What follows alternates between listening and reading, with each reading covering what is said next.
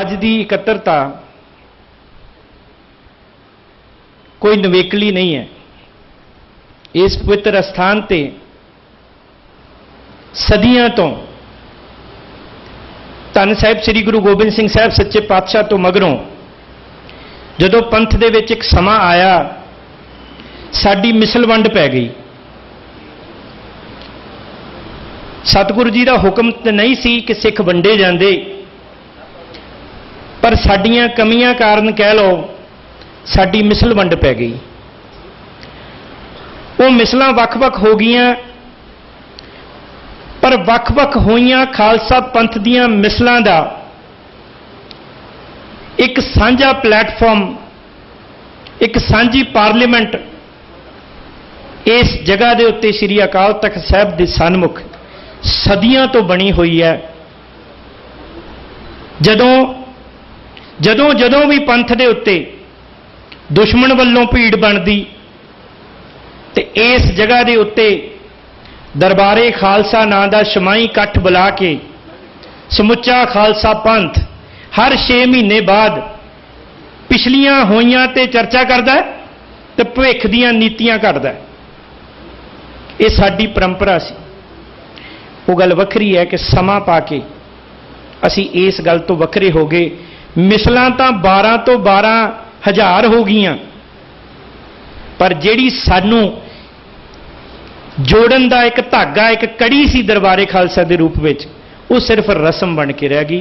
केवल कौम दियां निहंग सिंह जथेबंदियां ही 6 महीने बाद इत्थे आके उहदी सैलीब्रेशन करदी।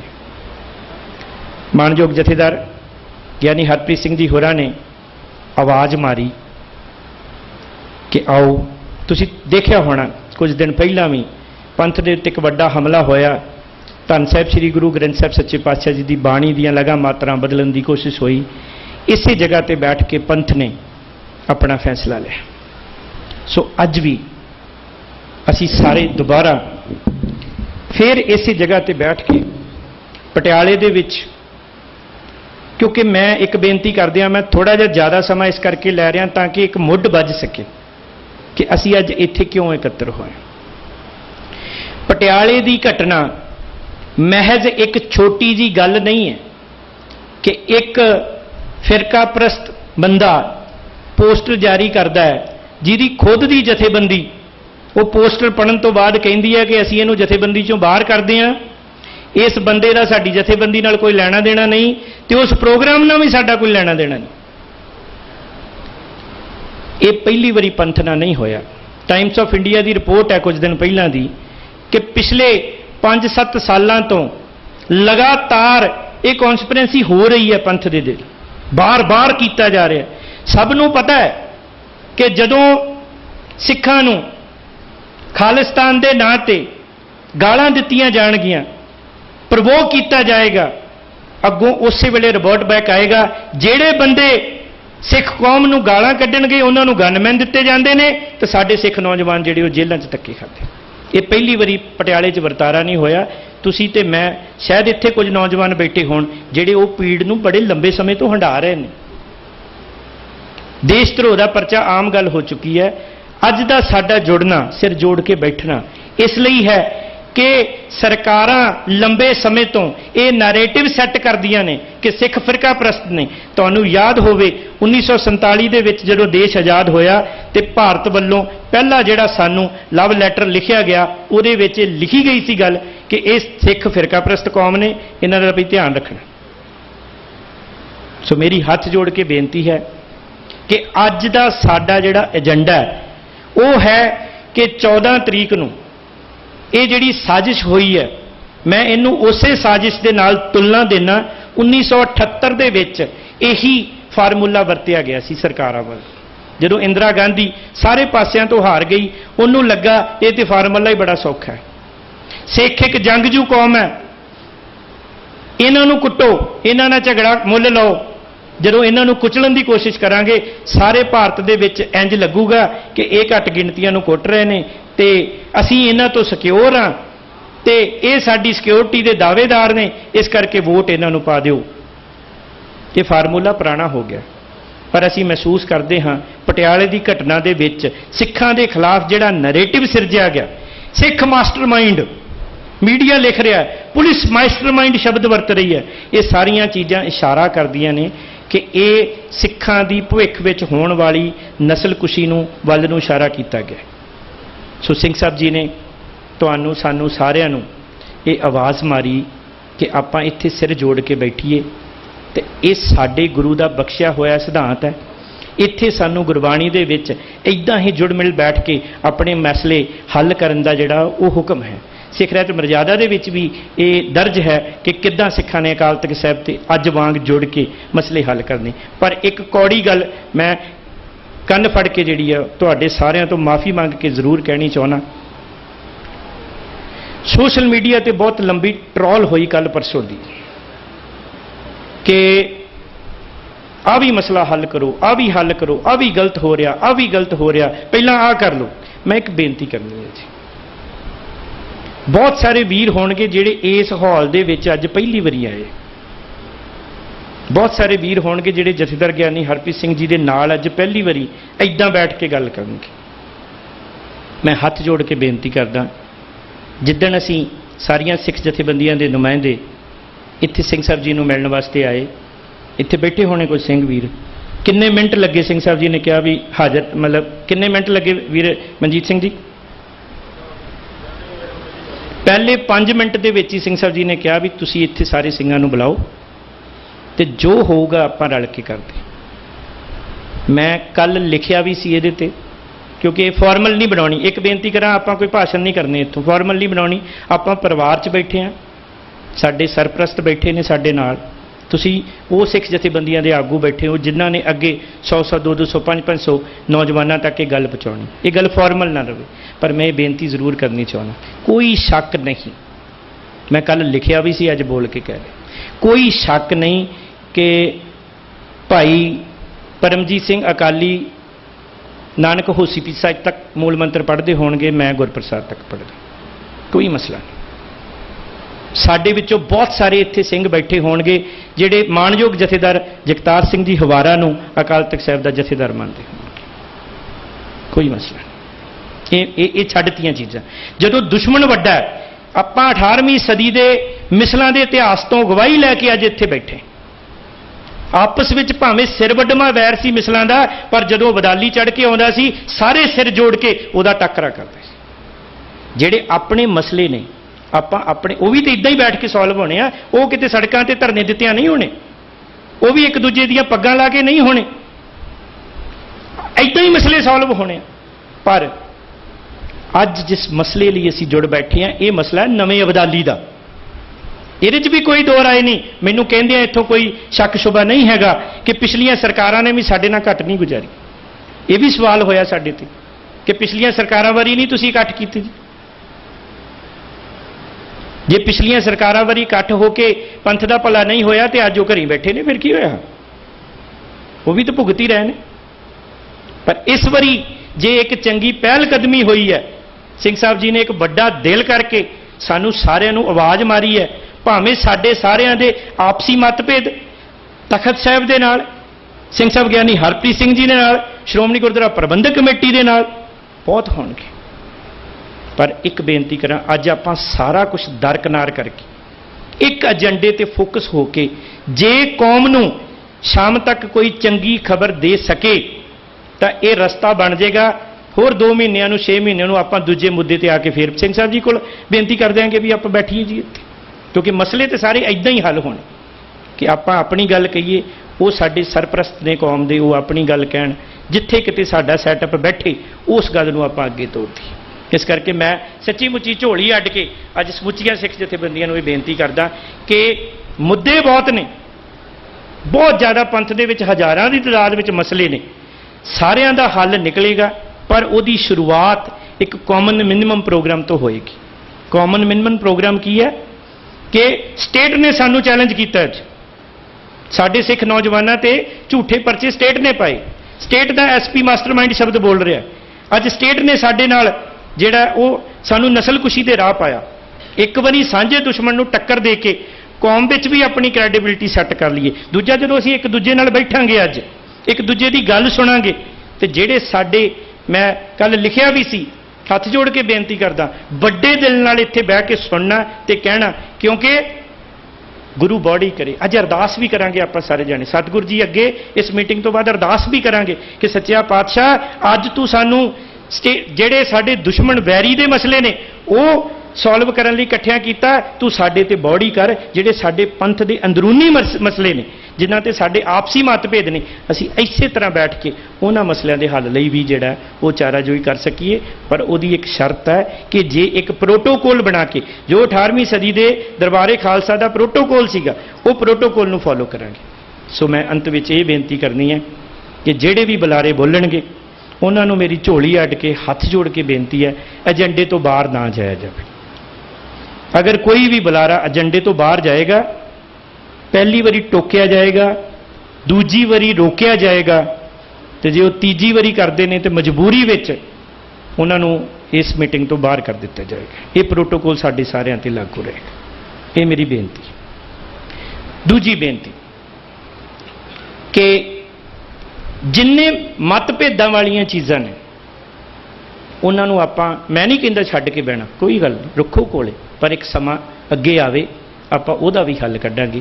अज दा जिहड़ा मसला है उहदे उत्ते मैं, क्योंकि परिवारक रूप च बैठे हैं, असीं कोई फॉर्मल लिस्ट नहीं बनाई, सो बाबा बख्शीश सिंह जी आए ने क्योंकि वो घटना ते उत्थे मौजूद सीगे, इस करके असीं उन्हां तो सब तो पहलां जानना चाहुंदे आ कि वो जे घटनाक्रम दे उत्ते सानूं जानकारी दे सकण। बाबा बख्शीश सिंह जी नहीं आए अज?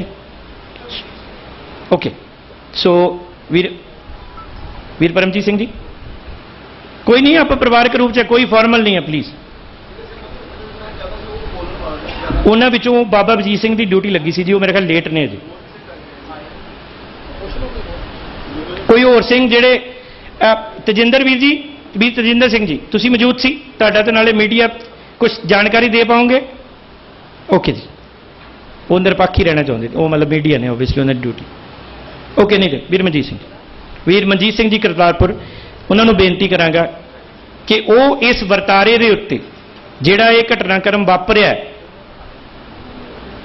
कि किवें इस नरेटिव किवें बनदा। पोस्टर किसी ने छापिया, 10 दिन पहला छापिया, बंगारिया पंथ नूं किसी ने, ते मास्टरमाइंड कोई हो गया। सो ये जिहड़ा नरेटिव है, इहदे ते वीर मनजीत सिंह जी करतारपुर बेनती करांगा। पंथ अंदर दरपेश चुनौतियां दे प्रति विचार वटांदरा सिर जोड़ के बैठ के करन दे लई इकत्तर होईयां समूह सत्कारयोग जथेबंदियां ते उन्हां दे नुमाइंदे सहयोगी सारे गुरसिख वीर भाइयां नूं वाहिगुरू जी का खालसा, वाहिगुरू जी की फतेह। क्योंकि स्टेज तो पहला ही अनाउंस हो चुका कि आपां कोशिश करांगे कि जिहड़ी गल है सारी दी सारी एक मुद्दे दे उत्ते केंद्रित रहे, क्योंकि पंथ दे उत्ते अज हज़ारां ही मुद्दे आ, हज़ारां ही, और आपां कोई नहीं कह सकते कि कोई भी मुद्दा जिहड़ा नॉन सीरीयस आ, कोई गंभीर नहीं, सारे ही गंभीर मुद्दे। पर जिस कारण करके अज आपां इत्थे इकत्तर होए आ, आपां सारी गल दा जिहड़ा फोकस आ उत्थे करांगे।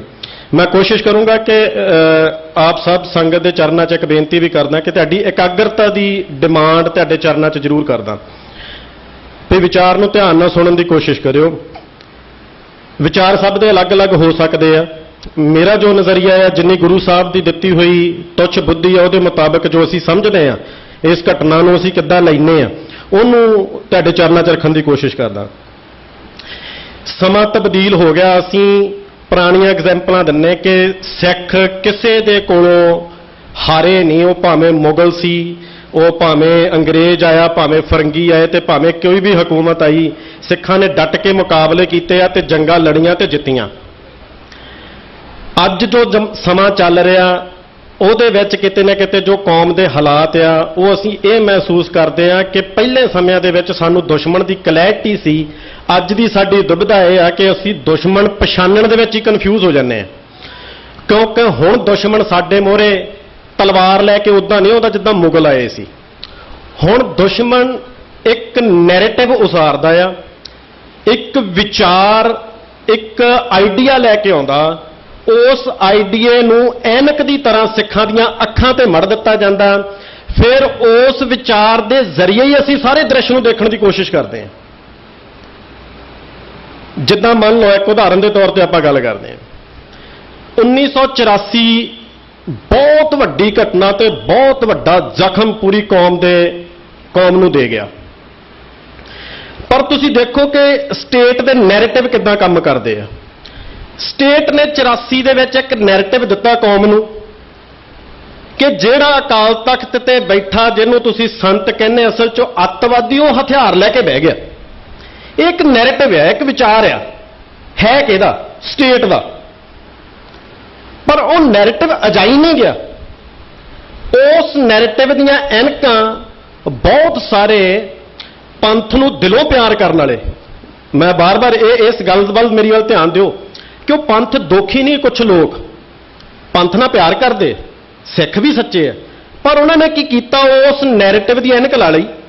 ਹੁਣ ਜਦੋਂ ਉਸ ਵਿਚਾਰ ਦੇ ਥੱਲਿਓਂ ਦੀ ਉਹ ਸੰਤਾਂ ਨੂੰ ਦੇਖਦੇ, ਉਹਨਾਂ ਨੂੰ ਲੱਗਦਾ ਕਸੂਰਵਾਰ ਹੀ ਇਹ ਬੰਦਾ ਸੀ, ਇਹਨੇ ਕੌਮ ਮਰਵਾਤੀ। ਨੈਰੇਟਿਵ ਇਦਾਂ ਕੰਮ ਕਰਦੇ ਆ।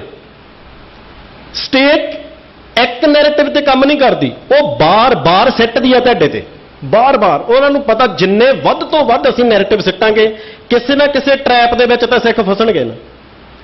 ਫਿਰ ਉਸ ਤੋਂ ਬਾਅਦ ਉਹਨਾਂ ਨੇ ਦੇਖਿਆ ਵੀ ਕੁਝ ਤੇ ਸਿੱਖ ਅਸੀਂ ਇਸ ਨੈਰੇਟਿਵ ਦੇ ਥੱਲੇ ਲੈ ਆਂਦੇ, ਉਹ ਇਫੈਕਟ ਕਰਤੇ। ਜਿੱਦਾਂ ਇੱਕ ਵਾਇਰਸ ਇਫੈਕਟ ਕਰਦਾ ਨਾ, ਕਿਸੇ ਇੱਕ ਨੂੰ ਵਾਇਰਸ ਹੋ ਗਿਆ, ਉਹ ਇਫੈਕਟਡ ਬੰਦਾ ਦੂਜੇ ਕੋਲ ਜਾਂਦਾ, ਉਹਨੂੰ ਵੀ ਕਰਦਾ।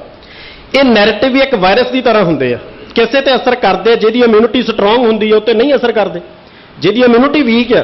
ਹੁਣ ਇੱਥੇ ਇਮਿਊਨਿਟੀ ਸਾਡੀ ਮਾਨਸਿਕਤਾ ਦੀ ਹੈ, ਜਿਹਦੀ ਮਾਨਸਿਕ ਗਹਿਰਾਈ ਜ਼ਿਆਦੀ ਹੈ ਉਹਦੀ ਇਮਿਊਨਿਟੀ ਸਟਰੋਂਗ ਆ। ਜਿਹੜਾ ਜਿੰਨਾ ਜ਼ਿਆਦਾ ਅਵੇਅਰ ਆ, ਸਮਝ ਲਓ ਉਹਦੀ ਇਮਿਊਨਿਟੀ ਉਨੀ ਸਟਰੋਂਗ ਆ। ਛੇਤੀ ਕੀਤੇ ਇਹਨਾਂ ਦੇ ਵਾਇਰਸ ਦੇ ਹੇਠ ਉਹ ਪਕੜ 'ਚ ਨਹੀਂ ਆਊਗਾ। ਜਦੋਂ ਸਾਡੇ ਕੋਲ ਲੈਕ ਆਫ ਨੌਲੇਜ ਹੁੰਦੀ ਆ ਤੇ ਧਾਰਮਿਕ ਆਸਥਾ ਦੇ ਵਿੱਚ ਸਾਡੇ ਕਮੀ ਹੁੰਦੀ ਆ, ਫਿਰ ਇਦਾਂ ਦੇ ਵਾਇਰਸ ਸਾਡੇ ਤੇ ਅਸਰ ਕਰਦੇ ਆ। ਔਰ ਬਹੁਤ ਸਾਰੇ ਸਿੱਖਾਂ ਤੇ ਉਹ ਵਾਇਰਸ ਅਸਰ ਕੀਤਾ। ਅੱਜ ਵੀ ਬੜੇ ਇਮਾਨਦਾਰ ਸਿੱਖ ਇਦਾਂ ਦੇ ਬੈਠੇ ਜਿਹੜੇ ਭਿੰਡਰਾਂ ਵਾਲਿਆਂ ਨੂੰ ਗਲਤ ਤੇ ਦੋਸ਼ੀ ਠਹਿਰਾਉਂਦੇ ਆ। ਉਹਦਾ ਕਾਰਨ ਕੀ ਆ ਕਿ ਉਹ ਉਸ ਨੈਰੇਟਿਵ ਦੇ ਵਿੱਚੋਂ ਸੰਤਾਂ ਨੂੰ ਦੇਖਦੇ ਜਿਹੜਾ ਸਟੇਟ ਨੇ ਦਿੱਤਾ। ਫਿਰ ਸਟੇਟ ਨੇ ਨੈਰੇਟਿਵ ਦਿੱਤਾ ਵੀ ਜਿਹੜੇ ਇਸ ਵਾਇਰਸ ਤੋਂ ਬਚ ਗਏ ਉਹਨਾਂ ਨੇ ਅਗਲਾ ਵਾਇਰਸ ਛੱਡਿਆ ਵੀ ਇਸ ਹਮਲੇ ਦੀ ਕਸੂਰਵਾਰ ਇੰਦਰਾ ਗਾਂਧੀ ਸੀ। ਸ਼ਾਇਦ ਕਿਸੇ ਨੂੰ ਲੱਗੇ ਕਿ ਵਿਸ਼ਾ ਹੋਰ ਆ, ਵਿਸ਼ਾ ਹੋਰ ਨਹੀਂ, ਮੈਂ ਨੈਰੇਟਿਵ ਤੇ ਗੱਲ ਕਰ ਰਿਹਾ ਕਿਉਂਕਿ ਅੱਜ ਦੀ ਜਿਹੜੀ ਇਹ ਇਕੱਤਰਤਾ ਆ ਉਹਦਾ ਮੇਨ ਮੁੱਦਾ ਇਹ ਸੀਗਾ ਕਿ ਇਸ ਘਟਨਾ ਦੇ ਉੱਤੇ ਨੈਰੇਟਿਵ ਕਿੱਦਾਂ ਸੈੱਟ ਕੀਤਾ ਸਟੇਟ ਨੇ। ਮੈਂ ਉੱਤੇ ਆਊਂਗਾ। ਇਹ ਤੋਂ ਹਿਸਟਰੀ ਦੇ ਵਿੱਚੋਂ ਗੱਲ ਨੂੰ ਸਮਝਣ 'ਚ ਸਾਨੂੰ ਸੌਖ ਹੋ ਜਾਂਦੀ ਜਦੋਂ ਅਸੀਂ ਪਿਛਲੇ ਇਤਿਹਾਸ ਨੂੰ, ਇਤਿਹਾਸ ਕੀ ਹੁੰਦਾ? ਰੌਸ਼ਨੀ ਹੈ, ਇਤਿਹਾਸ ਇੱਕ ਟਾਰਚ ਆ ਜੋ ਹਨੇਰੇ ਦੇ ਵਿੱਚ ਸਾਨੂੰ ਰਾਸਤਾ ਦੱਸਦੀ ਆ। ਤੇ ਅਸੀਂ ਇਤਿਹਾਸ ਦੀ ਰੌਸ਼ਨੀ ਦੇ ਵਿੱਚੋਂ ਅੱਜ ਦੀ ਘਟਨਾ ਨੂੰ ਸਮਝਾਂਗੇ, ਜਿਹੜੀ ਅੱਜ ਘਟਨਾ ਦੇ ਉੱਤੇ ਅਸੀਂ ਬੈਠੇ ਹਾਂ ਉਹਦੇ ਤੇ ਨੈਰੇਟਿਵ ਕਿੱਦਾਂ ਸਟੇਟ ਨੇ ਸੈੱਟ ਕੀਤਾ। ਦੂਜਾ ਨੈਰੇਟਿਵ ਸਟੇਟ ਨੇ ਸਾਨੂੰ ਦਿੱਤਾ ਕਿ ਜਿਹੜਾ 84 ਵਾਪਰਿਆ ਉਹਦੇ ਵਿੱਚ ਇੱਕ ਪਾਰਟੀ ਜਿਹਦੀ ਮੁਖੀ ਉਸ ਟਾਈਮ ਦੇ ਉੱਤੇ ਇੰਦਰਾ ਗਾਂਧੀ ਸੀ, ਇਹ ਕਸੂਰਵਾਰ ਉਹਦਾ ਬਾਕੀ ਨਹੀਂ। ਇਹ ਨੈਰੇਟਿਵ ਆ ਔਰ ਸਟੇਟ ਦਾ ਦਿੱਤਾ ਹੋਇਆ ਵੀ ਜਿਹੜਾ ਕੌਮ ਦਾ ਰਿਐਕਸ਼ਨ ਸਾਡੇ ਉੱਪਰ ਆਉਣਾ ਆ, ਜੇ ਕੌਮ ਦਾ ਰਿਐਕਸ਼ਨ ਸਾਡੇ ਉੱਤੇ ਆਉਣਾ, ਅਸੀਂ ਉਹਨੂੰ ਡਿਫੈਂਡ ਕਰ ਸਕੀਏ ਇੱਕ ਹਥਿਆਰ ਦੀ ਤਰ੍ਹਾਂ, ਉਹਦਾ ਗੁੱਸਾ ਘਟਾ ਕੇ ਪਾਰਟਿਕੂਲਰ ਕਿਸੇ ਇੱਕ ਬੰਦੇ ਤੇ ਹੱਦ ਵੱਧ ਤੋਂ ਵੱਧ ਇੱਕ ਪਾਰਟੀ ਤੱਕ ਰਹਿ ਜਾਵੇ। ਜਦ ਕਿ ਉਹ ਜਿਹੜੇ 84 ਵਾਪਰੀ ਆ ਨਾ, ਉਹ ਇੱਕ ਸਟੇਟ ਜਿਹੜੀ ਕਿਸੇ ਵਿਚਾਰਧਾਰਾ ਦੇ ਅਧੀਨ ਚੱਲਦੀ ਆ, ਵਿਪਰਵਾਦੀ ਵਿਚਾਰਧਾਰਾ ਦੇ ਅਧੀਨ ਚੱਲਦੀ ਆ, ਉਹ ਵਿਪਰਵਾਦੀ ਵਿਚਾਰਧਾਰਾ ਦੇ ਅਧੀਨ ਚੱਲਣ ਵਾਲੀ ਸਟੇਟ ਦਾ ਅਟੈਕ ਆ ਇੱਕ ਕੌਮ ਦੇ ਉੱਤੇ। ਉਹ ਕਿਸੇ ਪਾਰਟੀ ਦੀ ਗੱਲ ਨਹੀਂ ਆ। ਇਹ ਪਾਰਟੀ ਵਾਲਾ ਨੈਰੇਟਿਵ ਸਟੇਟ ਨੇ ਦਿੱਤਾ ਆ। ਸਿੱਖਾਂ ਨੂੰ ਇਹ ਕਲੈਰਿਟੀ ਹੋਣੀ ਚਾਹੀਦੀ ਆ ਵੀ ਸਾਡੇ ਤੇ ਅਟੈਕ ਇੱਕ ਸਟੇਟ ਨੇ ਕੀਤਾ ਆ। ਉਹਦੇ ਪ੍ਰੂਫ ਆ ਵੀ ਜਦੋਂ ਸਿੱਖਾਂ ਤੇ ਅਟੈਕ ਹੁੰਦਾ ਨਾ, ਪੂਰੀ ਸਟੇਟ ਦੇ ਵਿੱਚੋਂ ਕੋਈ ਚੂੰ ਕਰਕੇ ਨਹੀਂ ਬੋਲਦਾ। ਉਹ ਪਾਰਟੀ ਕਿਸੇ ਨੂੰ ਵੀ ਬਿਲੋਂਗ ਕਰਦਾ ਹੋਵੇ। ਉੱਥੇ ਤੇ ਉਹ ਭਾਜਪਾ ਵਾਲੇ ਕਿਤਾਬਾਂ ਲਿਖਦੇ ਪਏ ਆ ਵੀ ਅਸੀਂ ਸਲਾਹ ਦਿੱਤੀ ਇੰਦਰਾ ਗਾਂਧੀ ਤੇ ਮੰਨਦੀ ਨਹੀਂ ਸੀ ਪਈ। ਪਰ ਸਾਡੇ ਹੀ ਸਿੱਖ ਭਰਾ ਬਹੁਤ ਸਾਰੇ, ਸਾਡਾ ਬਹਿਣ ਉੱਠਣ ਹੁੰਦਾ ਉਹਨਾਂ ਦੇ ਨਾਲ, ਉਹ ਕਹਿੰਦੇ ਵੀ ਯਾਰ ਤੁਸੀਂ ਮੁਲਕ ਨੂੰ ਇਦਾਂ ਨਾ ਦੇਖੋ, ਤਾਂ ਇੰਦਰਾ ਗਾਂਧੀ ਦਾ ਕਸੂਰ ਸੀ। ਹੁਣ ਇਹ ਉਹਨਾਂ ਦੀ ਵਿਚਾਰਧਾਰਾ ਸਟੇਟ ਵੱਲੋਂ ਦਿੱਤੇ ਹੋਏ ਨੈਰੇਟਿਵ ਦੇ ਵਿੱਚੋਂ ਨਿਕਲ ਕੇ ਆਉਂਦੀ ਹੈ ਵੀ ਜਦੋਂ ਕਿਸੇ ਅਸੀਂ ਇੱਕ ਇਨਸਾਨ ਨੂੰ ਉਹਦਾ ਕਸੂਰਵਾਰ ਮੰਨਦੇ, ਇਨਸਾਨ ਨਹੀਂ ਪੂਰੀ ਸਟੇਟ ਪਿੱਛੇ ਖੜੀ ਆ ਉਹਦੇ। ਇਸ ਤਰੀਕੇ ਨਾਲ ਸਟੇਟ ਸਾਨੂੰ ਨੈਰੇਟਿਵ ਦਿੰਦੀ ਆ, ਉਸ ਨੈਰੇਟਿਵ ਦੇ ਥੱਲੇ ਅਸੀਂ ਰਹਿ ਕੇ ਸਾਰਾ ਕੁਝ ਦੇਖਦੇ ਹਾਂ। ਹੁਣ ਜਿਹੜੀ ਇਹ ਪਟਿਆਲੇ ਵਾਲੀ ਘਟਨਾ ਵਾਪਰੀ ਆ, ਇਸ ਘਟਨਾ ਦੇ ਵਿੱਚ ਵੀ ਇਦਾਂ ਹੀ ਹੋਈ। ਘਟਨਾ ਇਕੱਲੀ ਘਟਨਾ ਨਹੀਂ ਹੁੰਦੀ, ਆਪਾਂ ਉਹਨੂੰ ਓਪਰੀ ਨਿਗਾਹ ਦੇ ਨਾਲ ਇੱਕ ਲੜਾਈ, ਇੱਕ ਜੰਗ, ਇੱਕ ਘਟਨਾ ਦੇ ਰੂਪ 'ਚ ਹੀ ਦੇਖਦੇ ਨਹੀਂ। ਉਹਦੇ ਪਿੱਛੇ ਬਹੁਤ ਲੰਮੀ ਚੌੜੀ ਮਾਨਸਿਕਤਾ ਖੜੀ ਹੁੰਦੀ ਹੈ। ਹੋ ਸਕਦਾ ਜੋ ਸਟੇਟ ਦੀ ਹੁਣ ਪਲੈਨਿੰਗ ਆ ਇਹ ਉਹਦਾ ਸਿਰਫ ਇੱਕ ਛੋਟਾ ਜਿਹਾ ਪਹਿਲਾ ਸਟੈਪ ਹੋਵੇ। ਸਾਨੂੰ ਇਹ ਮਹਿਸੂਸ ਹੁੰਦਾ ਇਹ ਹੋ ਸਕਦਾ ਉਹਦਾ ਪਹਿਲਾ ਇੱਕ ਛੋਟਾ ਜਿਹਾ ਸਟੈਪ ਹੋਵੇ। ਅਸੀਂ ਇੱਕ ਘਟਨਾ ਨੂੰ ਇੱਥੇ ਤੱਕ ਹੀ ਦੇਖਦੇ, ਸਾਨੂੰ ਲੱਗਦਾ ਇਹਨੂੰ ਸੋਲਵ ਕਰ ਲਈ ਖਤਮ ਹੋ ਗਈ। ਨਹੀਂ, ਹੋ ਸਕਦਾ ਸਟੇਟ ਨੇ ਸਿਰਫ ਇੱਕ ਪੈਂਤਰਾ ਖੇਡਿਆ ਹੋਵੇ ਚੈੱਕ ਕਰਨ ਨੂੰ, ਇਹਦੇ ਪਿੱਛੇ ਹਜੇ ਉਹਨਾਂ ਦੀ ਬਹੁਤ ਵੱਡੀ ਪਲੈਨਿੰਗ ਵੀ ਹੋ ਸਕਦੀ ਹੈ। ਇੱਕ ਤੁਸੀਂ ਇਹ ਚੀਜ਼ ਨੂੰ ਮਹਿਸੂਸ ਕਰੋ ਕਿ ਸਾਡੇ ਚੋਂ ਕਿੰਨੇ ਬੰਦੇ ਹੱਥ ਖੜਾ ਕਰਕੇ ਦੱਸ ਸਕਦੇ ਕਿ ਇਸ ਘਟਨਾ ਤੋਂ ਪਹਿਲਾਂ ਸਿੰਗਲੇ ਨੂੰ ਕੋਈ ਜਾਣਦਾ ਸੀ? ਬਹੁਤਿਆਂ ਨੇ ਉਹਦਾ ਨਾਮ ਨਹੀਂ ਸੁਣਿਆ ਹੋਣਾ, ਮੈਂ ਨਹੀਂ ਸੀ ਸੁਣਿਆ। ਕੋਈ ਵੀ ਜਦੋਂ ਵੀ ਇਦਾਂ ਦੀਆਂ ਘਟਨਾ ਪਿੱਛੇ ਵੀ ਤੁਸੀਂ ਚੈੱਕ ਕਰ ਲਓ ਹਿਸਟਰੀ, ਜਦੋਂ ਵੀ ਕੋਈ ਬੰਦਾ ਇਹਨਾਂ ਦਾ ਨਿਕਲਦਾ ਉਹ ਤੁੱਛ ਜਿਹਾ ਬੰਦਾ ਹੁੰਦਾ, ਉਹਦੀ ਕੋਈ ਬੈਕਗ੍ਰਾਉਂਡ ਨਹੀਂ, ਕੋਈ ਉਹਦੇ ਪਿੱਛੇ ਚੱਲਣ ਵਾਲਾ ਨਹੀਂ ਹੁੰਦਾ, ਉਹ ਇਕੱਲੇ ਹੀ ਖੜ ਕੇ ਇੱਕ ਵੀਡੀਓ ਜੀ ਪਾਉਂਦੇ। ਹੁਣ ਉਹਨਾਂ ਦੇ ਪਿੱਛੇ ਮਾਸ ਮੂਵਮੈਂਟ ਲੋਕ ਨਹੀਂ ਹੈਗੇ, ਪਰ ਤੁਸੀਂ ਇਹ ਦੇਖੋ ਉਹਨਾਂ ਦੇ ਆਈਡੀਆ ਦੇ ਪਿੱਛੇ ਕਿੰਨੇ ਲੋਕ ਆ। ਉਹ ਬੰਦੇ ਦੇ ਪਿੱਛੇ ਭਾਵੇਂ ਕੋਈ ਬੰਦਾ ਨਹੀਂ ਹੈ, ਪਰ ਜਦੋਂ ਉਹ ਇੱਕ ਬੰਦਾ ਇੱਕ ਨੈਰੇਟਿਵ ਦੇ ਕੇ ਜਾਂਦਾ, ਉਸ ਨੈਰੇਟਿਵ ਦੇ ਪਿੱਛੇ ਕਿੰਨੀ ਦੁਨੀਆ ਖੜੀ ਹੈ, ਉਹਦੇ ਪਿੱਛੇ ਸਟੇਟ ਖੜੀ ਆ, ਉਹਨੂੰ ਤਾਕਤ ਦਿੰਦੀ ਆ। ਉਹ ਇੱਕ ਬੰਦੇ ਨੂੰ ਸਟੇਟ ਤਾਕਤ ਦਿੰਦੀ ਆ, ਉਹਦੇ ਪ੍ਰੂਫ ਆ ਕਿ ਕਿੰਨੇ ਟੀਵੀ ਚੈਨਲ ਹੈ, ਦੇਖੋ ਉਹਨੂੰ ਤਾਕਤ ਦੇ ਰਿਹਾ। ਉਹ ਹਰ ਟੀਵੀ ਚੈਨਲ ਤਾਕਤ ਦੇ ਰਿਹਾ। ਉਸ ਸਟੇਟ ਦਾ ਜਿਹੜਾ ਪ੍ਰਸ਼ਾਸਨ ਆ ਉਹ ਉਹਨੂੰ ਤਾਕਤ ਦੇ ਰਿਹਾ, ਉਸ ਸਟੇਟ ਦੀ ਨਿਆਂ ਪ੍ਰਣਾਲੀ ਉਹ ਉਹਨੂੰ ਤਾਕਤ ਦੇ ਰਹੀ ਹੈ, ਉਸ ਸਟੇਟ ਦੇ ਜਿਹੜੇ ਅਦਾਰੇ ਆ ਸਟੇਟ ਦੇ ਅਧੀਨ ਚੱਲਦੇ ਆ ਉਹਨਾਂ ਦੇ ਮੁਖੀਆਂ ਦੇ ਬਿਆਨ ਉਹਨਾਂ ਨੂੰ ਤਾਕਤ ਦੇ ਰਹੇ ਆ। ਇਟ ਮੀਨਸ ਅਸੀਂ ਬੰਦੇ ਨੂੰ ਕੱਲਾ ਬੰਦਾ ਦੇਖਦੇ ਜਿਹੜਾ ਤੁੱਛ ਹੁੰਦਾ, ਪਰ ਉਹ ਤੁੱਛ ਬੰਦਾ ਇੱਕ ਨੈਰੇਟਿਵ ਦੇ ਕੇ ਜਾਂਦਾ, ਉਸ ਨੈਰੇਟਿਵ ਦੇ ਉੱਤੇ ਪੂਰੀ ਸਟੇਟ ਤਾਕਤ ਲਾਉਂਦੀ ਆ, ਪੂਰੀ એનર્ਜੀ ਝੋਕਦੀ ਆ। ਟੀਵੀ ਚੈਨਲ ਵਾਲਿਆਂ ਨੂੰ ਕੀ ਵਕਤ ਪੈ ਗਿਆ ਕਿ ਉਹ ਦੁੱਕੀ ਦੇ ਬੰਦੇ ਦੇ ਪਿੱਛੇ ਪੈਰਵਾਈਆਂ ਦੇਣ, ਉਹਦੀ ਗੱਲ ਨੂੰ ਕੱਟ ਕੇ ਸਿੱਖਾਂ ਦੇ ਬੰਦਿਆਂ ਨੂੰ ਦੋਸ਼ੀ ਠਹਿਰਾਉਣ, ਕਿਉਂਕਿ ਉਹ ਇਸ ਚੀਜ਼ ਦੇ ਉੱਤੇ ਸਟੇਟ ਪੱਬਾਂ ਪਾ ਰਿਹਾ ਕਿ ਸਿੱਖ ਤੇ ਸਿੱਖ ਆਈਡੀਓਲੋਜੀ ਖਤਮ ਕਰਨੀ ਹੈ। ਅੱਜ ਜੰਗ ਹਥਿਆਰਾਂ ਦੀ ਨਹੀਂ ਆ, ਅੱਜ ਜੰਗ ਵਿਚਾਰਾਂ ਦੀ ਆ ਤੇ ਆਈਡੀਏ ਦੀ ਆ। ਜਿਹਦਾ ਆਈਡੀਆ ਰੂਲ ਕਰੂਗਾ ਉਹ ਰਾਜ ਕਰੂਗਾ। ਸਿੱਖਾਂ ਦੇ ਕੋਲ ਆਈਡੀਆ ਬਹੁਤ ਆ, ਪਰ ਉਹ ਤਾਕਤ 'ਚ ਨਹੀਂ ਆ। ਜਦੋਂ ਤੱਕ ਤੁਹਾਡਾ ਆਈਡੀਆ ਤਾਕਤ ਦੇ ਵਿੱਚ ਨਹੀਂ ਆਉਂਦਾ ਤਦ ਤੱਕ ਤੁਸੀਂ ਛਿੱਤਰ ਹੀ ਖਾਓਗੇ, ਹੋਰ ਕੁਝ ਨਹੀਂ ਕਰ ਸਕਦੇ, ਕਿਉਂਕਿ ਇਹ ਇੱਛਾ ਤੁਹਾਡੇ ਵਿਰੋਧੀ ਦੀ ਆ ਤੇ ਸਾਰੇ ਹੱਥ ਕੰਡੇ ਉਹਦੇ ਹੱਥਾਂ ਦੇ ਵਿੱਚ। ਇੱਕ ਸਾਡੇ ਤੇ ਭਾਰੂ ਆ ਦੇਸ਼ ਭਗਤੀ ਦਾ ਜਿਹੜਾ ਇੱਕ ਉਹ ਇਮਾਨਦਾਰੀ ਭਈਆ, ਸਾਨੂੰ ਇਹ ਕਿਹਾ ਜਾਂਦਾ ਵੀ ਇਹ ਦੇਸ਼ ਵਿਰੋਧੀ। ਕੌਣ ਕਹਿ ਰਿਹਾ? ਇੱਕ ਨੈਰੇਟਿਵ ਦੇਖੋ ਸਟੇਟ ਦੇ। ਅਸੀਂ ਪਿੱਟਦੇ ਹਾਂ ਸਟੇਜਾਂ ਤੇ ਖੜੇ ਹੋ ਕੇ, ਸਾਡੇ ਇਤਿਹਾਸਕਾਰ ਸਾਡੇ ਬੁਲਾਰੇ ਵੀ ਅਸੀਂ 95% 98% ਇਹਦੀ ਆਜ਼ਾਦੀ ਲਈ ਕੁਰਬਾਨੀਆਂ ਕੀਤੀਆਂ, ਔਰ 98% ਸਿਰ ਦੇਣ ਤੋਂ ਬਾਅਦ 'ਚ ਵੀ ਅੱਜ ਵੀ ਸਾਡਾ ਜ਼ੋਰ ਇਸ ਚੀਜ਼ ਤੇ ਲੱਗਾ ਹੋਇਆ ਹੈ ਅਸੀਂ ਤੇ ਦੇਸ਼ ਭਗਤ ਹਾਂ ਜੀ। ਨਾ, ਅਸੀਂ ਖਾਲਿਸਤਾਨੀ ਨਹੀਂ, ਅਸੀਂ ਖਾਲਿਸਤਾਨੀ ਨਹੀਂ, ਇਹ ਸ਼ਰਾਰਤੀ ਅੰਸਰ ਹੋ ਸਕਦੇ। ਔਰ ਦੇਸ਼ ਭਗਤੀ ਸਿਖਾ ਕੌਣ ਰਿਹਾ? ਜਿਨ੍ਹਾਂ ਦੀ 2% ਵੀ ਇਸ ਦੇਸ਼ ਨੂੰ ਦੇਣ ਨਹੀਂ। ਸਾਨੂੰ ਸਵਾਲ ਕੌਣ ਕਰਦਾ ਪਿਆ? ਜਿਨ੍ਹਾਂ ਬੰਦਿਆਂ ਦਾ ਦੇਣ ਹੀ ਕੋਈ ਨਹੀਂ। ਕੋਈ ਇੱਕ ਉਹਨਾਂ ਦੀ ਕੋਈ ਸੰਸਥਾ, ਕੋਈ ਬੰਦਾ ਇੱਕ ਇਹ ਦੱਸੇ ਕਿ ਉਹਨਾਂ ਦੀ ਕੀ ਦੇਣ ਆ ਸਮਾਜ ਨੂੰ, ਉਹਨਾਂ ਦੇ ਮਹੱਲੇ ਨੂੰ ਹੀ ਦੱਸ ਦੇਣ, ਸਮਾਜ ਦੀ ਤਾਂ ਬਹੁਤ ਦੂਰ ਦੀ ਗੱਲ ਆ। ਫਿਰ ਧਰਮ ਪ੍ਰਸਤੀ ਵੀ ਸਾਨੂੰ ਉਹ ਸਿਖਾਉਂਦੇ ਆ ਜਿਨ੍ਹਾਂ ਦੇ ਲਈ ਧਰਮ ਹੈ ਹੀ ਕੁਛ ਨਹੀਂ, ਐਜ਼ ਅ ਟੂਲ ਵਰਤਦੇ ਆ ਉਹਨੂੰ। ਉਹ ਵੀ ਸਾਨੂੰ ਧਰਮ ਦੀ ਦੱਸਦੇ ਆ ਵੀ ਇਹਨਾਂ ਨੇ ਜੀ ਮੰਦਿਰ ਤੇ ਅਟੈਕ ਕਰਤਾ, ਔਰ ਹੈਰਾਨੀ ਦੀ ਗੱਲ ਆ ਲੋਕ ਉਸ ਗੱਲ ਨੂੰ ਐਕਸੈਪਟ ਕਰਦੇ ਆ ਤੇ ਸਾਨੂੰ ਡਿਫਾਈਨ ਕਰਨਾ ਪੈ ਰਿਹਾ ਕਿ ਨਹੀਂ ਨਹੀਂ ਨਹੀਂ ਅਸੀਂ ਮੰਦਿਰ ਤੇ ਅਟੈਕ ਨਹੀਂ ਕੀਤਾ। ਉਹ ਕੌਮ ਜਿਹੜੀ ਆਪ ਦੇ ਰਾਜ ਦੇ ਵਿੱਚ ਮੰਦਿਰਾਂ ਨੂੰ ਸੋਨਾ ਦਿੰਦੀ ਰਹੀ, ਜਿਹੜੀ ਆਪ ਦੇ ਰਾਜ ਦੇ ਵਿੱਚ ਮੰਦਿਰਾਂ ਨੂੰ ਡਿਫੈਂਡ ਕਰਦੀ ਰਹੀ, ਅੱਜ ਵੀ ਜਿਹੜੀ ਕੌਮ ਦਾ ਪਿੱਛੇ ਇਤਿਹਾਸ ਬੋਲਦਾ ਕਿ ਉਹ ਧਰਮ ਹੇਤ ਸਾਕਾਜਨ ਕੀਆ, ਜਿਨ੍ਹਾਂ ਨੇ ਚੱਕ ਕੇ ਇੱਥੇ ਉਹ ਇੱਕ ਹਿੰਦੂ ਨਾਲ ਜੋੜ ਦਿੱਤਾ, ਜਦ ਕਿ ਉੱਥੇ ਧਰਮ ਦੀ ਗੱਲ ਕੀਤੀ। ਤੇਗ ਬਹਾਦਰ ਧਰਮ ਦੀ ਚਾਦਰ, ਉੱਥੇ ਹਿੰਦ ਦੀ ਚਾਦਰ ਨਹੀਂ। ਇਹ ਅੱਜ ਜੰਗ ਆਈਡੀਏ ਦੀ ਆ। ਅੱਜ ਤੁਹਾਨੂੰ ਕੱਲੇ ਕੱਲੇ ਪੁਆਇੰਟ ਦੇ ਉੱਤੇ ਲਿਆ ਕੇ ਟਾਰਗੇਟ ਕੀਤਾ ਜਾ ਰਿਹਾ। ਸਾਡੀ ਪ੍ਰੋਬਲਮ ਕੀ ਹੈ ਕਿ ਅਸੀਂ ਘਟਨਾ ਨੂੰ ਸਿਰਫ ਬੰਦਿਆਂ ਦੇ ਵਿੱਚੋਂ ਦੇਖਦੇ ਹਾਂ ਤੇ ਬੰਦਿਆਂ ਨੂੰ ਟਾਰਗੇਟ ਕਰਕੇ ਅਸੀਂ ਆਪ ਦੀ ਐਕਟੀਵਿਟੀ ਕਰਦੇ। ਅਸੀਂ ਬੰਦਿਆਂ ਨੂੰ ਥੋੜਾ ਸਾਈਡ ਤੇ ਕਰਕੇ ਸਟੇਟ ਦੇ ਦਿੱਤੇ ਨੈਰੇਟਿਵ ਦਾ ਚਸ਼ਮਾ ਉਤਾਰ ਕੇ ਅਗਰ ਅਸੀਂ ਸਿੱਖੀ ਵਿਚਾਰਧਾਰਾ ਦੇ ਥੱਲੇ ਔਰ ਸਿੱਖੀ ਸਿਧਾਂਤਾਂ ਦੇ ਨਜ਼ਰੀਏ ਤੋਂ ਘਟਨਾਵਾਂ ਨੂੰ ਦੇਖਣਾ ਸ਼ੁਰੂ ਕਰ ਦਾਂਗੇ ਨਾ, ਬਿਲਕੁਲ ਸਾਫ਼ ਦਿਸਣ ਲੱਗ ਪਊਗਾ ਕਿਹਦੀ ਪੱਗ ਦਾ ਕਿਹੜਾ ਰੰਗ ਆ, ਕਿਹਦੇ ਚਿਹਰੇ ਦਾ ਕਿਹੜਾ ਨੂਰ ਆ। ਪਰ ਜੇ ਮੇਰੇ ਐਨਕਾਂ ਕਾਲੀਆਂ ਲੱਗੀਆਂ ਨਾ ਤਾਂ ਮੈਨੂੰ ਹਰ ਰੰਗ ਕਾਲਾ ਕਾਲਾ ਹੀ ਦਿਸੂਗਾ ਤੇ ਜਾਂ ਉਸ ਕਾਲੇ ਰੰਗ ਤੋਂ ਪ੍ਰਭਾਵਿਤ ਕਲਰ ਦਿਸਣਗੇ। ਸੋ ਸਟੇਟ ਦੇ ਦਿੱਤੇ ਨੈਰੇਟਿਵ ਤੋਂ ਪਰੇ ਹਟ ਕੇ ਸਾਨੂੰ ਸਿੱਖੀ ਸਿਧਾਂਤਾਂ ਦੀ ਰੌਸ਼ਨੀ ਦੇ ਥੱਲੇ ਰਹਿ ਕੇ ਸਾਨੂੰ ਘਟਨਾਵਾਂ ਨੂੰ ਦੇਖਣਾ ਪਊਗਾ।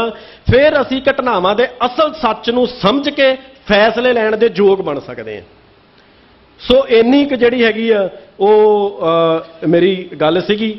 ਮੈਂ ਇੰਨੀ ਕੁ ਬੇਨਤੀ ਪੰਥ ਦੇ ਚਰਨਾਂ 'ਚ ਦੁਬਾਰਾ ਤੋਂ ਫੇਰ ਕਰਦਾ ਕਿ ਅਸੀਂ ਸਟੇਟ ਦੇ ਉਸਾਰੇ ਹੋਏ ਨੈਰੇਟਿਵ ਤੋਂ ਬਾਹਰ ਨਿਕਲ ਕੇ ਪੰਥ ਦੇ ਦਿੱਤੇ ਨਜ਼ਰੀਏ ਦੇ ਵਿੱਚੋਂ ਅਸੀਂ ਘਟਨਾਵਾਂ ਨੂੰ ਦੇਖੀਏ, ਉਹਨਾਂ ਨੂੰ ਜਾਂਚੀਏ, ਫਿਰ ਅਸੀਂ ਫੈਸਲਾ ਕਰੀਏ ਕਿ ਕੌਣ ਦੋਸ਼ੀ ਆ ਤੇ ਕੌਣ ਜਿਹੜਾ ਉਹਦੇ ਵਿੱਚੋਂ ਅਸੀਂ ਫਾਰਗ ਕਰਨਾ।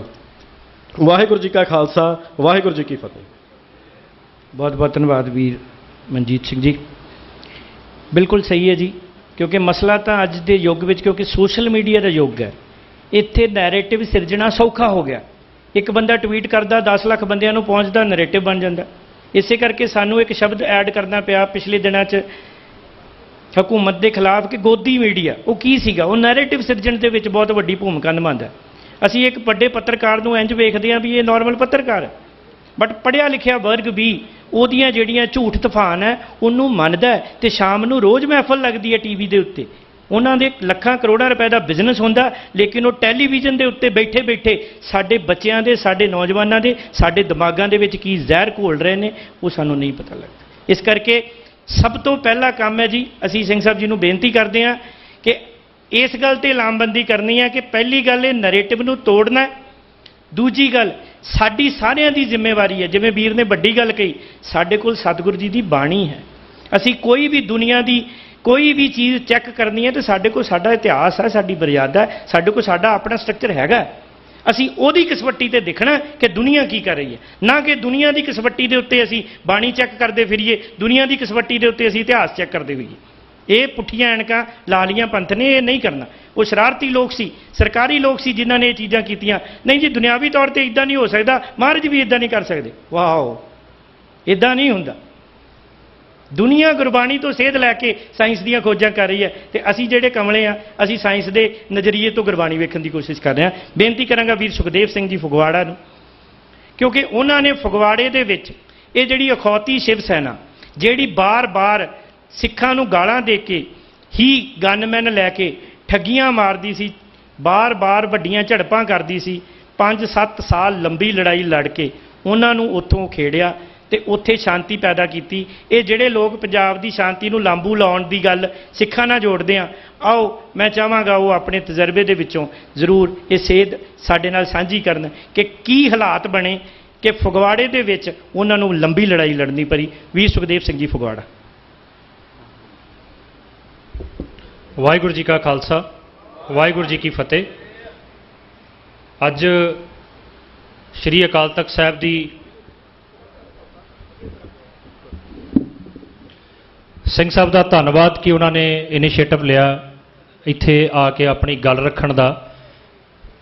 ਪਿਛਲੇ 1 ਹਫ਼ਤੇ ਤੋਂ ਸਰਕਾਰੀ ਬਿਰਤਾਂਤ ਦੇ ਨਾਲ ਉਹਨੂੰ ਮੋੜਾ ਦੇਣ ਦੀਆਂ ਕੋਸ਼ਿਸ਼ਾਂ ਨੌਜਵਾਨ ਸਿੱਖ ਜਥੇਬੰਦੀਆਂ ਕਰ ਰਹੀਆਂ ਸੀ, ਪਰ ਕਿਤੇ ਨਾ ਕਿਤੇ ਹਾਲੇ ਤੱਕ ਪੂਰੀ ਤਰ੍ਹਾਂ ਕਾਮਯਾਬ ਨਹੀਂ ਸੀ ਹੋ ਪਾ ਰਹੀਆਂ। ਅਸੀਂ ਮਹਿਸੂਸ ਕਰਦੇ ਸੀ ਕਿ ਸ੍ਰੀ ਅਕਾਲ ਤਖਤ ਸਾਹਿਬ ਇਕਲੌਤਾ ਇੱਕ ਜ਼ਰੀਆ ਜਿੱਥੋਂ ਇਸ ਸਰਕਾਰੀ ਬਿਰਤਾਂਤ ਦਾ ਮੋੜਾ ਕਟਾਇਆ ਜਾ ਸਕਦਾ ਹੈ, ਇਹਦਾ ਭਾਂਡਾ ਭੰਨਿਆ ਜਾ ਸਕਦਾ ਹੈ। ਸੋ ਉਹਦੇ ਵਿੱਚ ਸ਼ਾਇਦ ਅੱਜ ਅਸੀਂ ਕਾਫੀ ਹੱਦ ਤੱਕ ਕਾਮਯਾਬ ਹੋ ਵੀ ਜਾਵਾਂਗੇ, ਪਰ ਇਹ ਇੱਕ ਸਟੈਂਡ ਬਾਏ ਆਰਮੀ ਹੈ ਕੇਂਦਰੀ ਏਜੰਸੀਆਂ ਦੀ ਪੰਜਾਬ ਦੇ ਵਿੱਚ। 30 ਤੋਂ ਜ਼ਿਆਦਾ ਅਖੌਤੀ ਸ਼ਿਵ ਸੈਨਾ ਦੇ ਨਾਂ 'ਤੇ, ਹਿੰਦੂਆਂ ਦੀ ਸੁਰੱਖਿਆ ਦੇ ਨਾਂ 'ਤੇ, ਹਾਲਾਂਕਿ ਇਹ ਅੱਜ ਤੱਕ ਨਹੀਂ ਦੱਸ ਪਾਏ ਵੀ ਇਹ ਬੇਸਿਕਲੀ ਜਿਹੜੀ ਇਹਦੀ ਸ਼ੁਰੂਆਤ ਆ ਉਹ ਮਹਾਰਾਸ਼ਟਰ ਤੋਂ, ਉੱਥੋਂ ਦੀ ਇੱਕ ਰੀਜਨਲ ਪਾਰਟੀ ਹੈ ਸ਼ਿਵਾਜੀ ਮਰਾਠੇ ਦੇ ਨਾਂ 'ਤੇ ਇਹ ਪਾਰਟੀਆਂ ਬਣੀਆਂ ਸੀ, ਪਰ ਪੰਜਾਬ ਦੇ ਵਿੱਚ ਇਹਨਾਂ ਨੂੰ ਧਾਰਮਿਕ ਤੌਰ 'ਤੇ ਸ਼ਿਵ ਭਗਵਾਨ ਦੇ ਨਾਲ ਜੋੜਿਆ ਜਾਂਦਾ। जो क्लेम करते हैं कि असी उन्होंने नाम ते बनाई है। इत्थे 70% तो वध ਜਿਹੜੇ गैर पंजाबी इन्हां दे मैंबर ने ਉਹੀ महाराष्ट्र ਦੇ ਵਿੱਚ ਇਸੇ शिव सेना ਦੇ ਕੋਲ ਰੋਜ਼ ਛਿੱਤਰ ਖਾਂਦੇ ਨੇ। ਉਹਨਾਂ ਨੂੰ ਇਹ ਕਿਹਾ ਜਾਂਦਾ ਕਿ ਤੁਸੀਂ ਬੰਬੇ 'ਚ ਕੰਮ ਨਹੀਂ ਕਰ ਸਕਦੇ, ਚਾਹੇ ਉਹ ਬਿਹਾਰ ਦੇ ਲੋਕ ਨੇ, ਚਾਹੇ यूपी ਦੇ ਲੋਕ ਨੇ ਜਾਂ ਅਦਰ ਸਟੇਟਸ ਦੇ ਲੋਕ ਨੇ। महाराष्ट्र ਦੇ ਵਿੱਚ ਇਸੇ शिव सेना ਕੋਲੋਂ ਜੁੱਤੀਆਂ ਖਾਂਦੇ ਨੇ ਤੇ ਇੱਥੇ ਉਹਨਾਂ ਦੇ ਨਾਮ ਤੇ ਬਣੇ ਹੋਏ ਯੂਨਿਟ ਉਹਨਾਂ ਨੂੰ ਆਪਣੇ ਪ੍ਰਧਾਨ ਬਣਾ ਕੇ ਸਿੱਖਾਂ ਦੇ ਖਿਲਾਫ ਵਰਤਦੇ ਨੇ। 30 ਤੋਂ ਵੱਧ ਇਹ ਗਰੁੱਪ, ਉਸ ਤੋਂ ਬਾਅਦ ਉਹਨਾਂ ਦੇ ਜ਼ਿਲ੍ਹਾ ਪ੍ਰਧਾਨ, ਸ਼ਹਿਰੀ ਪ੍ਰਧਾਨ, ਪੰਜਾਬ ਦੇ ਅਹੁਦੇਦਾਰ, ਇੱਕ ਮਹੱਲੇ ਦੇ ਵਿੱਚੋਂ ਇੱਕ ਸ਼ਿਵ ਸੈਨਾ ਬਣਦੀ ਹੈ। ਇੱਕੋ ਹੀ ਮਹੱਲੇ ਦੇ ਵਿੱਚ ਇੱਕ ਰਾਸ਼ਟਰੀ ਪ੍ਰਧਾਨ, ਇੱਕ ਪੰਜਾਬ ਪ੍ਰਧਾਨ, ਇੱਕ ਜ਼ਿਲ੍ਹਾ ਪ੍ਰਧਾਨ, ਇੱਕ ਸ਼ਹਿਰੀ ਪ੍ਰਧਾਨ ਔਰ ਚਾਰਾਂ ਨੂੰ ਗਨਮੈਨ। ਉਸ ਤੋਂ ਬਾਅਦ ਪਾਇਲਟ ਗੱਡੀਆਂ, ਬੁਲਟ ਪ੍ਰੂਫ ਗੱਡੀਆਂ ਔਰ 800 ਲੀਟਰ ਤੇਲ ਮਹੀਨੇ ਦਾ। ਸਰਕਾਰ ਜਸਟੀਫਾਈ ਤਾਂ ਕਰੇ ਵੀ 800 ਤੋਂ ਵੱਧ ਪੁਲਿਸ ਮੁਲਾਜ਼ਮ ਇਹਨਾਂ ਦੀ ਸੁਰੱਖਿਆ ਵਿੱਚ ਲੱਗੇ ਹੋਏ ਨੇ। ਇਹਨਾਂ ਦੀ ਦੇਣ ਸਿਰਫ ਤੇ ਸਿਰਫ ਇੱਕ ਹੀ ਹੈ ਨਾ ਸਮਾਜ 'ਚੋਂ ਕਿ ਇਹ ਇੱਕ ਕੇਂਦਰੀ ਏਜੰਸੀਆਂ ਦੀ ਸਟੈਂਡ ਬਾਈ ਆਰਮੀ ਹੈ ਜਿਨ੍ਹਾਂ ਨੂੰ ਪਿੱਛੋਂ ਡਾਇਰੈਕਸ਼ਨਸ ਆਉਂਦੀਆਂ ਨੇ, ਲਿਖਿਆ ਲਿਖਾਇਆ ਪ੍ਰੈਸ ਨੋਟ ਆਉਂਦਾ ਕਿ ਅੱਜ ਤੁਸੀਂ ਮੁਸਲਮਾਨਾਂ ਦੇ ਖਿਲਾਫ ਬੋਲਣਾ ਹੈ, ਅੱਜ ਤੁਸੀਂ ਸਿੱਖਾਂ ਦੇ ਖਿਲਾਫ ਬੋਲਣਾ ਹੈ, ਅੱਜ ਤੁਸੀਂ, ਕਿਉਂਕਿ ਅਸੀਂ ਦੁਆਬੇ ਦਾ ਤਜਰਬਾ ਗੱਲ ਕਰੀਏ ਵੀ ਕੋਈ ਧਿਰ ਇਹੋ ਜਿਹੀ ਨਹੀਂ ਬਚੀ ਜਿਨ੍ਹਾਂ ਦੇ ਨਾਲ ਇਹਨਾਂ ਦਾ ਕਲੇਸ਼ ਨਾ ਹੋਵੇ। 2012 ਤੋਂ ਬਾਅਦ ਭਾਈ ਰਾਜੋਆਣੇ ਵਾਲੇ ਮਸਲੇ ਤੋਂ ਬਾਅਦ ਜਦੋਂ ਫਗਵਾੜੇ 'ਚ, ਕਿਉਂਕਿ ਤਕਰੀਬਨ 10 ਤੋਂ 12 ਸਾਡੇ ਜਿਵੇਂ ਪਟਿਆਲੇ ਵਾਲਾ ਇਨਸੀਡੈਂਸ ਹੋਇਆ 2007 ਤੋਂ ਲੈ ਕੇ 2018 ਤੱਕ ਹਰ ਸਾਲ ਹੁੰਦਾ ਸੀ। ਆਮੋ ਸਾਹਮਣੇ ਗੋਲੀਆਂ, ਬੋਤਲਾਂ, ਵੱਟੇ ਚੱਲਣੇ ਔਰ ਜਿਹੜੀ ਇਹ ਗੱਲ ਰਣਨੀਤੀ ਦੀ ਕੀਤੀ ਜਾਂਦੀ ਹੈ ਮੰਦਰ ਪਰ ਹਮਲਾ, ਇਹ ਅਸੀਂ ਆਲਰੇਡੀ 3 ਵਾਰੀ ਫੇਸ ਕਰ ਚੁੱਕੇ ਹਾਂ। ਇਹ ਇੱਕ ਰਣਨੀਤੀ ਹੈ ਕਿਉਂਕਿ ਇਹਨਾਂ ਨੇ ਕਦੋਂ ਲੜਨਾ, ਕਿੱਥੇ ਲੜਨਾ, ਇਹਨਾਂ ਨੇ ਪਹਿਲਾਂ ਡਿਸਾਈਡ ਕੀਤਾ ਹੁੰਦਾ, ਬਹਾਨਾ ਬਾਅਦ 'ਚ ਸੋਚਿਆ ਜਾਂਦਾ। 2012 ਦੇ ਵਿੱਚ ਵੀ ਜਦੋਂ ਫਗਵਾੜੇ ਦੇ ਵਿੱਚ ਭਾਈ ਰਾਜੋਆਣੇ ਦੀ ਫਾਂਸੀ ਰੁਕਾਉਣ ਲਈ ਮਾਰਚ ਨਿਕਲਿਆ ਤੇ ਦੁਪਹਿਰ ਨੂੰ ਸਮਾਪਤ ਹੋ ਗਿਆ 1-1:30 ਵਜੇ ਦੇ ਕਰੀਬ, ਕਿਉਂਕਿ ਪੰਜਾਬ ਬੰਦ ਦੀ ਕਾਲ ਸੀ। ਮਾਰਚ ਖਤਮ ਹੋਣ ਤੋਂ 1 ਘੰਟਾ ਬਾਅਦ ਸਾਨੂੰ ਇਹ ਇਨਫੋਰਮੇਸ਼ਨ ਮਿਲਦੀ ਹੈ ਕਿ ਇੱਕ ਸਪੈਸੀਫਿਕ ਜਗ੍ਹਾ ਤੇ ਪੱਥਰ, ਬੋਤਲਾਂ ਇਕੱਠੀਆਂ ਕੀਤੀਆਂ ਜਾ ਰਹੀਆਂ, ਰੋੜੇ ਇਕੱਠੇ ਕੀਤੇ ਜਾ ਰਹੇ ਨੇ। ਪੁਲਿਸ ਨੂੰ ਇਨਫੋਰਮੇਸ਼ਨ ਦੇਣ ਦੇ ਬਾਵਜੂਦ 3 ਵਜੇ ਇਨਫੋਰਮੇਸ਼ਨ ਦੇਣ ਤੋਂ ਬਾਅਦ 4 ਵਜੇ ਤਕਰੀਬਨ 1-1.5 ਘੰਟੇ ਬਾਅਦ ਉਸੇ ਜਗ੍ਹਾ ਤੇ ਲੜਾਈ ਹੋ ਜਾਂਦੀ ਹੈ। ਉੱਥੋਂ ਲੰਘ ਰਿਹਾ ਇੱਕ ਸਿੱਖ ਨੌਜਵਾਨ ਨੂੰ ਰੋਕਿਆ ਜਾਂਦਾ, ਉਹਦੀ ਦਸਤਾਰ ਉਤਾਰ ਕੇ ਕਿਹਾ ਜਾਂਦਾ ਵੀ ਜਿਹਨੂੰ ਲਿਆਣਾ ਲਿਆ, ਅਸੀਂ ਇੱਥੇ ਖੜੇ ਹਾਂ। ਇਹਦਾ ਮਤਲਬ ਜਗ੍ਹਾ ਨਿਯਤ ਕਰ ਲਈ ਸੀ, ਤਿਆਰੀ ਕਰ ਲਈ ਸੀ ਔਰ ਸਪੈਸੀਫਿਕ ਹਮੇਸ਼ਾ ਉਹ ਜਗ੍ਹਾ ਚੁਣੀ ਜਾਂਦੀ ਹੈ ਜਿਹੜੀ ਮੰਦਰ ਦੇ ਬਿਲਕੁਲ ਨਜ਼ਦੀਕ ਹੋਵੇ। 2007 ਤੋਂ ਲੈ ਕੇ 2018 ਤੱਕ ਦੀ ਮੈਂ ਗੱਲ ਤੁਹਾਨੂੰ ਇੱਕ ਸ਼ਹਿਰ ਦੀ ਦੱਸ ਰਿਹਾ। ਜਿੱਦਾਂ ਹੀ ਆਮੋ ਸਾਹਮਣੇ ਝੜਪ ਹੁੰਦੀ ਹੈ, ਜਦੋਂ ਤੁਸੀਂ ਪ੍ਰਵੋਕ ਕਰਦੇ ਹੋ ਉਹਦਾ ਰਿਐਕਸ਼ਨ ਆਉਂਦਾ ਤੇ ਪੱਥਰਬਾਜ਼ੀ ਕਰਨ ਤੋਂ ਬਾਅਦ ਮੰਦਰ ਵੱਲ ਨੂੰ ਦੌੜਿਆ ਜਾਂਦਾ ਤੇ ਮੰਦਰ ਦੇ ਅੰਦਰੋਂ ਪਥਰਾ ਸ਼ੁਰੂ ਹੁੰਦਾ। ਇਹ 2016 'ਚ ਵੀ ਹੋਇਆ, 2007 'ਚ ਵੀ ਹੋਇਆ ਫਗਵਾੜੇ ਦੇ ਵਿੱਚ। ਔਰ ਠੀਕ ਕੁਝ ਮਿੰਟਾਂ ਦੇ ਵਿੱਚ ਜਲੰਧਰ ਤੋਂ ਇੱਕ ਛਪਦੀ ਹਿੰਦੀ ਪ੍ਰਿੰਟ ਮੀਡੀਆ ਇੱਕ ਖਬਰ ਫਲੈਸ਼ ਕਰਦੀ ਹੈ ਮੰਦਰ ਪਰ ਹਮਲਾ।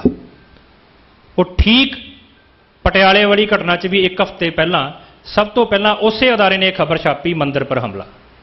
ਸੋ ਇਹ ਇੱਕ ਘੜੀ ਕਢਾਈ ਰਣਨੀਤੀ ਹੈ। ਸੋ ਅਸੀਂ 2012 ਤੋਂ ਬਾਅਦ 2017 ਤੱਕ ਦੀਆਂ ਜਿੰਨੀਆਂ ਲੜਾਈਆਂ ਇਹਨਾਂ ਦੇ ਨਾਲ 16 ਤੱਕ ਜਿੱਤੀਆਂ, ਅਸੀਂ ਇਹਨਾਂ ਤੋਂ ਪੀੜਤ ਜਾਂ ਇਹਨਾਂ ਦੇ ਨਿਸ਼ਾਨੇ ਤੇ ਆਉਣ ਵਾਲੀ ਹਰ ਧਿਰ ਨੂੰ ਆਪਣੇ ਨਾਲ ਕੀਤਾ, ਚਾਹੇ ਉਹ ਮੁਸਲਮਾਨ ਸੀ, ਚਾਹੇ ਅਸੀਂ ਉਹਨਾਂ ਨੂੰ ਦਲਿਤ ਨਹੀਂ ਕਹਿੰਦੇ, ਉਹ ਸਾਡਾ ਕੌਮ ਦਾ ਹਿੱਸਾ ਹੈ, ਪਰ ਜਿਹੜੇ ਆਪਣੇ ਆਪ ਨੂੰ ਖੁਦ ਕਲੇਮ ਨਹੀਂ ਕਰਦੇ, ਆਪਣੇ ਆਪ ਨੂੰ ਗੈਰ ਸਿੱਖ ਸਮਝਦੇ ਨੇ ਜਾਂ ਦਲਿਤ ਕਹਿਣਾ ਪਸੰਦ ਕਰਦੇ ਨੇ, ਚਾਹੇ ਉਹ ਧਿਰਾਂ ਨੇ ਜਾਂ ਕੁੱਲ ਮਿਲਾ ਕੇ ਜਿਹੜਾ ਬਹੁਜਨ ਸਮਾਜ ਹੈ। 5 ਸਾਲ ਇਕੱਠਿਆਂ ਨੇ ਲੜਾਈ ਲੜੀ। ਉਸ ਤੋਂ ਬਾਅਦ ਜਾ ਕੇ ਕੁੱਟੇ ਵੀ, ਗਨਮੈਨ ਵੀ ਵਾਪਸ ਕਰਾਏ, ਪਰਚੇ ਵੀ ਦਰਜ ਕਰਾਏ, ਅੰਦਰ ਵੀ ਕਰਾਏ ਤੇ 4-4 ਸਾਲ ਜੇਲ੍ਹਾਂ ਵੀ ਕੱਟ ਕੇ ਆਏ। ਇਕਲੌਤੀ ਇੱਕ FIR ਫਗਵਾੜੇ 'ਚ ਦਰਜ ਹੈ ਇੱਕ ਸ਼ਿਵ ਸੈਨਾ ਆਗੂ ਦੇ ਖਿਲਾਫ, ਜਿੱਥੇ ਪੁਲਿਸ ਨੇ ਦਰਜ ਕੀਤਾ ਕਿ ਇਹਨਾਂ ਨੇ ਸਿੱਖ ਕੌਮ ਦੇ ਮਹਾਨ ਸ਼ਹੀਦ ਸੰਤ ਗਿਆਨੀ ਜਰਨੈਲ ਸਿੰਘ ਜੀ ਖਾਲਸਾ ਜੀ ਦੇ ਖਿਲਾਫ ਅਪਸ਼ਬਦ ਬੋਲੇ, ਇਸ ਕਰਕੇ ਇਹਨਾਂ ਤੇ 295 ਦਾ ਪਰਚਾ ਦਰਜ ਹੁੰਦਾ ਹੈ। ਔਰ ਉਹ ਸ਼ਿਵ ਸੈਨਾ ਆਗੂ ਦੇ ਖਿਲਾਫ ਇਹ on record police the FIR ਹੈ। ਉਸ ਕੇਸ ਦੇ ਵਿੱਚ ਉਹ 1 ਮਹੀਨਾ ਅੰਦਰ ਰਹਿ ਕੇ ਆਇਆ। ਉਹਦਾ ਕਾਰਨ ਇਹ ਸੀ ਕਿ ਇਹ ਲੜਾਈ ਸਾਂਝੀਆਂ ਲੜਨ ਵਾਲੀ ਹੈ।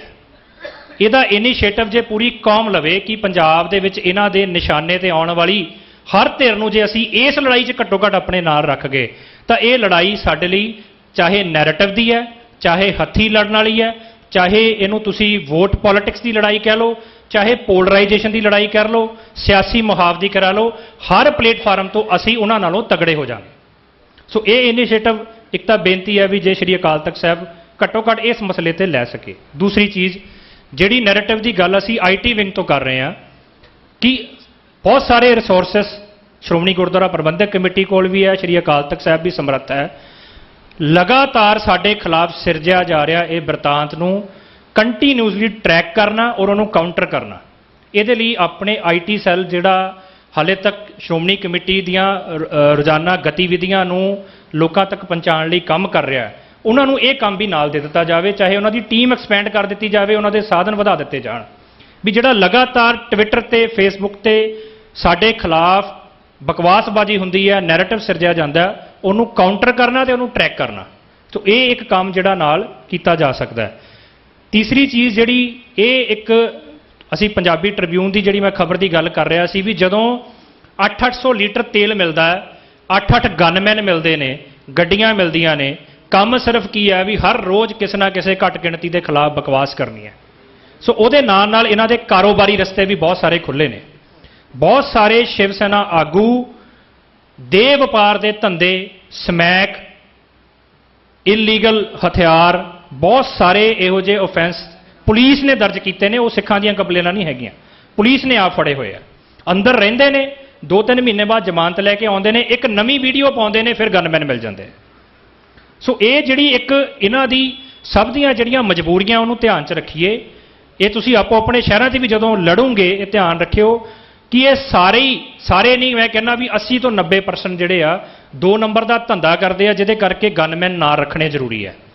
ਗਨਮੈਨ ਤਾਂ ਮਿਲਾਂਗੇ ਜੇ ਸਿੱਖਾਂ ਦੇ ਖਿਲਾਫ ਬਕਵਾਸ ਕਰਾਂਗੇ। ਔਰ ਇਹਦੇ ਪਿੱਛੇ ਇੱਕ ਹੋਰ ਫਿਰਕੂ ਨੈਕਸਸ ਜਿਹੜਾ ਹੈ, ਇੱਕ ਜਿਹੜਾ ਫਿਰਕੂ ਮਾਫੀਆ ਹੈ ਪੋਲੀਟੀਸ਼ੀਅਨਾਂ ਦੇ ਵਿੱਚ, ਪੁਲਿਸ ਐਡਮਿਨਿਸਟ੍ਰੇਸ਼ਨ ਦੇ ਵਿੱਚ, ਬਿਊਰੋਕਰੈਟਸ ਦੇ ਵਿੱਚ, ਪੱਤਰਕਾਰਾਂ ਦੇ ਵਿੱਚ, ਸਾਰਿਆਂ ਨੂੰ ਖੁਰਾਕ ਮਿਲ ਜਾਂਦੀ ਹੈ। ਔਰ ਇੱਕ ਫਗਵਾੜੇ ਵਾਲੇ ਇਨਸੀਡੈਂਟ ਦੇ ਵਿੱਚ ਮੈਂ ਗੱਲ ਕਰ ਰਿਹਾ ਵੀ ਜੜ ਕੀ ਨਿਕਲੀ ਬਾਅਦ ਦੇ ਵਿੱਚ ਵੀ ਪੰਜਾਬ ਪੁਲਿਸ ਦੇ ਵਿੱਚ ਬਹੁਤ ਸਾਰੇ ਇਹੋ ਜਿਹੇ ਕਰਪਟ ਤੇ ਉਹ ਕ੍ਰਿਮੀਨਲ ਪੁਲਿਸ ਆਫੀਸਰ ਮੌਜੂਦ ਨੇ ਜਿਨ੍ਹਾਂ ਦੀ ਆਪਣੇ ਡਿਪਾਰਟਮੈਂਟ 'ਚ ਬੁੱਕਤ ਸਿਰਫ ਇਸ ਕਰਕੇ ਹੈ ਕਿ ਉਹ ਜਿਹੜੇ ਤਣਾਅਪੂਰਨ ਹਾਲਾਤ ਨੇ ਉਹਨਾਂ ਨੂੰ ਕਾਬੂ ਕਰਨ 'ਚ ਸਮਰੱਥ ਨੇ। ਉਹ ਝੂਠੇ ਮੁਕਾਬਲਿਆਂ ਵਾਲੇ ਨੇ, ਉਹ ਨਸ਼ੇ ਵੇਚਣ ਵਾਲੇ ਨੇ।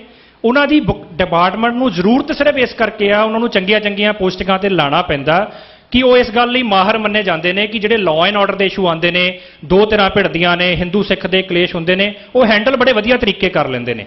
ਇਸ ਕਰਕੇ ਉਹਨਾਂ ਨੂੰ ਵਧੀਆ ਪੋਸਟਿੰਗਾਂ ਦਿੱਤੀਆਂ ਜਾਂਦੀਆਂ। ਕਿਉਂਕਿ ਹਿੰਦੂ ਸਿੱਖ ਕਲੇਸ਼ ਨਹੀਂ ਹੁੰਦਾ, ਫਿਰ ਇਹ ਕ੍ਰੀਏਟ ਕਰਦੇ ਨੇ ਤਾਂ ਕਿ ਡਿਪਾਰਟਮੈਂਟ ਨੂੰ ਇਹਨਾਂ ਦੀ ਲੋੜ ਬਣੀ ਰਵੇ, ਇਹਨਾਂ ਦੀਆਂ ਪ੍ਰਮੋਸ਼ਨਾਂ ਹੁੰਦੀਆਂ ਰਹਿਣ। ਇਹ ਗੱਲ ਖੁਦ ਪੁਲਿਸ ਦੀ ਇੱਕ IG ਲੈਵਲ ਦੀ ਇਨਕੁਆਇਰੀ 'ਚ ਸਾਹਮਣੇ ਆ ਚੁੱਕੀ ਹੈ ਕਿ ਜਿੱਥੇ ਇਹ ਸ਼ਿਵ ਸੈਨਾ ਵਾਲੇ ਮਸਲੇ ਕ੍ਰੀਏਟ ਕਰਦੇ ਨੇ, ਉਹਨਾਂ ਦੇ ਪਿੱਛੇ ਵੱਡੇ ਪੁਲਿਸ ਅਫਸਰ ਉਸ ਕਨਸਪੀਰੇਸੀ ਦੇ ਵਿੱਚ ਇਨਵੋਲਵਡ ਹੁੰਦੇ ਨੇ ਕਿ ਪਹਿਲਾਂ ਪ੍ਰੋਬਲਮ ਕ੍ਰੀਏਟ ਕੀਤੀ ਜਾਂਦੀ ਹੈ, ਉਹਨੂੰ ਪੀਕ ਤੇ ਲਿਜਾਇਆ ਜਾਂਦਾ, ਫਿਰ ਉਹ ਅਫਸਰ ਉੱਥੇ ਜਾ ਕੇ ਉਹਨੂੰ ਆਪਣੀ ਧਿਰ ਨੂੰ ਸ਼ਾਂਤ ਕਰਕੇ ਆਪਣੇ ਸਨੇਹ ਉੱਪਰ ਇਹ ਭੇਜਦੇ ਨੇ, ਲਓ ਜੀ ਅਸੀਂ ਹੈਂਡਲ ਕਰ ਲਿਆ, ਤਾਂ ਕਿ ਉਹਨਾਂ ਦੀ ਡਿਪਾਰਟਮੈਂਟ ਨੂੰ ਜ਼ਰੂਰਤ ਬਣੀ ਰਵੇ।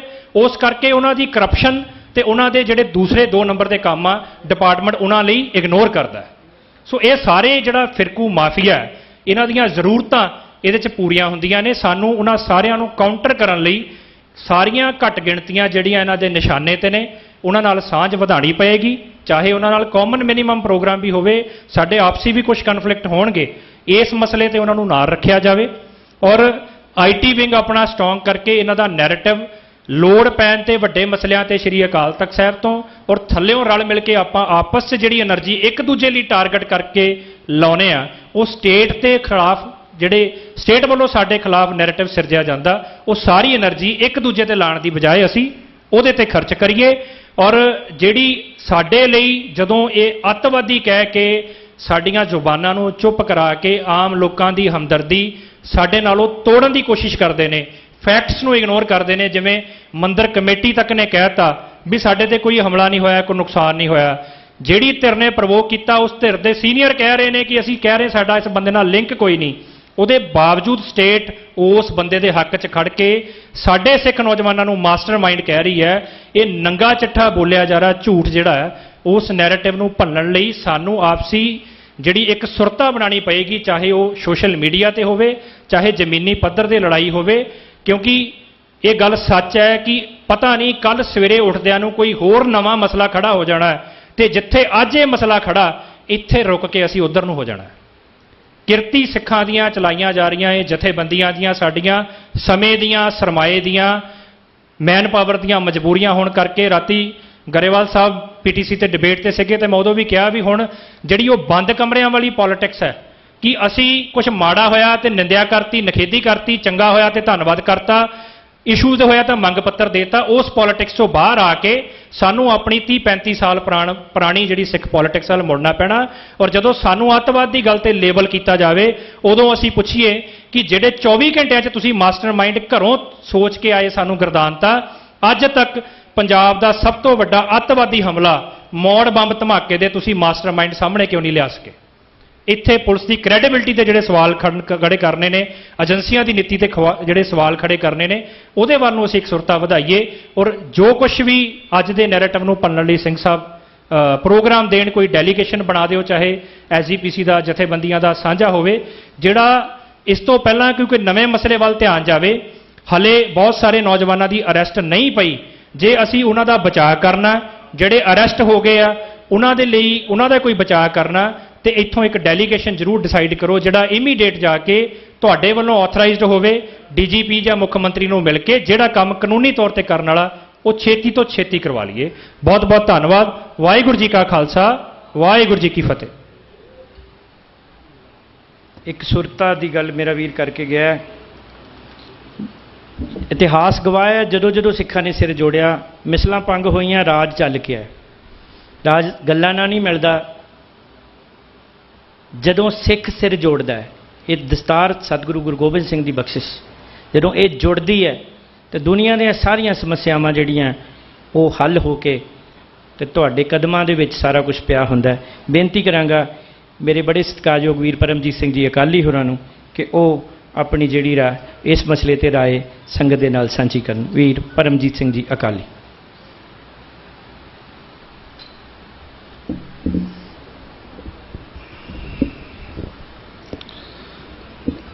ਵਾਹਿਗੁਰੂ ਜੀ ਕਾ ਖਾਲਸਾ, ਵਾਹਿਗੁਰੂ ਜੀ ਕੀ ਫਤਿਹ। ਬੜੀ ਮਨ ਨੂੰ ਖੁਸ਼ੀ ਹੋਈ ਅੱਜ ਕਿ ਗੁਰੂ ਸਾਹਿਬ ਨੇ ਬੜੀ ਕਿਰਪਾ ਕੀਤੀ, ਛੇਵੇਂ ਪਾਤਸ਼ਾਹ ਦੇ ਅਸਥਾਨ ਤੇ ਆਪਾਂ ਤਖਤ ਸਾਹਿਬ ਨੂੰ ਜੋ ਸਾਰੇ ਪੰਥ ਕੌਮ ਸਮਰਪਿਤ ਆ ਉੱਥੇ ਇਕੱਠੇ ਹੋਏ ਆ।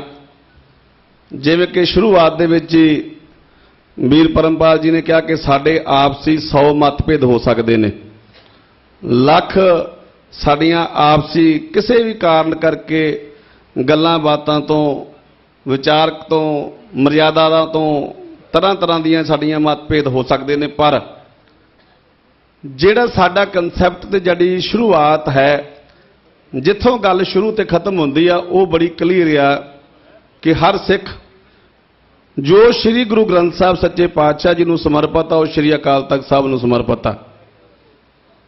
ਤੇ ਨਾਲ ਹੀ ਜਦੋਂ ਵੀ ਗੱਲ ਗੁਰੂ ਗ੍ਰੰਥ ਤੇ ਗੁਰੂ ਪੰਥ ਦੀ ਆਉਂਦੀ ਆ, ਹਰ ਉਹ ਸਿੱਖ ਸਿਰ ਜੋੜ ਕਰਕੇ ਤੇ ਆਪਣੇ ਤਖਤ ਦੀ ਸਵੈਮਾਨਤਾ ਦੇ ਲਈ, ਆਪਣੇ ਪੰਥ ਦੀ ਮਾਣ ਮਰਿਆਦਾ ਦੇ ਲਈ ਸਿਰ ਜੋੜ ਕੇ ਲੜਦਾ ਤੇ ਖੜਦਾ। ਤਰੀਕਾ ਹਰ ਇੱਕ ਦਾ ਵੱਖ-ਵੱਖ ਹੋ ਸਕਦਾ, ਹਰ ਇੱਕ ਦੇ ਹਿੱਸੇ ਵੱਖ-ਵੱਖ ਤਰ੍ਹਾਂ ਦੀ ਸੇਵਾ। ਕੋਈ ਚੰਗਾ ਬੁਲਾਰਾ ਵਧੀਆ ਬੋਲ ਕਰਕੇ ਪੰਥ ਦੇ ਹਿੱਤ ਦੀ ਗੱਲ ਕਰਦਾ, ਕੋਈ ਚੰਗਾ ਲਿਖਾਰੀ ਆ, ਕੋਈ ਸੋਹਣਾ ਲਿਖਦਾ, ਕੋਈ ਡਾਂਗ ਸੋਟੇ ਵਾਲਾ ਹੁੰਦਾ। ਹਰ ਤਰ੍ਹਾਂ ਦੇ ਹਿੱਸੇ ਦੀ ਸੇਵਾ, ਕੋਈ ਲੰਗਰਾਂ ਦੀ ਸੇਵਾ ਕਰਨ ਵਾਲਾ ਹੁੰਦਾ, ਕੋਈ ਝਾੜੂ ਮਾਰਦਾ। ਮਸਲਾ ਇੱਥੇ ਇਹ ਨਹੀਂ ਹੈਗਾ ਵੀ ਕੌਣ ਕਿਸ ਤਰੀਕੇ ਦੇ ਨਾਲ ਸੇਵਾ ਕਰ ਰਿਹਾ, ਮਸਲਾ ਇੱਥੇ ਇਹ ਆ ਵੀ ਜਿਹੜਾ ਜਿਸ ਤਰੀਕੇ ਦੇ ਨਾਲ ਸੇਵਾ ਕਰ ਰਿਹਾ ਉਹ ਪ੍ਰਵਾਨ ਆ, ਉਹਦੀ ਸੇਵਾ ਸਿਰ ਮੱਥੇ ਆ।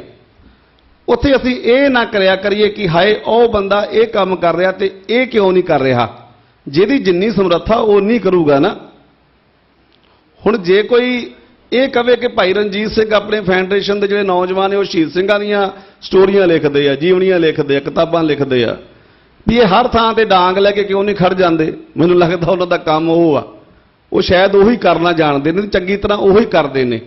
ਅਸੀਂ ਇਹ ਨਾ ਕਿਹਾ ਕਰੀਏ ਕਿ ਯਾਰ ਰਣਜੀਤ ਸਿੰਘ ਉੱਥੇ ਥਾਂ ਤੇ ਕਿਉਂ ਨਹੀਂ ਪਹੁੰਚਿਆ, ਉਹਨੇ ਉੱਥੇ ਆ ਕੇ ਉਹ ਕਿਉਂ ਨਹੀਂ ਕੀਤਾ। ਨਹੀਂ, ਤੁਸੀਂ ਕਰ ਸਕਦੇ ਹੋ ਨਾ, ਜਿੰਨੇ ਕੁ ਜੋਗੇ ਤੁਸੀਂ ਹੋ ਤੁਸੀਂ ਕਰੋ। ਜਿਹੜਾ ਬੰਦਾ ਜਿੰਨੀ ਸਮਰੱਥਾ ਰੱਖਦਾ ਉਹ ਕਰ ਰਿਹਾ ਤੇ ਉਹ ਸਿਰ ਮੱਥੇ ਆ। ਮੈਂ ਸ਼ਾਇਦ ਉਹਨਾਂ ਗੱਲਾਂ 'ਚ ਨਾ ਜਾਵਾਂ ਕਿਉਂਕਿ ਉਹ ਗੱਲਾਂ ਵੀਰ ਹੋਣੀ ਕਰ ਚੁੱਕੇ ਨੇ ਜਿਹੜੀਆਂ ਸਟੇਟ ਦੀਆਂ ਨੈਰੇਟਿਵ ਦੀਆਂ ਨੇ, ਜੋ ਸਟੇਟ ਕਰਦੀ ਆ। ਮੈਂ ਮੋਟੀ ਜੀ ਪੰਜਾਬੀ 'ਚ ਗੱਲ ਤੁਹਾਨੂੰ ਇਹ ਸਮਝਾਉਣਾ ਵੀ ਜਿਹੜਾ ਦੁਸ਼ਮਣ ਆ ਨਾ ਆਪਣਾ, ਉਹ ਸਪਸ਼ਟ ਆ ਤੁਹਾਡੇ ਸਾਹਮਣੇ ਆ। ਤੇ ਦੁਸ਼ਮਣ ਜਿਹੜਾ ਵਾ ਉਹ ਆਪਣਾ ਕੰਮ ਬੜੀ ਇਮਾਨਦਾਰੀ ਨਾਲ ਕਰ ਰਿਹਾ, ਤੇ ਦੁਸ਼ਮਣ ਦਾ ਕੰਮ ਆ ਤੁਹਾਨੂੰ ਖਤਮ ਕਰਨ ਦੇ ਵਾਸਤੇ ਚਾਲਾਂ ਚੱਲਣੀਆਂ, ਤੁਹਾਡੀ ਸਿਧਾਂਤਕ ਘੇਰਾਬੰਦੀ ਕਰਨੀ, ਤੁਹਾਡੀਆਂ ਮਾਣ ਮਰਿਆਦਾਵਾਂ ਨੂੰ, ਤੁਹਾਡੇ ਤਖਤਾਂ ਨੂੰ ਢਾਹ ਲਾਉਣੀ। ਉਹ ਆਪਣਾ ਕੰਮ ਬੜੇ ਹੀ ਸੁਚੱਜੇ ਢੰਗ ਨਾਲ ਕਰ ਰਿਹਾ ਤੇ ਬੜੀ ਸੁਹਿਰਤਾ ਦੇ ਨਾਲ ਜ਼ੋਰ ਸ਼ੋਰ ਨਾਲ ਕਰ ਰਿਹਾ। ਸਵਾਲ ਇੱਥੇ ਇਹ ਪੈਦਾ ਹੁੰਦਾ ਵੀ ਦੁਸ਼ਮਣ ਦੇ ਵੱਲੋਂ ਕੀਤੇ ਜਾ ਰਹੇ ਹਮਲੇ ਨੂੰ ਰੋਕਣ ਦੇ ਵਾਸਤੇ ਆਪਾਂ ਕੀ ਕਰ ਰਹੇ ਹਾਂ? ਕਿ ਕਦੀ ਇਹ ਤਾਂ ਨਹੀਂ ਹੋ ਰਿਹਾ ਕਿ ਅਸੀਂ ਉਹਨਾਂ ਦੇ ਵੱਲੋਂ ਉਸ ਸਿਰਜੇ ਜਾ ਰਹੇ ਵਰਤਾਨ ਦਾ ਹਿੱਸਾ ਬਣਦੇ ਜਾ ਰਹੇ ਹਾਂ? ਜਿਵੇਂ ਕਿ ਆਪਾਂ ਸ਼ਿਵ ਸੈਨਾ ਦੀ ਗੱਲ ਕਰਦੇ ਹਾਂ, ਪਰ ਨਹੀਂ, ਸਾਡੇ ਵਿੱਚ ਕੁਝ ਸਾਡੀ ਵੇਸ਼ ਭੂਸ਼ਾ ਦੇ ਅਜਿਹੇ ਲੋਕ ਜਿਨ੍ਹਾਂ ਦੇ ਨਾਮ ਮੈਂ ਸਪਸ਼ਟ ਰੂਪ 'ਚ ਲੈਣਾ ਚਾਹੂੰਗਾ, ਜਿਵੇਂ ਢੱਡਰੀਆਂ ਵਾਲਾ ਹੋ ਗਿਆ, ਨੇਕੀ ਵਰਗੇ ਹੋ ਗਏ, ਇਹਦੇ ਵਰਗੇ ਹੋਰ ਬਹੁਤ ਨੇ, ਜਿਨ੍ਹਾਂ ਦਾ ਪੂਰਾ ਜ਼ੋਰ ਲੱਗਿਆ ਹੋਇਆ ਕਿ ਉਹ ਸ਼੍ਰੀ ਅਕਾਲ ਤਖਤ ਸਾਹਿਬ ਦੀ ਉਸ ਪ੍ਰਭ ਸੁਭਤਾ ਨੂੰ ਚੈਲੰਜ ਕਰਕੇ ਲੋਕਾਂ ਦੇ ਮਨਾਂ ਦੇ ਵਿੱਚੋਂ ਸ਼੍ਰੀ ਅਕਾਲ ਤਖਤ ਸਾਹਿਬ ਦਾ ਸਤਿਕਾਰ ਘਟਾ ਦੇਣ। ਜਿਵੇਂ ਕਿ ਉਹ ਬਿਲਡਿੰਗ ਕਹਿ ਦਿੰਦੇ ਨੇ, ਜਿਵੇਂ ਕਿ ਉਹ ਕਹਿ ਦਿੰਦੇ ਨੇ ਜਿਹੜੇ ਉਹਦੇ ਲੋਕ ਨੇ ਉਹ ਕਾਬਜ ਨੇ, ਉਹਨਾਂ ਦੇ ਪ੍ਰਤੀ ਉਹਨਾਂ ਦੀ ਜਿਹੜੀ ਸ਼ਬਦਾਵਲੀ ਆਪਾਂ ਚੰਗੀ ਤਰ੍ਹਾਂ ਜਾਣਦੇ ਹਾਂ। ਸੋ ਇਹਨਾਂ ਲੋਕਾਂ ਦੇ ਵੱਲੋਂ ਇਸ ਕੀਤੇ ਜਾ ਰਹੇ ਮਾੜੇ ਕੰਮਾਂ ਤੋਂ ਸੁਚੇਤ ਹੋਣ ਦੇ ਵਾਸਤੇ ਸਾਨੂੰ ਕਰਨਾ ਕੀ ਚਾਹੀਦਾ? ਸਭ ਤੋਂ ਪਹਿਲਾਂ ਤਾਂ ਅਸੀਂ ਇਹ ਚੀਜ਼ ਸਮਝ ਲਈਏ ਵੀ ਜਿਹੜਾ ਵੀ ਮਨੁੱਖ, ਭਾਵੇਂ ਉਹ ਰਾਜਸੀ ਹੋਵੇ ਭਾਵੇਂ ਉਹ ਧਾਰਮਿਕ, ਦਿੱਲੀ ਦੀ ਵਿਚਾਰਧਾਰਾ ਦੇ ਅਧੀਨ ਕੰਮ ਕਰਨ ਵਾਲਾ, ਉਹਨੇ ਤੁਹਾਡਾ ਕਦੀ ਵੀ ਭਲਾ ਨਹੀਂ ਕਰਨਾ। ਉਹਨੇ ਨਾ ਤੁਹਾਨੂੰ ਇਨਸਾਫ ਦੇਣਾ ਤੇ ਨਾ ਲੈ ਕੇ ਦੇਣਾ। ਹਾਂ, ਤੁਹਾਨੂੰ ਉਲਝਾ ਕੇ ਰੱਖੂਗਾ, ਤੁਹਾਨੂੰ ਉਧਰੋਂ ਪੰਥਕ ਮਸਲਿਆਂ ਵੱਲੋਂ ਤੁਹਾਡੇ ਪੰਥ ਦੀ ਚੜ੍ਹਦੀ ਕਲਾ ਦੇ ਵਾਸਤੇ ਕਰਨ ਵਾਲੇ ਕਾਰਜਾਂ ਤੋਂ ਉਲਝਾ ਕੇ ਦੂਜੇ ਬੰਨੇ ਲਿਜਾ ਸਕਦਾ। ਤੇ ਸਾਨੂੰ ਉਸ ਦੁਸ਼ਮਣ ਦੀ ਪਛਾਣ ਕਰਨ ਦੀ ਲੋੜ ਆ। ਦੂਸਰਾ, ਹਮੇਸ਼ਾ ਹੀ ਆਪਾਂ ਕਹਿੰਦੇ ਆ ਕਿ ਹਰ ਸਿੱਖ ਸ਼੍ਰੀ ਅਕਾਲ ਤਖਤ ਸਾਹਿਬ ਨੂੰ ਸਮਰਪਿਤ ਆ। ਅੱਜ ਵੀ ਆਪਾਂ ਸ਼੍ਰੀ ਅਕਾਲ ਤਖਤ ਸਾਹਿਬ ਦੀ ਛਤਰ ਛਾਇਆ ਹੇਠ ਆਏ ਆ, ਇਕੱਠੇ ਹੋਏ ਆ। ਬੇਸ਼ੱਕ ਸਾਡੀਆਂ ਆਪਸੀ 100 ਮਤਭੇਦ ਵਿਚਾਰਧਾਰਕ ਹੋਣਗੀਆਂ, ਪਰ ਇੱਥੇ ਗੱਲ ਅੱਜ ਕਿਉਂਕਿ ਪੰਥ ਦੀ ਆ, ਗੁਰੂ ਗ੍ਰੰਥ ਦੇ ਸਿਧਾਂਤਾਂ ਦੀ ਹੈ, ਇਸ ਕਰਕੇ ਆਪਾਂ ਇਕੱਠੇ ਹੋ ਗਏ ਆ। ਸਾਨੂੰ ਇਹਨਾਂ ਦੇ ਵੱਲੋਂ ਇਸ ਸਿਰਜੇ ਜਾ ਰਹੇ ਵਰਤਾਂਤ ਨੂੰ ਤੋੜਨ ਦੀ ਲੋੜ ਆ ਕਿ ਜਿਹੜਾ ਸ਼੍ਰੀ ਅਕਾਲ ਤਖਤ ਸਾਹਿਬ ਦਾ ਸਿਧਾਂਤ, ਸ਼੍ਰੀ ਅਕਾਲ ਤਖਤ ਸਾਹਿਬ ਦੀ ਸਾਡੇ ਪ੍ਰਤੀ ਉਹਨਾਂ ਦੀ ਜ਼ਿੰਮੇਵਾਰੀ ਤੇ ਸਾਡੀ ਜਿਹੜੀ ਸਿੱਖ ਦੀ ਜ਼ਿੰਮੇਵਾਰੀ ਸ਼੍ਰੀ ਅਕਾਲ ਤਖਤ ਸਾਹਿਬ ਦੀ ਆ, ਉਹ ਬੜੀ ਸਪਸ਼ਟ ਹੈ ਕਿ ਸਾਡੇ ਵਾਸਤੇ ਸਰਵਸ਼੍ਰੇਸ਼ਟ ਆ। ਜਿਹੜਾ ਵੀ ਮਨੁੱਖ ਉਸ ਅਹੁਦੇ ਦੇ ਉੱਤੇ ਵਿਰਾਜਮਾਨ ਆ, ਉਹ ਸਾਡੇ ਵਾਸਤੇ ਸਤਿਕਾਰਯੋਗ ਆ। ਮਤਭੇਦ ਸਾਡੇ 100 ਹੋਣਗੇ, 100 ਸਾਡੀਆਂ ਹੋ ਸਕਦਾ ਸਾਡੇ 'ਚ ਘਾਟਾਂ ਹੋਣ, ਹੋ ਸਕਦਾ ਸਾਨੂੰ ਕੁਝ ਗੱਲਾਂ ਉਹਨਾਂ ਦੀਆਂ ਨਾ ਚੰਗੀਆਂ ਲੱਗਦੀਆਂ ਹੋਣ, ਪਰ ਇਹਦਾ ਮਤਲਬ ਇਹ ਨਹੀਂ ਨਾ ਕਿ ਅਸੀਂ ਉਹਨਾਂ ਦੇ ਪ੍ਰਤੀ ਸਾਡੀ ਸ਼ਬਦਾਵਲੀ ਮਾਰੀ ਵਰਤੀਏ। ਇਹ ਤਾਂ ਨਹੀਂ ਨਾ ਕਿ ਅਸੀਂ ਉਹਨਾਂ ਨੂੰ ਨੀਵਾਂ ਦਿਖਾਉਣ ਦੇ ਵਾਸਤੇ ਕੁਝ ਯਤਨ ਕਰੀਏ। ਸਾਨੂੰ ਇਹ ਨਹੀਂ ਕਰਨਾ ਚਾਹੀਦਾ। ਸਾਨੂੰ ਦੁਸ਼ਮਣ ਦੇ ਵੱਲੋਂ ਇਹਨਾਂ ਕੀਤੇ ਜਾ ਰਹੇ ਹਮਲਿਆਂ ਨੂੰ ਸਮਝਣ ਦੀ ਲੋੜ ਆ ਤੇ ਹਰ ਉਸ ਮਨੁੱਖ ਨੂੰ ਗੱਲ ਨਾਲ ਲਾਉਣ ਦੀ ਲੋੜ ਆ ਜਿਹੜਾ ਗੱਲ ਗੁਰੂ ਗ੍ਰੰਥ ਗੁਰੂ ਪੰਥ ਦੀ ਕਰਦਾ। ਆ ਹੁਣ ਹੀ ਨੌਜਵਾਨ ਆਇਆ ਤੁਹਾਡੇ 'ਚ ਦੇਖਿਆ ਤੁਸੀਂ, ਮੇਰੀ ਮਨੋਜ ਸਿੰਘ ਦੋਹਨ, ਹਰਿਆਣੇ ਤੋਂ ਨੌਜਵਾਨ ਆ। ਕਿਵੇਂ ਗੁਰੂ ਸਾਹਿਬ ਦੀ ਕਿਰਪਾ ਹੋਈ ਅੰਦੋਲਨ ਦੇ ਵਿੱਚ ਅੱਜ ਇਹ ਸਿੱਖੀ ਦੇ ਸਿਧਾਂਤਾਂ ਦੇ ਵਿੱਚ ਦ੍ਰਿੜਤਾ ਨਾਲ ਕੰਮ ਕਰ ਰਹੇ ਨੌਜਵਾਨ ਆ। ਇਹਨਾਂ ਵਰਗੇ ਹੋਰ ਬੇਅੰਤ ਨੇ। ਅਸੀਂ ਕਰਨਾ ਤਾਂ ਇਹੀ ਆ ਵੀ ਅਸੀਂ ਉਹਨਾਂ ਨੂੰ ਗੱਲ ਨਾਲ ਲਾਉਣਾ ਜਿਹੜੇ ਸਾਡੇ ਗੁਰੂ ਗ੍ਰੰਥ ਗੁਰੂ ਪੰਥ ਦੀ ਗੱਲ ਕਰਦੇ ਨੇ। ਅਸੀਂ ਕਰਨਾ ਤੇ ਇਹ ਆ ਵੀ ਸਾਡੇ ਤਖਤ ਸਾਹਿਬਾਨ, ਸਾਡੇ ਲੀਡਰ, ਸਾਡੇ ਆਗੂ ਸਾਹਿਬਾਨ, ਸਾਡੀਆਂ ਸਰਮੌਰ ਸੰਸਥਾਵਾਂ ਦਾ ਸਤਿਕਾਰ ਕਾਇਮ ਕਰਨਾ। ਪਰ ਇੱਥੇ ਅਸੀਂ ਦੁਸ਼ਮਣ ਦੇ ਵੱਲੋਂ ਕੀਤੇ ਜਾ ਰਹੇ ਕੰਮ ਦਾ ਹਿੱਸਾ ਬਣ ਰਹੇ ਹਾਂ। ਕੋਈ ਮੇਰੇ ਵਰਗਾ ਉੱਠ ਕੇ ਦਲ ਪੰਥਾਂ ਨੂੰ ਭੰਡਣ ਲੱਗ ਜਾਂਦਾ, ਸੰਪਰਦਾਵਾਂ ਨੂੰ ਭੰਡਣ ਲੱਗ ਜਾਂਦਾ, ਸਾਡੇ ਕੌਮ ਦੇ ਉਹਨਾਂ ਆਗੂਆਂ ਨੂੰ ਭੰਡਣ ਲੱਗ ਜਾਂਦਾ ਜਿਨ੍ਹਾਂ ਨੇ ਜਵਾਨੀਆਂ ਗਾਲ ਦਿੱਤੀਆਂ ਇਹਨਾਂ ਕਾਰਜਾਂ ਦੇ ਵਿੱਚ ਪੰਥਕਾਂ ਦੇ। ਜਿਹਦਾ ਜਿੰਨਾ ਰੋਲ ਸੀ ਉਹਨੇ ਉਹਨਾਂ ਨਿਭਾਇਆ, ਉਹਨੇ ਉਨੀ ਸੇਵਾ ਕਰਤੀ। ਹੁਣ ਤੁਸੀਂ ਕਰੋ, ਤੁਹਾਡਾ ਵੀ ਫਰਜ਼ ਆ। ਗੁਰੂ ਹਰ ਇੱਕ ਦਾ ਸਾਂਝਾ ਸਿਧਾਂਤ ਮਰਿਆਦਾ ਹਰ ਦੇ ਇੱਕ ਦੇ ਵਾਸਤੇ ਉਨੀ ਜ਼ਰੂਰੀ ਹੈ ਜਿੰਨੀ ਉਹਨਾਂ ਵਾਸਤੇ ਸੀ ਜਿਨ੍ਹਾਂ ਨੇ ਕਰਤਾ। ਸੋ ਸਾਨੂੰ ਇਸ ਚੀਜ਼ ਤੋਂ ਪਹਿਲਾਂ ਤਾਂ ਬਾਹਰ ਨਿਕਲਣਾ ਪੈਣਾ। ਜੋ ਅੱਜ ਦਾ ਮਸਲਾ ਆਪਾਂ ਗੱਲ ਕਰਦੇ ਹਾਂ ਕਿ ਜਿਹੜੇ ਸ਼ਿਵ ਸੈਨਾ ਵਾਲੇ ਨੇ, ਸ਼ਰਾਰਤੀ ਲੋਕ ਨੇ, ਜਿਹੜੇ ਪੰਥ ਨੂੰ ਢਾਹ ਲਾਉਣ ਦੇ ਵਾਸਤੇ ਹਰ ਤਰੀਕੇ ਦੇ ਨਾਲ ਕੋਈ ਨਾ ਕੋਈ ਚਾਲ ਹਮੇਸ਼ਾ ਚੱਲਦੇ ਰਹਿੰਦੇ ਨੇ। ਖਾਸ ਕਰਕੇ ਜੂਨ ਦਾ ਮਹੀਨਾ ਆਉਣ ਵਾਲਾ, ਹੁਣ ਉਹਨਾਂ ਨੇ ਇਹ ਚੀਜ਼ਾਂ ਜ਼ਿਆਦਾ ਤੌਰ ਤੇ ਕਰਨੀਆਂ। ਉਹਨਾਂ ਦੇ ਵਾਸਤੇ ਸਾਨੂੰ ਇਹ ਚੀਜ਼ ਬੜੀ ਕਲੀਅਰ ਸਮਝਣੀ ਪੈਣੀ ਆ ਕਿ ਜਿੱਥੇ ਜਿੱਥੇ ਵੀ ਤੁਸੀਂ ਸੇਵਾ ਕਰਦੇ ਹੋ, ਹੁਣ ਜ਼ਰੂਰੀ ਨਹੀਂ ਨਾ ਹੁੰਦਾ ਕਿ ਹੁਣ ਪਟਿਆਲੇ ਮਸਲਾ ਸੀ ਵੀ ਅੰਮ੍ਰਿਤਸਰ ਸਾਹਿਬ ਵਾਲੇ ਸਿੰਘ ਵੀ ਸਾਰੇ ਹੀ ਪਟਿਆਲੇ ਜਾ ਕੇ ਸੇਵਾ ਕਰਦੇ, ਨਹੀਂ। ਪਟਿਆਲੇ ਵਾਲੇ ਸਿੰਘਾਂ ਨੇ ਜ਼ਿੰਮੇਵਾਰੀ ਸਾਂਭੀ, ਉਹਨਾਂ ਨੇ ਡਟ ਕੇ ਜਵਾਬ ਦਿੱਤਾ। ਜੇ ਅੰਮ੍ਰਿਤਸਰ ਸਾਹਿਬ ਦੇ ਸਿੰਘਾਂ ਦੀ ਗੱਲ ਕਰੀਏ, ਇੱਥੇ ਸਾਡਾ ਤਾਂ ਇੱਕ ਵੀ ਸਿੰਘ ਜਿਹੜਾ ਉਹ ਭੁਪਿੰਦਰ ਸਿੰਘ ਵਰਗਾ ਉਹ 50 ਬੰਦਿਆਂ ਨੂੰ ਭਜਾ ਦਿੰਦਾ। ਖੜਨ ਦੀ ਹਿੰਮਤ ਉਹ ਰੱਖਦੇ ਵੀ ਨਹੀਂ, ਲੜਨ ਦੀ ਤੁਹਾਡੇ 'ਚ ਉਹਨਾਂ ਦੇ ਅੰਦਰ ਹਿੰਮਤ ਹੈ ਵੀ ਨਹੀਂ। ਪਰ ਉਹਨਾਂ ਦੇ ਵੱਲੋਂ ਜਿਹੜੇ ਉਹ ਕਾਰਜ ਕੀਤੇ ਜਾਂਦੇ ਨੇ, ਜੋ ਉਹਨਾਂ ਦੇ ਵੱਲੋਂ ਉਹ ਖੇਡਾਂ ਰਚਾਈਆਂ ਜਾਂਦੀਆਂ ਨੇ, ਸਾਨੂੰ ਉਹ ਸਮਝਣ ਦੀ ਲੋੜ ਆ। ਜਦੋਂ ਵੀ ਕਿਤੇ ਅਜਿਹੀ ਗੱਲ ਹੁੰਦੀ ਆ, ਜਦੋਂ ਵੀ ਕਿਤੇ ਅਜਿਹਾ ਮੌਕਾ ਬਣਦਾ ਕਿ ਕੋਈ ਵੀ ਤਾਕਤ ਉੱਠ ਕੇ ਪੰਥ ਨੂੰ ਚੈਲੰਜ ਕਰਦੀ ਆ, ਸਾਡੀ ਆਪਸੀ ਜਿੰਨੇ ਮਰਜ਼ੀ ਮਨਮਟਾਵ ਹੋਣ, ਸਾਡੇ ਆਪਸੀ ਮਰਜ਼ੀ ਮਤਭੇਦ ਹੋਣ, ਸਾਨੂੰ ਇੱਕ ਝੰਡੇ ਇੱਕ ਨਿਸ਼ਾਨ ਥੱਲੇ ਖੜ ਕੇ ਉਸ ਦੁਸ਼ਮਣ ਦਾ ਜਵਾਬ ਦੇਣਾ ਚਾਹੀਦਾ। ਸਾਨੂੰ ਇਹ ਨਾ ਹੋਵੇ ਕਿ ਯਾਰ ਦੂਜੀ ਜਥੇਬੰਦੀ ਨੇ ਚੈਲੰਜ ਕਰਤਾ ਜਾਂ ਦੂਜੀ ਜਥੇਬੰਦੀ ਖੜ ਗਈ, ਹੁਣ ਸਾਨੂੰ ਕੋਈ ਲੋੜ ਨਹੀਂ, ਉਹ ਆਪੇ ਕਰ ਲੂਗਾ। ਨਹੀਂ, ਇੱਥੇ ਇਹ ਵੀ ਛੱਡ ਦਈਏ ਵੀ ਸਾਨੂੰ ਕਿਸੇ ਨੇ ਬੁਲਾਇਆ ਕਿ ਨਹੀਂ ਬੁਲਾਇਆ।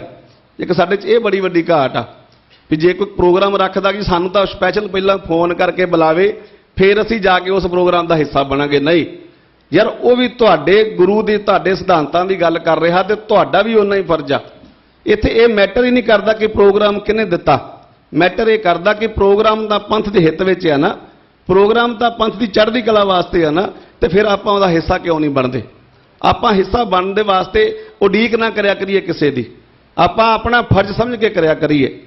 ਦੂਸਰਾ, ਜਿਹੜਾ ਲੋਕ ਉਹ ਕੋਈ ਵੀ ਤਾਕਤਾਂ ਨੇ, ਤੁਸੀਂ ਉਹਨਾਂ ਨੂੰ ਆਰਐਸਐਸ ਕਹਿ ਲਓ, ਏਜੰਸੀਆਂ ਕਹਿ ਲਓ, ਕਿਸੇ ਵੀ ਤਰੀਕੇ ਦੇ ਨਾਲ ਕੋਈ ਵੀ ਨਾਂ ਦੇ ਦਿਓ, ਉਹਨਾਂ ਦੇ ਵੱਲੋਂ ਇਹ ਸਾਰਾ ਜਿਹੜਾ ਖੇਡ ਵਰਤਾਈ ਜਾਂਦੀ ਆ ਪੰਥ ਨੂੰ ਢਾਹ ਲਾਉਣ ਦੇ ਲਈ, ਉਹ ਭਾਵੇਂ ਉਹ ਸ਼ਿਵ ਸੈਨਾ ਦਾ ਰੂਪ ਲਾ ਲਓ, ਭਾਵੇਂ ਉਹ ਪਿਛਲੇ ਦਿਨੀ ਗੁਰੂ ਗ੍ਰੰਥ ਸਾਹਿਬ ਦੀ ਲਗਾ ਮਾਤਰਾਵਾਂ ਦੀ ਆਪਾਂ ਗੱਲ ਕਰ ਰਹੇ ਹਾਂ, ਜਾਂ ਉਸ ਤੋਂ ਬਾਅਦ ਬਾਣੀਆਂ ਤੇ ਕਿੰਤੂ ਪਰੰਤੂ, ਦਸਮ ਦੇ ਉੱਤੇ ਕਿੰਤੂ ਪਰੰਤੂ, ਸਾਡੇ ਤਖਤ ਸਾਹਿਬਾਨਾਂ ਤੇ ਕਿੰਤੂ ਪਰੰਤੂ, ਹਰ ਤਰੀਕੇ ਦੇ ਨਾਲ ਉਹਨਾਂ ਦੇ ਵੱਲੋਂ ਕੀਤੇ ਜਾ ਰਹੇ ਹਮਲਿਆਂ ਨੂੰ ਸਮਝਣ ਦੇ ਵਾਸਤੇ ਸਾਨੂੰ ਸਿਰ ਜੋੜਨ ਦੀ ਲੋੜ ਆ।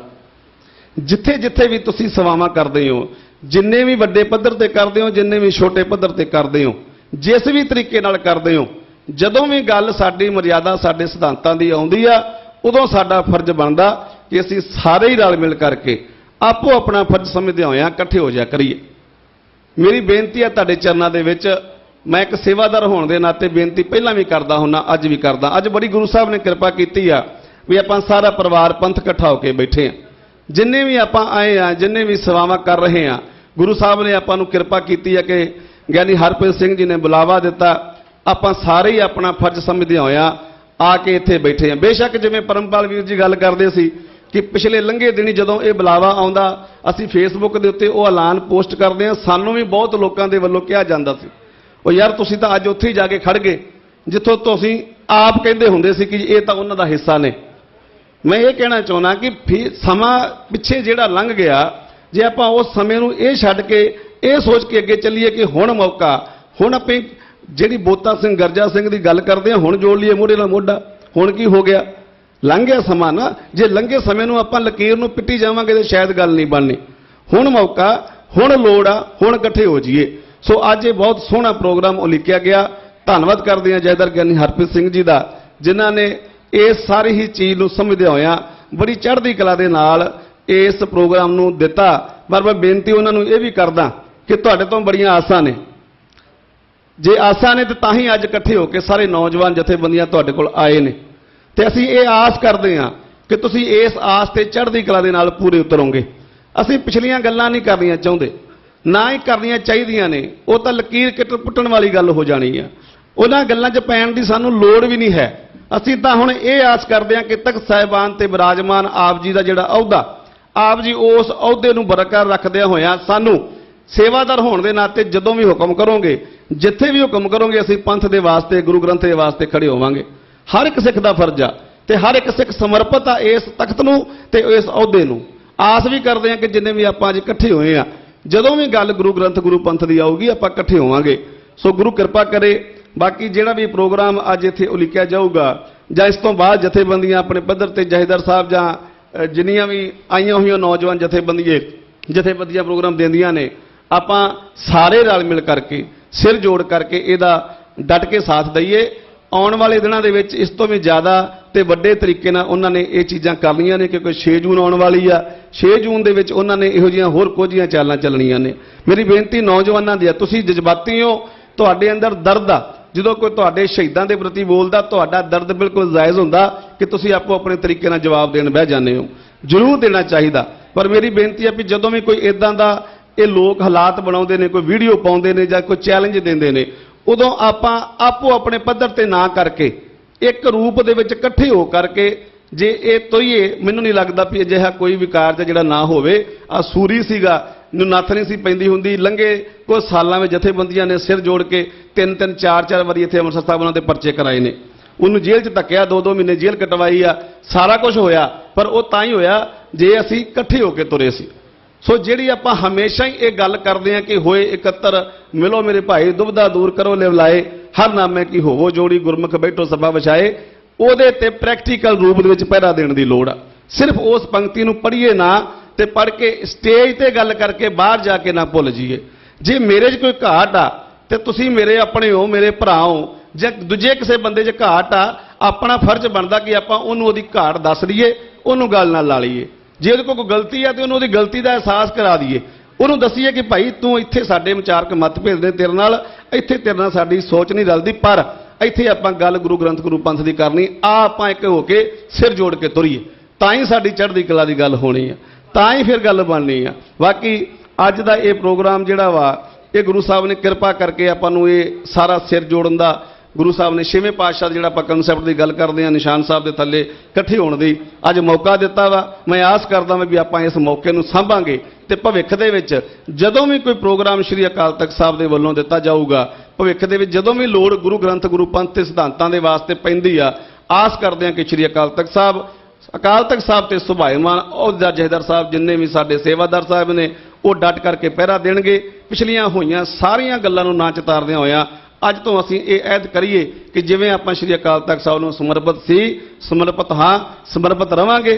ਗੁਰੂ ਭਲਾ ਕਰੇ। ਵਾਹਿਗੁਰੂ ਜੀ ਕਾ ਖਾਲਸਾ, ਵਾਹਿਗੁਰੂ ਜੀ ਕੀ ਫਤਿਹ। ਬਹੁਤ ਬਹੁਤ ਧੰਨਵਾਦ ਵੀਰ ਜੀ। ਬੇਨਤੀ ਕਰਾਂਗਾ ਬੜੇ ਹੀ ਸਿੱਖ ਕੌਮ ਦੇ ਯੰਗ ਆਗੂ ਵੀਰ ਰਣਜੀਤ ਸਿੰਘ ਜੀ ਦਮਦਮੀ ਟਕਸਾਲ, ਉਹਨਾਂ ਨੂੰ ਕਿ ਉਹ ਆਪਣੇ ਵਿਚਾਰਾਂ ਦੀ ਸਾਂਝ ਪਾਉਣ ਜੀ। ਵੀਰ ਰਣਜੀਤ ਸਿੰਘ ਜੀ।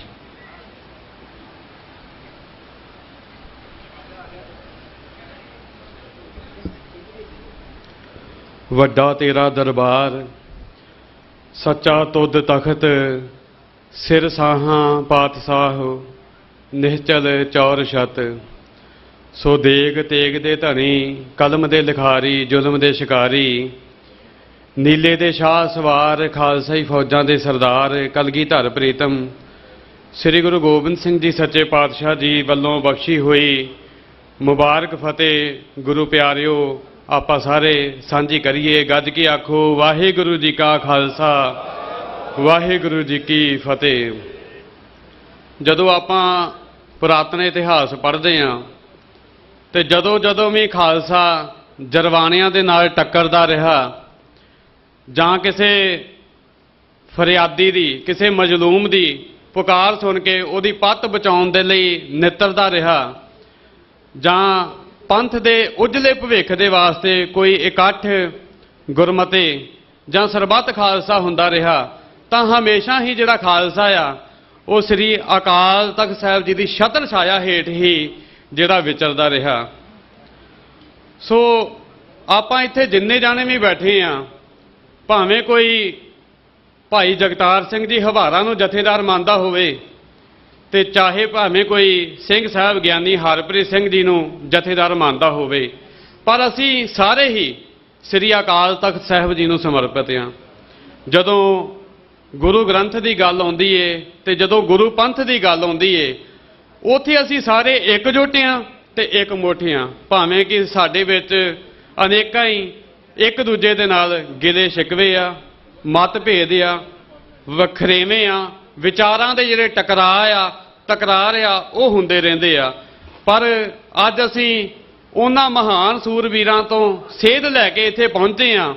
ਜਦੋਂ 18ਵੀਂ ਸਦੀ ਦੇ ਵਿੱਚ ਸਰਬੱਤ ਖਾਲਸਾ ਹੋਇਆ ਸੀ ਤੇ ਉਸ ਸਮੇਂ ਦੁਸ਼ਮਣ ਧਿਰ ਦੇ ਨਾਲ ਜਦੋਂ ਜੰਗ ਲੜਨ ਦੀ ਗੱਲ ਹੋਈ ਤਾਂ ਕੁਝ ਮਿਸਲਾਂ ਦੇ ਸਰਦਾਰਾਂ ਨੇ ਆਖਿਆ ਕਿ ਵੱਖੋ ਵੱਖਰੇ ਮਿਸਲਾਂ ਦੇ ਝੰਡੇ ਹੇਠ ਜਿਹੜੀ ਜੰਗ ਆ ਉਹ ਲੜੀ ਜਾਵੇ।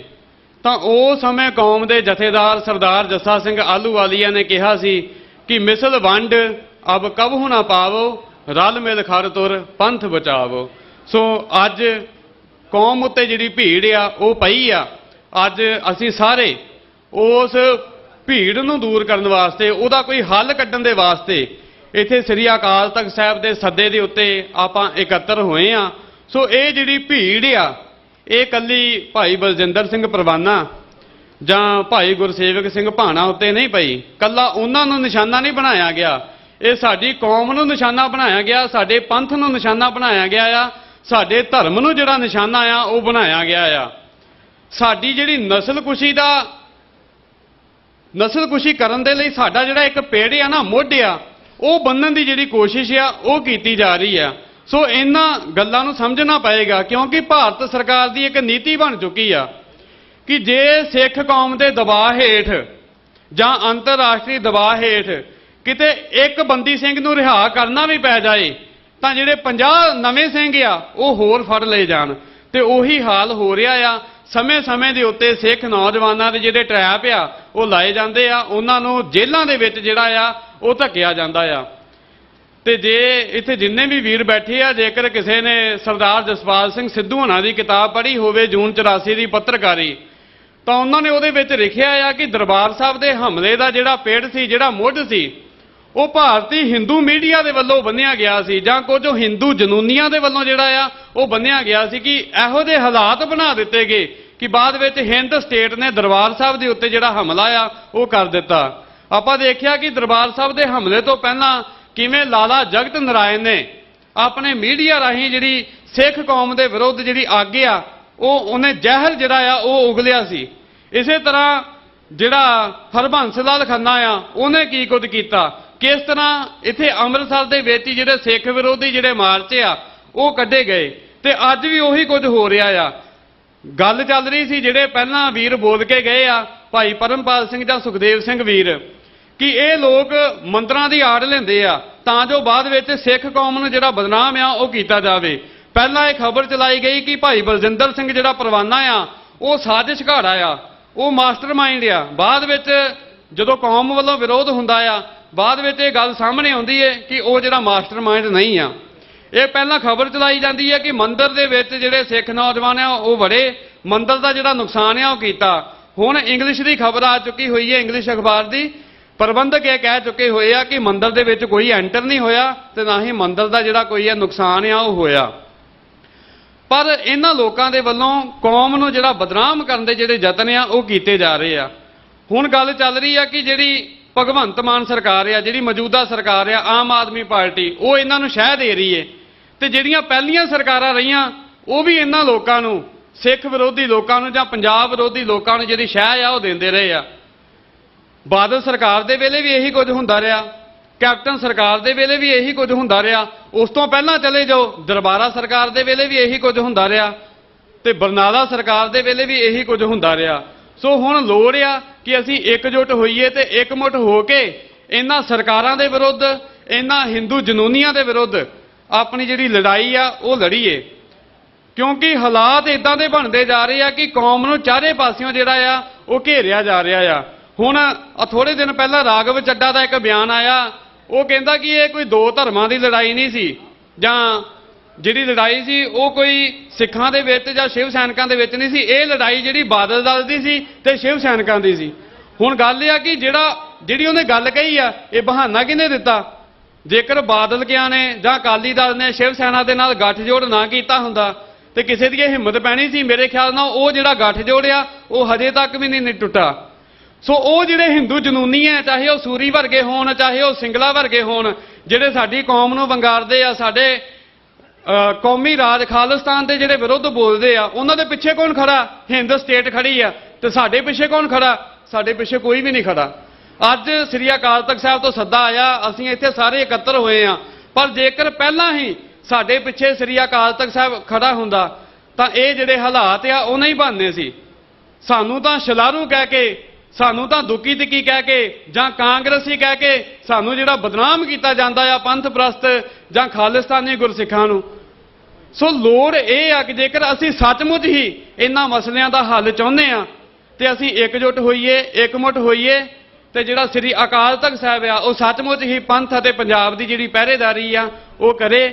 ਅਸੀਂ ਗਿਆਨੀ ਹਰਪ੍ਰੀਤ ਸਿੰਘ ਦੇ ਨਾਲ, हर तरीके दे नाल मोढे नाल मोढा जोड़ के खड़े आ, पर वो पंथ की गल करन, पंजाब की गल करन ते असीं जिहड़ा साथ आ वो देवांगे। सो इन्नियां कोई बेनतियां प्रवान करनियां। बाकी ये पंजाब की धरती आ, ये सिख होमलैंड आ, इत्थे आके कोई सिखां नूं वंगार जावे शिव सैनिक जां कोई हिंदू तवी, ये कदी भी जिहड़ा बर्दाश्त आ वो नहीं किया जा सकता। इत्थे पंथ की गल चलेगी, इत्थे पंजाब की गल चलेगी। वाहिगुरू जी का खालसा, वाहिगुरू जी की फतेह। क्या काल बहुत बहुत धन्यवाद वीर रंजीत सिंह जी का। हरियाणे तो अलायंस ऑफ सिख ऑर्गेनाइजेशन के जोड़े पार्ट ने यूनाइटेड सिख मिशन वीर मनोज सिंह जी दूहन, उन्होंने बेनती करांगा कि वो हरियाणे दे विच भी बहुत सारिया ऐसिया समस्यावां ने जिहड़ियां कि सिर्फ पंजाब विच ही नहीं उत्थों दे सिख भी फेस कर रहे हैं। क्योंकि आपां देखिया कि अज दी ही शायद खबर है कि कुछ नौजवानों नूं उत्थे जिहड़ा वो चक के ते उन्हां दे उत्ते बहुत वड्डे जिहड़े वो परचे पा दिते गए ने। सो बेनती करांगा वीर मनोज सिंह जी दूहन। वाहेगुरु जी का खालसा, वाहेगुरु जी की फतेह। रिस्पेक्टेड सिंह साहब, SGPC मेंबर्स, साध संगत, इस कॉन्फ्रेंस में एक शब्द बार बार जिसकी रिपीटेशन हुई वो है नैरेटिव, कि नैरेटिव जो है स्टेट नैरेटिव को सेट करती है और हम लोग उस नैरेटिव का चश्मा लगाकर सब चीज़ों को देखना और उसको इंटरप्रिटेशन उसकी शुरू कर देते हैं। इसी तरीके से एक और शब्द है प्रिंसिपल कंट्राडिक्शन। चाइना में एक आदमी हुआ, एक लीडर हुआ माओ त्से तुंग। माओ त्से तुंग ने एक शब्द दिया था प्रिंसिपल कंट्राडिक्शन। प्रिंसिपल कंट्राडिक्शन का मतलब यह है कि समस्याएं तो बहुत हैं, there are a lot of contradictions in Chinese society, कि चीन के समाज में समस्याएं बहुत हैं, लेकिन प्रिंसिपल कंट्राडिक्शन क्या है, सबसे बड़ी समस्या क्या है। युद्ध के अंदर भी हम लोग देखें कि फर्ज करो 10 आदमी लाठी लेकर आ जाएं और हमें उनका मुकाबला करना हो, तो उनमें से जो सबसे ताकतवर होगा अगर हम लोग उसके ऊपर अटैक करेंगे तो लड़ाई को जीत जाएंगे, अदरवाइज हम लोग सबसे कमजोर पर अटैक करेंगे तो हम लोग लड़ाई को हार जाएंगे। तो चाइना की सोसाइटी में माओ ने कहा कि प्रिंसिपल कंट्राडिक्शन है अमीर और गरीब की लड़ाई, प्रोलिटेरिएट जो सब कुछ हार चुका है, सर्वहारा की और पूंजीपति की, कैपिटलिस्ट की लड़ाई। लेकिन जब हम लोग भारतीय संदर्भ में आते हैं, इंडियन पर्सपेक्टिव में आते हैं, तो भारतीय समाज का जो प्रिंसिपल कंट्राडिक्शन है वो है विपरवाद, वो है ब्राह्मणवाद। और विपरवाद जो है यही स्टेट का इस्तेमाल करता है नैरेटिव को सेट करने के लिए। तो इसलिए छोटी छोटी समस्याएं तो हैं, छोटे छोटे एजेंडे तो हैं, लेकिन जो सबसे बड़ी समस्या है विपरवाद की, जो सांस्कृतिक हमला हम पर हो रहा है, उसका हमें मुकाबला करना होगा। और एक ही इनका मकसद है कि येन केन प्राक्रेन बाय हुक और बाय क्रुक, सिक्खी को फैलने से रोका जाए, सिक्खी के विस्तार को रोका जाए, सिक्खी के फलसफे को रोका जाए। अभी हरियाणा के अंदर एक हफ्ता पहले करनाल में एक स्कॉर्पियो गाड़ी के शीशे तोड़ दिए गए, और शीशे इसलिए तोड़े क्योंकि उस गाड़ी के पीछे संत जी का, संत जरनैल सिंह खालसा भिंडरवाला जी का फोटो लगा हुआ था। उसके बाद गिरफ्तारी उन लोगों की होनी चाहिए थी जिन्होंने उस शीशे को तोड़ा, जिन्होंने उस गाड़ी को नुकसान किया। लेकिन कल जो है पंजाब के 4 लड़कों को, 4 नौजवानों को ये कह के पकड़ लिया गया कि ये खालिस्तानी हैं, ये जो है इन्होंने कट्टा जो है इनके पास मिला है, जो पाकिस्तान से ड्रोन से जो है इन्होंने कट्टा जो है वो इंडिया में बॉलिंग हुई थी, और इस कट्टे को और इन 31 जो कारतूस थे इनको ये तेलंगाना में जो है भेजना चाह रहे थे। माने खालिस्तान का नक्शा जो है इसका मतलब तेलंगाना तक इनकी नजरों में हो गया। तो ये लोग जो हैं झूठे नैरेटिव सेट करके हमें जो है डरा रहे हैं, जिससे हरियाणा के जो नौजवान जो सिख बनने की ओर अग्रसर हैं या जिनके अंदर सिक्खी की भावना पनप रही है, उनके बीच ये डर बिठा दिया जाए कि अगर तुम सिख बनोगे तो तुम्हें जो है खालिस्तान का नाम देकर तुम्हें गिरफ्तार कर लिया जाएगा। इसी कड़ी में जो है भाई परवाना जी की गिरफ्तारी हुई, और इसी कड़ी में यहां पंजाब के अंदर ये हिंदू और सिख के बीच में जो है लड़ाई करवाना चाहते हैं। हिंदुइज्म को जैसा मैंने समझा, हिंदुइज्म मैं ये मानता हूं, मेरा अपना पर्सनल, मैं अपनी बात रखना चाह रहा हूं कि हिंदुइज्म जो है ये भी एक विपरवाद जो है, ये हिंदुइज्म विपरवाद जो है वो हिंदुइज्म के नाम पर जो है प्रफुल्लित होता है, और हिंदुइज्म को आगे रख के, मंदिरों को आगे रख के ये लोग अपना बचाव करते हैं। तो प्रिंसिपल कंट्राडिक्शन को हम लोग समझें, और इसमें हरियाणा और पंजाब को मिलकर इस लड़ाई को लड़ना पड़ेगा। हरियाणा और पंजाब को जो छोटे इश्यूज हैं, SYL का इश्यू है, देखो हमारी जो कौम है, पंजाब की जो धरती है, इसने दुनिया को अमृत छकाया है, सिख कौम ने दुनिया को अमृत छकाया है, तो अमृत छकाने वाली कौम कम से कम जो है पानी के मसले पे नहीं लड़े, हम लोग इकट्ठे मिलकर लड़ेंगे और इन शक्तियों को हराएंगे। आप लोगों ने मेरी बात को ध्यान से सुना, आपका धन्यवाद। वाहे गुरु जी का खालसा, वाहे गुरु जी की फतेह।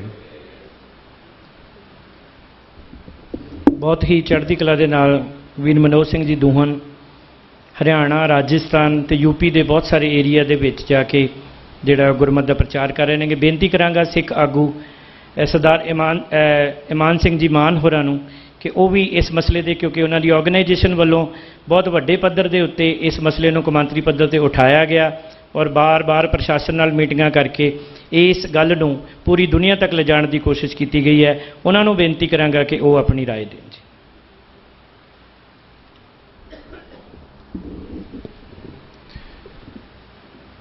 ਛੇਵੇਂ ਪਾਤਸ਼ਾਹ ਦੇ ਸਜਾਏ ਸਥਾਨ ਤੇ ਇਕੱਤਰਿਤ ਹੋਈ गुरु के लाडली, गुरु के सिख, अपने मन से दर्द रखते हुए साध संगत जी, सिंह साहिबान निमरत सहित फतेह अर्ज करते हैं। वाहिगुरु जी का खालसा, वाहिगुरु जी की फतेह। साध संगत जी, कोई मेरे तो गलत कहा ना जाए, मैं पढ़ के गुरु साहब दे शब्दावली कहना चाहता है।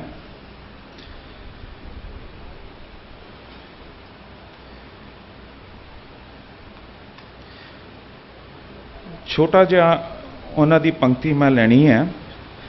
चिंता काकी कीजिए जो अनहोनी होए, ए मार्ग संसार को नानक थिर नहीं कोए। जो बीत रहा है वो महाराज दे बाहर नहीं है, ते जिहड़ा चिंता दा विषय है वो सिर्फ ते सिर्फ चिंता ते ही रहना चाहिए, क्योंकि चिंता च कदी भी अपना पंथ फसिया नहीं है। कोई साडे उत्ते चक्रवायु नहीं आया। जिस स्थान दे उत्ते छेवें पातशाह ने वो चिंते दे विषय दे बरखिलाफ मीरी पीरी गुरु अर्जन साहब महाराज तो बाद उरे मीरी पीरी स्थापित की, उन्होंने गमी ते चिंता च टाइम नहीं अपना बिताया। उन्होंने सगों जो बीतिया सी उनका हल कढ़न वास्ते साडे सामने दो मीरी ते पीरी दे झंडे सानू बख्शते सीगे। जिहड़ा ये चिंता दा विषा आपां कौम च लैके आए हैं, मैं बेनती करना चाहुंदा है कि किसी समय ते बीजेपी RSS ने एक चिंतन शिविर रखिया सीगा, जिहदे विच वो मुद्दे अपने सामने रखते सीगे। उस तो बाद अकाली दल ने चिंतन कट्ठ रख लिया। अज असी उरे चिंता दे कट्ठ कर रहे हैगे हैं, पर सानू हुक्म है चढ़दी कला दा ते कम करन दा। मेरी बेनती है समूह जथेबंदियां नू, सिंह साहिबानां नू कि चढ़दी कला दे साडे कट्ठ हुंदे हैं, असी चढ़दी कला च रहिंदे हैं, भाणा सानू मानना आउंदा है ते असी अगे सलाह मशवरे करके उरे इकट्ठे हो के आपां अगे चलदे हैं। अगे तो आपां कदी भी चिंता दे नाल कोई अपना कट्ठ ना रखीए, क्योंकि साडे तां चढ़दी कला दे कट्ठ हुंदे हैगे हैं। ये बेनती है, जे संगत इनू कबूल कर ले, आपां अगे तो ये लफ्ज़ कदी ना वरतीए, क्योंकि गुरु के घर च कोई चिंता नहीं हैगा, सब कुछ उहदे हत्थ च है। जो वो करदा सानू कबूल है। असीं तां भाणा मनण वाले हैं ते चिंता च रहन वाले असी कौम है ही नहीं। सानू ना कोई चक्रवायु फड़ सकता है, ना कोई चिंता फड़ सकती है। असी तां जिथे बैठे हैं ਭਾਈ ਮਨੀ ਸਿੰਘ ਦੇ ਮਨ 'ਚ ਜੇ ਚਿੰਤਾ ਹੁੰਦੀ ਤਾਂ ਫਿਰ ਦੱਸੋ ਇੱਥੇ ਕਿਹੜਾ ਉਹ ਖੜ ਸਕਦੇ ਸੀਗੇ। ਚਿੰਤਾ ਨਹੀਂ ਸਾਡੇ ਮਨ 'ਚ, ਇਹ ਤਾਂ ਭਾਣਾ ਹੈ, ਅਸੀਂ ਮੰਨ ਰਹੇ ਹਾਂ, ਅਸੀਂ ਅੱਗੇ ਚੱਲਾਂਗੇ। ਸਾਧ ਸੰਗਤ ਜੀ, ਪਾਤਸ਼ਾਹੀਆਂ ਨੇ ਮੰਜੀਆਂ ਸਾਨੂੰ ਬਖਸ਼ੀਆਂ, ਪਾਤਸ਼ਾਹੀਆਂ ਨੇ ਮਹੰਤਾਂ ਨੂੰ ਖਤਮ ਕੀਤਾ, ਪਾਤਸ਼ਾਹੀਆਂ ਦੇ ਅਧੀਨ ਸਾਨੂੰ ਬਾਬਾ ਬੰਦਾ ਸਿੰਘ ਬਹਾਦਰ ਵਰਗੇ ਮਿਲੇ। ਅਸੀਂ ਹੱਲ ਕਰਦੇ ਆ ਰਹੇ ਹਾਂ। ਜੇ ਖਤਮ ਵੀ ਹੋ ਗਏ ਤਾਂ ਸਾਡੇ ਨਿਰਮਲੇ ਉਦਾਸੀ ਸੰਪਰਦਾ ਨੇ ਗੁਰੂ ਗ੍ਰੰਥ ਸਾਹਿਬ ਨੂੰ ਸਥਾਨ ਦੇ ਕੇ ਉਸ ਸਮੇਂ 'ਚੋਂ ਕੱਢਿਆ ਜਦ ਜੰਗਲਾਂ 'ਚ ਵੀ ਇੱਕ ਦੋ ਸਿੱਖ ਮਿਲਦੇ ਹੁੰਦੇ ਸੀਗੇ, ਤੇ ਉਹ ਹੱਲ ਕਰਦੇ ਹੋਏ ਭਗੇਲ ਸਿੰਘ ਸਾਹਿਬ ਜਥੇਦਾਰ ਨੇ ਜਾ ਕੇ ਦਿੱਲੀ ਵੀ ਫਤਿਹ ਕੀਤਾ। ਅੱਜ ਜਿਹੜੇ ਗੁਰੂ ਘਰ ਦਿੱਲੀ 'ਚ ਵੱਸਦੇ ਆ, ਸਰ ਭਗੇਲ ਸਿੰਘ ਕਰਕੇ ਵੱਸਦੇ ਹੈਗੇ ਆ। ਸਾਧ ਸੰਗਤ ਜੀ, ਉਹਦੇ ਵਿੱਚੋਂ ਆਪਾਂ ਅੱਗੇ ਜਾ ਕੇ ਮਿਸਲਾਂ ਨੂੰ ਬੰਨ੍ਹ ਕੇ, ਜਿਵੇਂ ਸਿੰਘ ਸਾਹਿਬ ਨੇ ਹੁਣੇ ਦੱਸਿਆ ਸੀਗਾ, ਆਪਾਂ ਨੇ ਆਪਣਾ ਮਹਾਰਾਜਾ ਰਣਜੀਤ ਸਿੰਘ ਦਾ ਰਾਜ ਤਿਆਰ ਕੀਤਾ, ਔਰ ਉਸ ਤੋਂ ਉਪਰੰਤ ਜਦ ਉਹ ਖੁੱਸ ਗਿਆ, ਅਸੀਂ ਸਭ ਤੋਂ ਪਹਿਲਾਂ ਆਪਣੇ ਗੁਰੂ ਘਰਾਂ ਦੀ ਆਜ਼ਾਦੀ ਦੀ ਲੜਾਈ ਲੜੀ, ਜਿਹਦੇ ਵਿੱਚ ਨਿਹੱਥੇ ਸਿੰਘਾਂ ਨੇ ਜਾ ਕੇ ਗੁਰਦੁਆਰਿਆਂ ਦੇ ਸਾਹਮਣੇ ਗੋਲੀਆਂ ਦਾ ਸਾਹਮਣਾ ਕੀਤਾ। ਉਹਨਾਂ ਨੇ ਆਪਣੇ ਵੱਲੋਂ ਸਹੁੰ ਚੱਕੀ ਹੋਈ ਸੀ ਕਿ ਅਸੀਂ ਉੱਥੇ ਹਥਿਆਰਬੰਦ ਨਹੀਂ ਜਾਵਾਂਗੇ, ਅਸੀਂ ਵਾਹਿਗੁਰੂ ਦਾ ਜਾਪ ਕਰਦੇ ਹਾਂ, ਗੋਲੀਆਂ ਦਾ ਸਾਹਮਣਾ ਕਰਾਂਗੇ। ਤੇ ਨਤੀਜੇ ਇਹ ਸੀ ਕਿ ਇੱਥੇ ਆਪਣੇ ਸ੍ਰੀ ਸਾਹਿਬ ਦੀ ਨੋਕ ਤੇ ਚਾਬੀਆਂ ਦਾ ਮੋਰਚਾ ਆਪਾਂ ਜਿੱਤ ਕੇ ਸਭ ਤੋਂ ਪਹਿਲੀ ਜਮਹੂਰੀਅਤ ਸੰਸਥਾ ਇੱਥੇ ਸਥਾਪਿਤ ਕੀਤੀ ਹੈ, ਜਿਹਦੇ ਵਿੱਚ ਅਸੀਂ ਅੱਜ ਉਰੇ ਮਸ਼ਰੂਫ ਹਾਂ, ਬੈਠੇ ਹਾਂ, ਅਸੀਂ ਆਪ ਦੀ ਕਾਰਜਕਾਰੀ ਕਰਦੇ ਹਾਂ। ਸਾਧ ਸੰਗਤ ਜੀ, ਸਾਡੇ ਉੱਤੇ ਜਿਹੜੇ ਇਲਜ਼ਾਮ ਲੱਗੇ ਆ, ਇਹ ਕੋਈ ਨਵੇਂ ਨਹੀਂ ਹੈਗੇ, ਇਹ ਕੋਈ ਇਹ ਭਿਆਨਕ ਰੂਪ ਜ਼ਰੂਰ ਲੈ ਜਾਂਦੇ ਆ, ਪਰ ਅਸੀਂ ਇਹ ਹੰਢਾ ਚੱਕੇ ਹੈਗੇ ਆ ਤੇ ਆਪਾਂ ਇਹਦੇ ਨਾਲ ਮੁਕਾਬਲਾ ਤੇ ਟੱਕਰ ਲੈ ਸਕਦੇ ਹੈਗੇ ਆ। ਏਕੇ ਦੀ ਲੋੜ ਹੈ, ਜਿਸ ਕਰਕੇ ਅੱਜ ਅਸੀਂ ਉਰੇ ਸਾਰੇ ਇਕੱਠੇ ਹੋਏ ਆ। ਪਰ ਸਾਧ ਸੰਗਤ ਜੀ, ਏਕੇ ਦੇ ਰਾਹ ਬਹੁਤ ਅਨੇਕ ਹੁੰਦੇ ਹੈਗੇ ਆ। ਮਹਾਰਾਜਾ ਰਣਜੀਤ ਸਿੰਘ ਨੇ ਡੰਡਾ ਵਰ ਕੇ ਸਾਰੇ ਮਿਸਲਾਂ ਨੂੰ ਇਕੱਠਾ ਕਰ ਲਿਆ, ਉੱਥੇ ਏਕਾ ਹੋ ਗਿਆ। ਕੋਈ ਉਹਨਾਂ ਨੇ ਇਹੋ ਜਿਹਾ ਛੱਡਿਆ ਨਹੀਂ। ਜਿਹੜੇ ਇੱਧਰਲੇ ਨਾਭੇ ਦੇ, ਪਟਿਆਲੇ ਦੇ, ਜੀਂਦ ਦੇ ਇੱਧਰ ਰਹਿ ਗਏ ਸੀ, ਉਹ ਰਹਿ ਗਏ ਸੀ, ਪਰ ਹੋਰਾਂ ਸਾਰਿਆਂ ਨੂੰ ਤਾਂ ਡੰਡਾ ਵਰਤ ਕੇ ਉਹਨਾਂ ਨੇ ਇੱਕ ਕਰਤਾ ਸੀਗਾ। ਪਰ ਜਿਹੜੀ ਸਿੰਘ ਸਭਾ ਲਹਿਰ ਹੈ, ਉਹਨੇ ਇੱਕ ਸਾਨੂੰ ਨਵਾਂ ਰਾਹ ਦਿੱਤਾ ਸੀਗਾ। ਉਹਨਾਂ ਨੇ ਜਿਹੜਾ ਰਾਹ ਦਿੱਤਾ ਸੀਗਾ, ਏਸ਼ੀਆ ਦੇ ਵਿੱਚ ਸਭ ਤੋਂ ਪਹਿਲੀ ਜਮਹੂਰੀਅਤ ਸਾਡੀ ਸੰਸਥਾ ਸ਼੍ਰੋਮਣੀ ਗੁਰਦੁਆਰਾ ਪ੍ਰਬੰਧਕ ਕਮੇਟੀ ਸਾਨੂੰ ਸਥਾਪਿਤ ਕਰਕੇ ਦੇਤੀ ਸੀ। ਉਹਦਾ ਹੁਣ ਜਮਹੂਰੀਅਤ ਦਾ ਫਾਇਦਾ ਕੀ ਹੈ? ਅੱਜ ਤੁਹਾਡੇ ਤੇ ਮੇਰੇ ਦੇ ਵਿੱਚ ਕੋਈ ਵੱਖਰੀ ਸੋਚ ਹੈ। ਆਪਾਂ ਆਪਣਾ ਮਤਦਾਨ ਕਰਕੇ ਜਿਹੜਾ ਜਿੱਤਦਾ ਉਹ ਸਾਡਾ 5 ਸਾਲ ਦਾ ਸਮਾਂ ਹੈ, ਉਹ ਆਪਣਾ ਮੈਨੇਜਮੈਂਟ ਸੰਭਾਲਦਾ ਹੈ, ਚਲਾਉਂਦਾ ਹੈ, ਤੌਰ ਤਰੀਕੇ ਦਿਖਾਉਂਦਾ ਹੈ। ਜਿਹੜਾ ਹਾਰਦਾ ਵੀ ਹੈ ਉਹ ਵੀ ਮੰਨ ਲੈਂਦਾ ਹੈ ਕਿ 5 ਸਾਲ ਦੀ ਬੁਨਿਆਦ ਹੈ, ਅੱਗੇ ਅਸੀਂ ਆਪਣੀ ਗੱਲ ਕਰ ਲਾਂਗੇ। ਪਰ ਜਿਹੜੇ ਸਾਡੇ ਡੰਡੇ ਦੇ ਟਕਰਾਵ ਹੋ ਰਹੇ ਹੈ, ਜਿਹੜੀ ਸਾਡੇ ਵਿੱਚ ਆਪਸ 'ਚ ਫੁੱਟ ਪਈ ਹੋਈ ਹੈ, ਉਹ ਤਾਂ ਪਈ ਹੋਈ ਹੈ ਕਿਉਂਕਿ ਜਿਹੜਾ ਹਮਲਾ ਤੁਸੀਂ ਪਟਿਆਲੇ 'ਚ ਦੇਖਿਆ, ਜਿਹੜੇ ਹਮਲੇ ਤੁਸੀਂ ਥਾਂ-ਥਾਂ ਤੇ ਸਿੱਖਾਂ ਤੇ ਬਾਹਰਲੇ ਸਟੇਟਾਂ 'ਚ ਦੇਖੇ ਹੈ, ਉਹ ਇਸ ਕਰਕੇ ਹੈ ਕਿ ਸਾਡਾ ਏਕਾ ਉਸ ਪੱਧਰ ਦਾ ਨਹੀਂ ਹੋ ਰਿਹਾ, ਇੱਕ ਆਵਾਜ਼ ਨਹੀਂ ਆ ਰਹੀ ਹੈਗੀ। ਤੇ ਉਹਦਾ ਹੱਲ ਸਭ ਤੋਂ ਸੌਖਾ, ਸਰਲ ਤੇ ਵਧੀਆ ਚੋਣ ਕਰਨ ਦਾ ਹੈਗਾ। ਠੀਕ ਹੈ ਨਾ ਜੀ? ਜੇ ਹੁਣ ਕੱਲ ਕੋਈ ਵੀ ਧਿਰ ਜਿੱਤਦੀ ਹੈ, ਉਸ 'ਚ ਅਸੀਂ ਵੀ ਸ਼ਾਮਲ ਹੈਗੇ ਹਾਂ ਚੋਣ 'ਚ। ਉਹ ਜਿੱਤੀ ਹੋਈ ਹੈ, ਸਾਨੂੰ ਸੰਗਤ ਦਾ ਮਤਦਾਨ ਕਬੂਲ ਕਰਨਾ ਪਊਗਾ। ਜਿਹੜੀ ਗੱਲ ਉਹ ਕਰਦੇ ਆ, ਸਾਨੂੰ ਉਹਦੇ ਪਿੱਛੇ ਖੜਨਾ ਪਊਗਾ, ਉਸ ਹੁਕਮ ਮਗਰ ਖੜਨਾ ਪਿਆ, ਕਿਉਂਕਿ ਸੰਗਤ ਨੂੰ ਤਾਂ ਗੁਰੂ ਸਾਹਿਬ ਨੇ ਵੀ 21 ਵਿਸਵੇ ਦੇ ਕੇ ਆਪਣੇ ਆਪ ਨੂੰ 20 ਵਿਸਵੇ ਦੱਸਿਆ ਹੋਇਆ ਹੈਗਾ। ਆਹ ਗੁਰੂ ਘਰ ਦੀ ਸੰਭਾਲ ਜਿੰਨੀ ਦੇਰ ਸੰਗਤ ਦੇ ਹੱਥ 'ਚ ਨਹੀਂ ਆਉਂਦੀ, ਓਨੀ ਦੇਰ ਸਾਡੇ ਜਿਹੜੀ ਇੱਕ ਆਵਾਜ਼, ਇੱਕ ਸੋਚ ਤੇ ਇਹਦੇ ਮੁਕਾਬਲੇ ਜਿਹੜੇ ਕਰਨੇ ਆ, ਉਹ ਆਪਣੇ ਉਸ ਤਰ੍ਹਾਂ ਦੇ ਉਸ ਪੱਧਰ ਤੇ ਨਹੀਂ ਆਉਂਦੇ। ਤੇ ਇਹ ਕਿਸੇ ਸਾਡੇ ਵਿੱਚ ਕਿਸੇ ਦੀ ਗਲਤੀ ਨਹੀਂ ਹੈ। ਇਹ ਹੁਕਮਰਾਨ ਸਰਕਾਰਾਂ, union ministry, Delhi, state governments ਇਹ ਚੋਣ ਹੋਈ ਨਹੀਂ ਦਿੰਦੀਆਂ। ਇਹ ਚੋਣ ਨਹੀਂ ਹੁੰਦੀਆਂ। ਅਸੀਂ ਇੱਕ ਥਾਂ ਤੇ ਖੜਨ ਤੋਂ ਅੱਜ ਜਿਵੇਂ ਆਏ ਹਾਂ, ਹਰੇਕ ਨੰਗਾ ਕੇ ਹੀ ਆਇਆ ਕਿ ਭਾਈ ਮੈਂ ਆਪਣੀ ਛੱਡਦਾ, ਕੌਮ ਦੀ ਰੱਖਦਾ, पर जे आपां अपना चोन करा के एक मत हो जाइए, इस च कोई नुक्स नहीं, कोई माड़ी गल नहीं हैगी।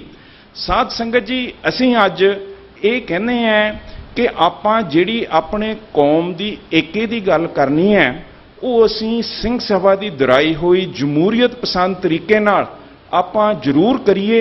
ਉਹਦੇ ਨਾਲ ਅਸੀਂ ਆਪਣੀ ਕੌਮ ਨੂੰ ਇੱਕ ਕਰਕੇ ਇੱਕ ਇਹੋ ਜਿਹਾ ਏਕੇ ਦਾ ਜਵਾਬ ਦੇ ਸਕਦੇ ਹਾਂ, ਜਿਹੜੀ ਆ ਬੀਤਦੀ ਸਾਡੇ ਉੱਤੇ ਜਿਹੜੇ ਇਲਜ਼ਾਮ ਲਾਉਂਦੇ ਆ, ਧੱਕੇ ਮਾਰਦੇ ਆ, ਸਾਡੇ ਨੂੰ ਤਸੀਹੇ ਦਿੰਦੇ ਆ, ਉਹਦਾ ਮੁਕਾਬਲਾ ਆਪਾਂ ਇਕਮੁੱਠ ਹੋ ਕੇ ਕਰ ਲਾਂਗੇ। ਸੋ ਸਾਧ ਸੰਗਤ ਜੀ, ਜਿਸ ਤਰ੍ਹਾਂ ਪ੍ਰੋਗਰਾਮ ਦਿੱਤਾ ਜਾਊਗਾ, ਜਿਸ ਤਰ੍ਹਾਂ ਇਸ ਬੀਤਦੇ ਸਾਡੇ ਉੱਤੇ ਹਮਲਿਆਂ ਦਾ ਜਵਾਬ ਦੇਣਾ ਹੈ, ਉਹਦੇ ਵਿੱਚ ਸ਼੍ਰੋਮਣੀ ਅਕਾਲੀ ਦਲ ਅੰਮ੍ਰਿਤਸਰ ਜ਼ਰੂਰ ਹਿੱਸੇਦਾਰ ਰਹੂਗਾ ਔਰ ਉਹਦੇ ਵਿੱਚ ਅਸੀਂ ਤੁਹਾਡੇ ਨਾਲ ਹੋਵਾਂਗੇ। ਮੇਰੀ ਬੇਨਤੀ ਇਹ ਹੈ ਕਿ ਕੱਲ ਅਸੀਂ ਜਮਹੂਰੀਅਤ ਦੇ ਪੱਖ 'ਚ ਇੱਕ ਇਕੱਠ ਗੁਰੂ ਨਾਨਕ ਦੇਵ ਆਡੀਟੋਰੀਅਮ ਉਰੇ ਹੀ ਰੱਖਿਆ ਹੈਗਾ, ਜਿਹਦੇ ਵਿੱਚ ਇੱਕੋ ਗੱਲ ਹੋਣੀ ਹੈ। ਉਹ ਇੱਕ ਗੱਲ ਅਸੀਂ ਇਹ ਮਤਾ ਪਾਣਾ ਹੈ ਕਿ 15 ਤਰੀਕ ਨੂੰ ਯੂਨਾਈਟਿਡ ਨੇਸ਼ਨ, 15 ਸਤੰਬਰ ਨੂੰ ਯੂਨਾਈਟਿਡ ਨੇਸ਼ਨ ਨੇ ਵਰਲਡ ਡੈਮੋਕ੍ਰੇਸੀ ਡੇ ਸਥਾਪਿਤ ਕੀਤਾ ਹੈ। ਸਾਨੂੰ 12 ਸਾਲ ਹੋ ਜਾਣੇ ਹੈ ਆਪਣੇ ਗੁਰੂ ਘਰ ਦੇ ਚੋਣਾਂ ਦੀ, 23 ਸਾਲ ਹੋ ਜਾਣੇ ਆ ਜਿਹੜੀਆਂ ਸਾਡੀਆਂ ਲੋਕਲ ਕਮੇਟੀਆਂ। ਅੱਜ ਭਾਰਤ ਦੀ ਲੋਕ ਸਭਾ ਜੋ SGPC ਤੋਂ ਬਾਅਦ ਸਥਾਪਿਤ ਹੋਈ ਹੈ, ਉਹਦੇ 17 ਵਾਰੀ ਚੋਣ ਹੋ ਗਏ, SGPC ਦੇ ਸਿਰਫ 8 ਵਾਰੀ ਚੋਣ ਹੋਏ ਹੈਗੇ ਆ। ਤੁਸੀਂ ਸੋਚੋ ਤਾਂ ਸਹੀ ਕਿ ਜਿਹੜੀ ਸਾਡੀ ਤਾਕਤ ਹੈ, ਉਹ ਸਰਕਾਰ ਸਾਨੂੰ ਜਮਹੂਰੀਅਤ ਤੋਂ ਵਾਂਝਾ ਰੱਖ ਕੇ ਵਿਸਰਨ ਤੇ ਤੁਲੀ ਹੋਈ ਹੈ, ਸਾਡੇ ਚੋਣ ਹੀ ਨਹੀਂ ਹੋਣ ਦਿੰਦੀ ਹੈਗੀ। ਸੋ ਅਸੀਂ 15 ਸਤੰਬਰ, ਜੋ ਕਿ 3 ਦਿਨ ਪਹਿਲਾਂ ਜਦ 18 ਸਤੰਬਰ ਨੂੰ 2011 'ਚ ਚੋਣ ਹੋਈ ਸੀ, ਉਦਣ ਅਸੀਂ ਉਰੇ ਹਰਿਮੰਦਰ ਸਾਹਿਬ ਤੇ ਡੈਮੋਕ੍ਰੇਸੀ ਡੇ ਮਨਾਉਣ ਵਾਸਤੇ ਸੱਦਾ ਦਿੱਤਾ ਹੈ, ਜਿਹਦੇ ਨਾਲ ਆਪਾਂ ਆਪਣੀ ਡੈਮੋਕ੍ਰੈਟਿਕ ਸੰਸਥਾ ਰਾਹੀਂ ਇੱਕ ਮਤ ਹੋ ਸਕੀਏ, ਉਹ ਕਰ ਸਕਾਂਗੇ। ਸੋ ਅੱਜ ਮੈਂ ਸਿੰਘ ਸਾਹਿਬ ਨੂੰ ਬੇਨਤੀ ਕਰਦਾ ਹਾਂ ਕਿ ਇਹ ਕੱਲ੍ਹ ਦੀ ਕਾਨਫਰੰਸ ਹੈ, ਉਹਦੇ ਵਿੱਚ ਵੀ ਜੇ ਆ ਸਕਣ, ਜੇ ਠੀਕ ਸਮਝਣ, ਤਾਂ ਉੱਥੇ ਵੀ ਆਪਾਂ ਆਪਣੀ ਜਮਹੂਰੀਅਤ ਬਹਾਲ ਕਰਨ ਵਾਸਤੇ ਆਪਣੀ ਇੱਕ ਮਤ ਹੋ ਕੇ ਉਰੇ ਇਕੱਠ ਕਰੀਏ, ਸਰਕਾਰਾਂ ਨੂੰ ਦਸੀਏ ਕਿ ਤੁਹਾਡੀਆਂ ਸਾਜ਼ਿਸ਼ਾਂ ਨਹੀਂ ਚੱਲਣੀਆਂ ਹੈਗੀਆਂ, ਅਸੀਂ ਆਪਣੀ ਡੈਮੋਕ੍ਰੇਸੀ ਚਾਹੁੰਦੇ ਹਾਂ, ਅਸੀਂ ਆਪਣੇ ਚੋਣ ਚਾਹੁੰਦੇ ਹਾਂ, ਅਸੀਂ ਗੁਰੂ ਘਰ ਦੀ ਸੰਭਾਲ ਆਪਣੇ ਹੱਥ ਲੈਣਾ ਚਾਹੁੰਦੇ ਹਾਂ। ਵਾਹਿਗੁਰੂ ਜੀ ਕਾ ਖਾਲਸਾ, ਵਾਹਿਗੁਰੂ ਜੀ ਕੀ ਫਤਿਹ। बहुत बहुत धन्यवाद वीर ईमान सिंह जी मान का। एक चीज़ जरूर बेनती करांगा, मैं मेरी औकात नहीं कि एडे वड्डे आगू की गल नूं टोक सकां, बट वो चिंता बैठक नहीं सी जी, चिंतन बैठक सी। वो बेसिकली उसका ओपोजिशन वर्ड होंदा है कि सिख कौम बिल्कुल ठीक है, उन्होंने चिंता नहीं कर दी, चिंतन कर दी है। सो ये चिंतन बैठक सीगी, इस करके असीं अज चिंतन कर रहे हैं, मंथन कर रहे हैं भविख दीयां जिहड़ियां नीतियां ना। बहुत बहुत धन्यवाद वीर जी का। अरे ना वीर जी प्लीज़।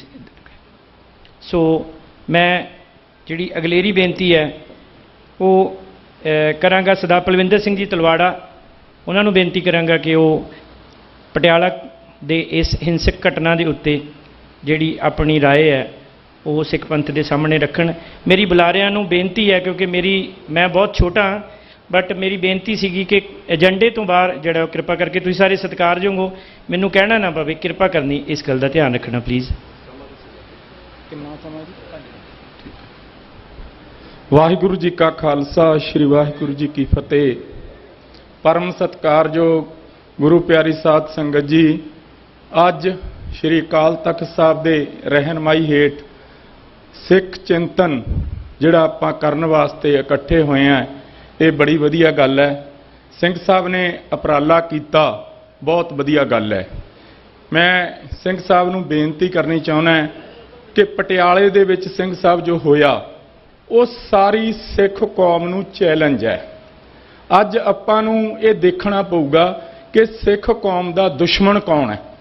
भगवंत मान नूं जे आपां दुश्मन समझांगे ना, आपां फिर मार खा जांगे, क्योंकि भगवंत मान तां एक मोहर है कि जिन्हों उन्होंने बनाया हुआ है। जिहड़ी असल लड़ाई है सिख कौम की, वो दिल्ली स्टेट दे नाल है और वो RSS दे नाल है। RSS ਬਿਲਕੁਲ ਇਹ ਗੱਲ ਨਹੀਂ ਚਾਹੁੰਦੀ ਕਿ ਇਸ ਭਾਰਤ ਦੀ ਧਰਤੀ ਤੇ ਹਿੰਦੂ ਰਾਸ਼ਟਰ ਨੂੰ ਕੋਈ ਚੈਲੰਜ ਕਰ ਸਕੇ। ਮੋਹਨ ਭਾਗਵਤ ਔਰ RSS ਔਰ BJP ਨੂੰ ਇਹ ਬਿਲਕੁਲ ਭਲੀ ਭਾਂਤ ਪਤਾ ਹੈ ਕਿ ਜਿੰਨਾ ਚਿਰ ਸਿੱਖ ਕੌਮ ਇਸ ਦੇਸ਼ ਵਿੱਚ ਹੈ ਉਹਨਾਂ ਚਿਰ ਹਿੰਦੂ ਰਾਸ਼ਟਰਤਾ ਇੱਥੇ ਨਾ ਬਣਾ ਸਕਦੇ ਨੇ ਤੇ ਨਾ ਸਿੱਖ ਕੌਮ ਕਦੇ ਬਣ ਦਊ। ਇਸ ਗੱਲ ਦੀ ਤਾਂ ਗਰੰਟੀ ਹੈ। ਦੂਸਰੀ ਗੱਲ ਇਹ ਕਿ ਜਿਹੜੀ ਆਪਾਂ ਆਪਣੇ ਆਪ ਇਹ ਕਹੀ ਜਾਂਦੇ ਆ ਕਿ ਸਾਡੀ ਸਿੱਖ ਨਸਲਕੁਸ਼ੀ ਕਰ ਦੇਣਗੇ, ਸਿੱਖ ਨਸਲਕੁਸ਼ੀ ਨਹੀਂ ਕੋਈ ਕਰ ਸਕਦਾ। ਸਿੱਖ ਨਸਲਕੁਸ਼ੀ ਦੇ ਤਾਂ ਹੁਣ ਇਹ ਨੇੜੇ ਤੇੜੇ ਵੀ ਨਹੀਂ ਜਾ ਸਕਦੇ। ਵਰਲਡ ਦੇ ਵਿੱਚ ਸਿੱਖ ਕੌਮ ਇੱਕੋ ਇੱਕ ਕੌਮ ਹੈ ਜਿਹਦੇ ਨਿਸ਼ਾਨ ਸਾਹਿਬ 176 ਦੇਸ਼ਾਂ 'ਚ ਝੂਲਦੇ ਨੇ ਤੇ ਸਿੱਖਾਂ ਦਾ ਲੋਹਾ ਤਾਂ ਸਾਰਾ ਵਰਲਡ ਮੰਨ ਗਿਆ ਤੇ ਇਹ ਫਿਰ ਕਿਹੜੇ ਬਾਗ ਦੀ ਮੂਲੀ ਨੇ। ਸੋ ਇਹ ਬਾਰ-ਬਾਰ ਹਮਲੇ ਕਰਦੇ ਨੇ। ਉਹ ਇਹ ਦੇਖਦੇ ਨੇ ਪਰਖ ਕੇ ਸਿੱਖ ਕੌਮ ਦੀ ਅਣਖ ਨੂੰ ਕਿ ਦੇਖੀਏ ਕਿ ਹੁਣ ਦੇਖੀਏ 78 ਤੋਂ ਲੱਗੇ ਹੋਏ ਨੇ। ਵੈਸੇ ਤਾਂ ਇਹ 47 ਤੋਂ ਹੀ ਲਗਾਤਾਰ ਤਤਪਰ ਨੇ ਕਿ ਸਿੱਖ ਕੌਮ ਨੂੰ ਦਬਾ ਕੇ ਅਸੀਂ ਰੱਖੀਏ। ਸਿੱਖ ਕੌਮ ਨੂੰ ਦਬਾ ਕੇ ਕੋਈ ਨਹੀਂ ਰੱਖ ਸਕਦਾ ਕਿਉਂਕਿ ਜਿੰਨਾ ਚਿਰ ਸਿੱਖ ਕੌਮ ਅਕਾਲ ਤਖਤ ਸਾਹਿਬ ਨੂੰ ਸਮਰਪਿਤ ਹੈ ਨਾ ਉਹਨਾਂ ਚਿਰ ਸਿੱਖ ਕੌਮ ਨੂੰ ਦਬਾਉਣ ਦਾ ਤਾਂ ਮਤ ਕੋਈ ਸਮਝੇ ਕਿ ਸਿੱਖ ਕੌਮ ਨੂੰ ਦਬਾ ਲੂਗਾ। ਔਰ ਇਹ ਬਾਰ-ਬਾਰ ਟਰਾਈ ਜ਼ਰੂਰ ਕਰਦੇ ਨੇ ਔਰ ਆਪਾਂ ਉਹਦਾ ਜਵਾਬ ਵੀ ਬਹੁਤ ਵਧੀਆ ਦਿੰਨੇ ਆ। ਲੇਕਿਨ ਕਦੇ ਵੀ ਮਾਨ ਸਾਹਿਬ ਵੀ ਕਹਿ ਕੇ ਗਏ ਨੇ ਕਦੇ ਨਿਰਾਸ਼ਾ ਵਿੱਚ ਨਹੀਂ ਜਾਣਾ ਚਾਹੀਦਾ। ਜਿਸ ਗੱਲ ਤੇ ਆਪਾਂ ਜਿਹੜੀ ਗੱਲ ਕੌਮ ਕਰਦੀ ਆ ਠੋਕ ਵਜਾ ਕੇ ਕਰਨੀ ਚਾਹੀਦੀ ਹੈ। ਤੇ ਦੇਖੋ ਕੱਲ ਚਾਰ ਨੌਜਵਾਨ ਹਰਿਆਣੇ ਦੇ ਵਿੱਚ ਫੜੇ ਨੇ ਤੇ ਉਹਨਾਂ ਨੂੰ ਬੱਬਰ ਖਾਲਸਾ ਦੇ ਨੌਜਵਾਨ ਬਣਾ ਕੇ ਪੇਸ਼ ਕਰਤਾ।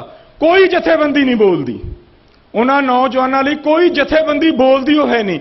ਜਿਹੜੇ ਬੰਦਿਆਂ ਨੂੰ ਇਹ ਅੱਤਵਾਦੀ ਬਣਾ ਕੇ ਜਾਂ ਖਾੜਕੂ ਸਿੰਘ ਬਣਾ ਕੇ ਪੇਸ਼ ਕਰਕੇ ਇੱਕ ਪੂਰੀ ਦੀ ਪੂਰੀ ਕੌਮ ਤੇ ਦਬਾਅ ਪਾਉਣਾ ਚਾਹੁੰਦੇ ਹੁੰਦੇ ਨੇ, ਹੋਰ ਗੱਲ ਕੁਛ ਨਹੀਂ। ਆਪਾਂ ਜੇਲ੍ਹਾਂ ਵਿੱਚ ਵੀ ਅਸੀਂ ਦੇਖਿਆ, ਬੜੇ ਪੁਰਾਣੇ ਸਮੇਂ ਤੋਂ ਅਸੀਂ ਜਾਣਦੇ ਹਾਂ। ਸਿੰਘ ਸਾਹਿਬ ਨੂੰ ਮੈਂ ਮਿਲਿਆ ਵੀ ਸੀਗਾ ਕਿ ਜੇਲ੍ਹਾਂ ਵਿੱਚ ਜਦੋਂ ਨਾਭਾ ਜੇਲ੍ਹ ਦੇ ਵਿੱਚ 70 ਤੋਂ 72 ਸਿੰਘ ਸੀਗੇ ਅੰਦਰ, ਉਸ ਵੇਲੇ SGPC ਨੇ ਉੱਥੇ ਜਿਹੜੀ ਰਾਸ਼ਨ ਜਾਣ ਦੀ ਜਿਹੜੇ ਉੱਥੇ ਜਾਂਦਾ ਸੀਗਾ ਖਾਣ ਪੀਣਾ ਉਹ ਬੰਦ ਕਰਤਾ ਸੀ। ਉਸ ਵੇਲੇ ਅਸੀਂ SGPC ਨੂੰ ਵੀ ਮਿਲੇ ਸੀ, ਮੈਂ ਸਿੰਘ ਸਾਹਿਬ ਨੂੰ ਵੀ ਮਿਲਿਆ ਸੀ ਔਰ ਉਸ ਦਿਨ ਤੋਂ ਲੈ ਕੇ ਲਗਾਤਾਰ ਅਸੀਂ 10-12 ਸਾਲ ਤਾਂ ਅਸੀਂ ਇਕੱਠਾ ਕਰਕੇ ਇਲਾਕੇ 'ਚੋਂ ਆਪਦੇ 'ਚ ਉੱਥੇ ਰਾਸ਼ਨ ਪਾਣੀ ਦੇ ਕੇ ਆਉਂਦੇ ਰਹੇ। ਲੇਕਿਨ ਹੁਣ SGPC ਲਗਾਤਾਰ ਉਸ ਦਿਨ ਤੋਂ ਉੱਥੇ ਉਹਨਾਂ ਆਪਣੇ ਜਿਹੜੇ ਖਾੜਕੂ ਸਿੰਘ ਨੇ ਉਹਨਾਂ ਦੀ ਲਗਾਤਾਰ ਮਦਦ ਕਰ ਰਹੀ ਹੈ। ਸੋ ਮੇਰਾ ਕਹਿਣ ਦਾ ਮਤਲਬ ਇਹ ਹੈ ਕਿ SGPC ਸਿੱਖਾਂ ਦੀ ਸਭ ਤੋਂ ਵੱਡੀ ਸੰਸਥਾ ਹੈ। ਤੁਸੀਂ ਸਿੰਘ ਸਾਹਿਬ ਆਪਾਂ ਕਹਿ ਦਿੰਦੇ ਆ ਕਿ ਜੀ ਇਹ ਸਾਨੂੰ ਲਲਕਾਰਦੇ ਨੇ, ਇਹ ਕਦੇ ਸਾਨੂੰ ਆਪਾਂ ਕਹਿ ਦਿੰਦੇ ਆ ਕਿ ਸਾਨੂੰ ਡਰਾਉਣਾ ਚਾਹੁੰਦੇ ਨੇ। ਕਦੇ ਅਕਾਲ ਤਖਤ ਸਾਹਿਬ ਇਸ ਗੱਲ ਦੀ ਅਗਵਾਈ ਕਰਕੇ ਕਦੇ ਕੌਮ ਨੂੰ ਆਵਾਜ਼ ਤਾਂ ਮਾਰ ਕੇ ਦੇਖੀਏ, ਫਿਰ ਇਹਨਾਂ ਨੂੰ ਦੱਸੀਏ ਪਤਾ ਵੀ ਲਲਕਾਰੀ ਦਾ ਕਿਵੇਂ ਹੁੰਦਾ। ਇਸ ਤਰ੍ਹਾਂ ਤਾਂ ਨਹੀਂ ਸਿੱਖ ਕੌਮ ਨੂੰ ਦਬਾ ਸਕਦੇ। ਇਹ ਕੌਮ ਖਤਮ ਕਦੇ ਹੋ ਹੀ ਨਹੀਂ ਸਕਦੀ। ਜਿਸ ਕੌਮ ਨੂੰ ਅਕਾਲ ਪੁਰਖ ਵਾਹਿਗੁਰੂ ਨੇ ਆਪ ਪ੍ਰਗਟ ਕੀਤਾ ਉਹ ਕਦੇ ਖਤਮ ਨਹੀਂ ਹੋ ਸਕਦੀ ਹੁੰਦੀ, ਨਾ ਉਹਨੂੰ ਕੋਈ ਕਰ ਸਕਦਾ। ਬੜੇ ਆਏ, ਇੰਦਰਾ ਗਾਂਧੀ ਨੂੰ ਤਾਂ ਵੱਧ ਨਹੀਂ ਆ ਸਕਦੇ, ਪਹਿਲਾਂ ਅਬਦਾਲੀ ਹੋਣੀ ਆਏ, ਮੱਸੇ ਰੰਗੜ ਹੋਣੀ ਆਏ, ਕਦੇ ਕੌਮ ਦਬੀ ਹੈ। ਜਦ ਦੋ ਵੀ ਰਹਿ ਗਏ ਸੀ ਨਾ ਉਸ ਵੇਲੇ ਵੀ ਕੌਮ ਨੇ ਅਹਿਸਾਸ ਕਰਾਤਾ ਸੀ ਕਿ ਅਸੀਂ ਹੈਗੇ ਆਂ। ਔਰ ਹੁਣ ਤਾਂ ਆਪਾਂ ਤਾਜ਼ਾ ਇਹਨਾਂ ਨੂੰ ਕਰਾ ਕੇ ਹਟੇ ਆਂ। ਜਿਹੜਾ ਕਿਸਾਨੀ ਸੰਘਰਸ਼ ਆਪਾਂ ਜਿੱਤੇ ਆਂ ਉਹ ਏਕਤਾ ਕਰਕੇ ਜਿੱਤੇ ਆਂ, ਏਕਤਾ ਕਰਕੇ ਜਿੱਤੇ ਆਂ। ਔਰ ਨਰਿੰਦਰ ਮੋਦੀ ਪਹਿਲੀ ਵਾਰ ਝੁਕਿਆ ਔਰ ਖਾਲਸਾ ਪੰਥ ਨੇ ਝੁਕਾਇਆ। ਔਰ ਇਹ ਜਿਹੜੀ ਰੜਕ ਹੈ ਨਾ, ਇਹ ਜਿਹੜੀ ਸਟੇਟ ਹੈ ਇਹਦੇ ਮਨ ਚੋਂ ਜਾਂਦੀ ਨਹੀਂ, ਇਹਦੇ ਸਦੋਂ ਰੜਕਦੀ ਰਹਿਣੀ ਹੈ ਨਰਿੰਦਰ ਮੋਦੀ ਔਰ ਮੋਹਨ ਭਾਗਵਤ ਉਹਨਾਂ ਦੇ ਕਿ ਸਾਨੂੰ ਯਾਰ ਸਿੱਖ ਆਏ, ਸਿੱਖ ਕੌਮ ਸਾਨੂੰ ਹਰਾ ਗਈ।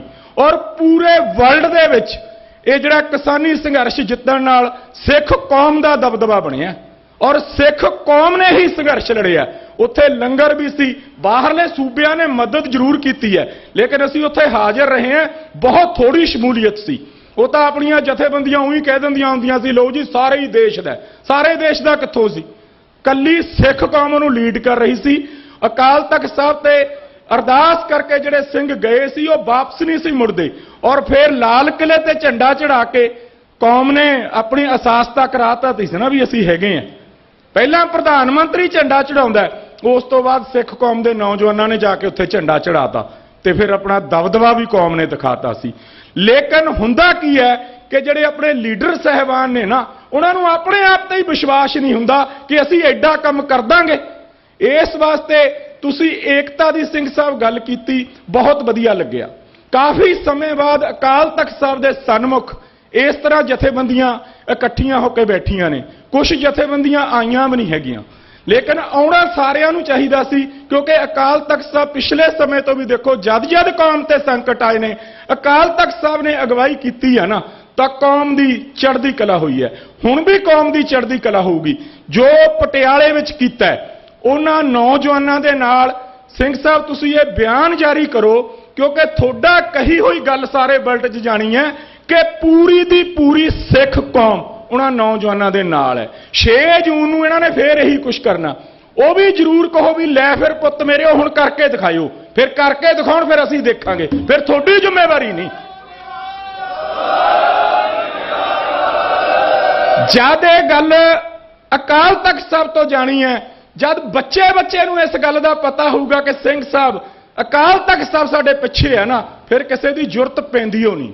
नाले इन्ने जोगे है ही नहीं कि सिख कौम नूं चैलेंज कर देंगे। ये तो 5 सतक ने आपां एक दबाव बनाइए कि इन्हां दे गनमैन हटा दिए यार, बाकी छड्डो, बाकी कौम नजिठ लंदी हुंदी है। वैसे गनमैनां नाल ही आपां तां नजिठिया सारियां नाल, कोई बड़ी गल नहीं। ये तो सिर्फ ते सिर्फ अग ला के आपदियां रोटियां सेकदे ने, कोई इदों बड़ी गल नहीं हैगी। कौम नजिठदी आई आ और नजिठूगी। और असीं तुहानूं सिंह साहब हथ जोड़ के बेनती करते हैं कि जिहड़ा कौम ते हुण समय ਉਹਦੇ ਵਿੱਚ अकाल तख्त साहब अगे होके कौम की अगवाई करो। तुसी हाक तां मार के देखो, तुसी तां हाक ही नहीं मारी कदे किसी सिंह साहबान ने भी आओ अज लोड़ है। फिर ये नौजवान इन्हां नूं भी दिखा देणगे नीकन वालियां नूं कि की भाव विकदी हुंदी है। कहंदा तां खच्चर भी सी भी दिल्ली जाके दिखाओ, ਜਿਹੜਿਆਂ ਨੂੰ ਨਸ਼ੇੜੀ ਕਹਿੰਦੇ ਤੀ, ਜਿਹੜਿਆਂ ਨੂੰ ਚਿੱਟੇ ਵਾਲੇ ਕਹਿੰਦੇ ਤੀ, फिर ਉਹੀ खच्चर ਭਜਾਇਆ कि नहीं, बाणी पाया नहीं नौजवानों ने। लेकिन जदों बजुर्ग राजनीति दे विच भी मैं हमेशा इस गल की प्रौढ़ता करता हुन्ना कि नौजवानों के हथ होनी चाहिए है गल। आपां जिहड़ी पॉलिटिक्स आ ना उहदे विच ज़्यादातर बजुर्गे फिट करे हुंदे ने, उन्हां नूं लगदा ही नहीं हुंदा भी आ हो जाऊगा, क्योंकि उम्र का तकाजा हुंदा है। लेकिन नौजवानों के विच एक जोश हुंदा है, वो जोश तुसीं भर सकदे हो। तुसीं भरो, तुसीं अगवाई करो, क्योंकि 50 साल तो उत्ते नहीं लड़ हुंदा। फिर एवें आपां कहीए लड़ना तो नौजवानी ने हुंदा। तुसीं ऐतकी संगत दे कहे ते ऐतकी एक बार इत्थों ये ऐलान कर दो कि पुत्त मेरियो 6 जून नूं कोई पत्ता भी हिल के दिखावे, जे फिर भी हिल गया फिर असीं तुहानूं कोई लांभा नहीं दिंदे। लेकिन कौम इन्नी जोगी हैगी है, लेकिन कौम नूं अगवाई करन वाला जथेदार चाहिए।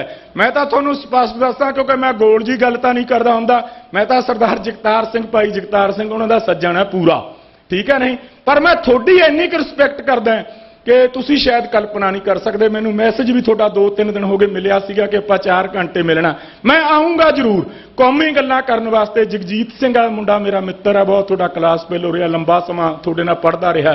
लेकिन कौम की जद जद गल आऊगी वो अगवाई, वो प्रोग्राम कौम पक्षी चाहे कोई दवे, उत्थे फिर एक दूसरे ते टीका टिप्पणियां करन दा समा नहीं हुंदा। हुण 2-3 समय हैगे ने, आ मोर्चे लगे हुए ने 4-5 सिंह साहब, 4-5 मोर्चे लगे हुए ने। उत्थे थोड़ी थोड़ी संगत हुंदी है, बिल्कुल मोर्चे वाली गल नहीं उत्थे लगदी। क्यों ना इन्हां सारियां नूं इकट्ठा करके एक मोर्चा बंदी ਸਿੰਘਾਂ ਦਾ ते एक होर इन्हां नाल ला के, नाले आ जिहड़ा दूआ लाना कहंदा सी कि सिख कौम अपने तौर ते लड़के देख लवे। यार लड़के देख तां लईए ना जिउंदे जी।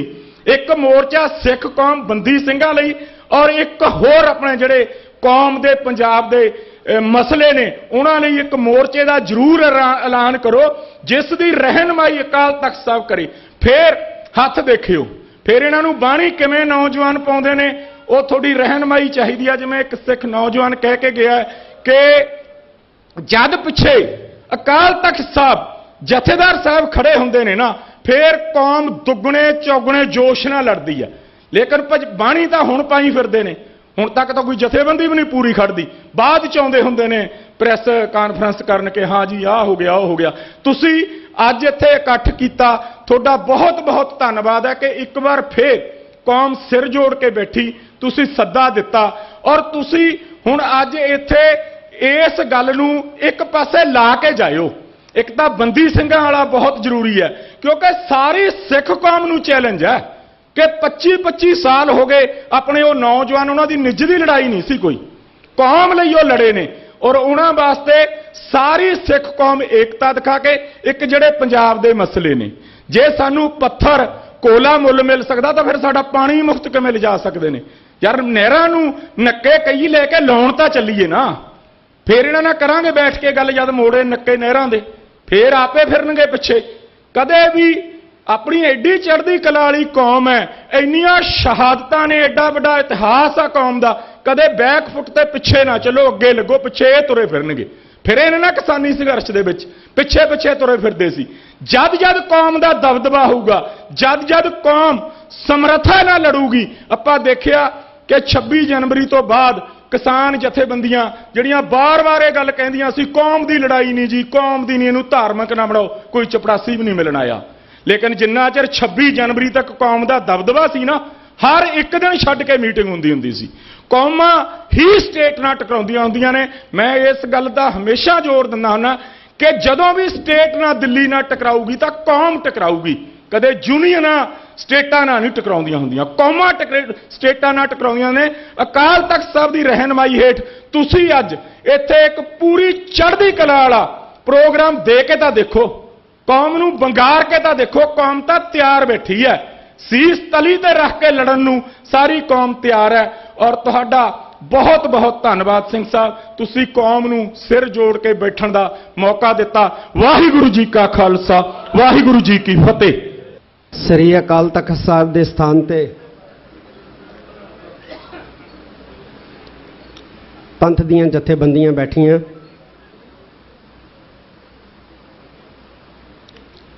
ਮੈਂ ਸਭ ਤੋਂ ਪਹਿਲਾਂ ਫਤਿਹ ਦੀ ਸਾਂਝ ਪਾਵਾਂਗਾ ਫਤਿਹ ਪ੍ਰਵਾਨ ਕਰਿਓ ਵਾਹਿਗੁਰੂ ਜੀ ਕਾ ਖਾਲਸਾ ਵਾਹਿਗੁਰੂ ਜੀ ਕੀ ਫਤਿਹ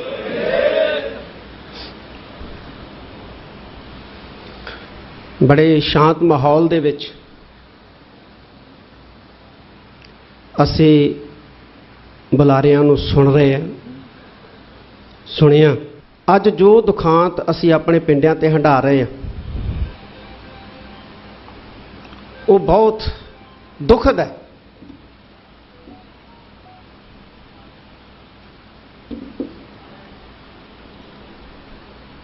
ਦੋ ਤਰ੍ਹਾਂ ਦੇ ਧੱਕੇ ਦੋ ਤਰ੍ਹਾਂ ਦਾ ਜ਼ੁਲਮ ਸਾਡੇ ਪਿੰਡਾਂ ਦੇ ਉੱਤੇ ਹੋ ਰਿਹਾ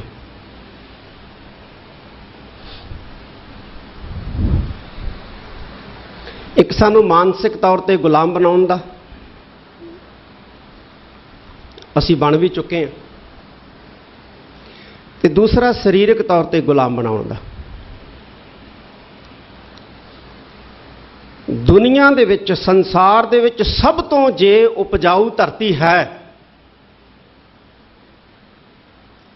ਤੇ ਉਹ ਕੇਵਲ ਤੇ ਕੇਵਲ ਪੰਜਾਬ ਦੀ ਹੈ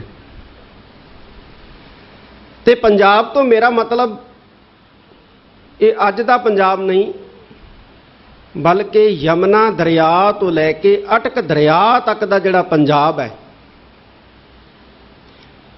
ਜਿਹਨੂੰ ਮਹਾ ਪੰਜਾਬ ਆਪਾਂ ਕਹਿ ਦਈਏ ਅਤ ਕਥਨੀ ਨਹੀਂ ਹੈ ਇਹ ਧਰਤੀ ਜਿਹੜੀ ਹੈ ਦੁਨੀਆ ਦੀ ਸਭ ਤੋਂ ਉਪਜਾਊ ਧਰਤੀ ਹੈ ਇਹਦਾ ਅੱਧਾ ਹਿੱਸਾ ਪਾਕਿਸਤਾਨ ਦੇ ਕੋਲ ਹੈ ਔਰ ਅੱਧਾ ਹਿੱਸਾ ਭਾਰਤ ਦੇ ਵਿੱਚ ਹੈ ਪਾਕਿਸਤਾਨ ਦੇ ਅੱਧੇ ਹਿੱਸੇ ਦਾ ਤਾਂ ਮੈਨੂੰ ਬਹੁਤਾ ਨਹੀਂ ਪਤਾ ਹੈ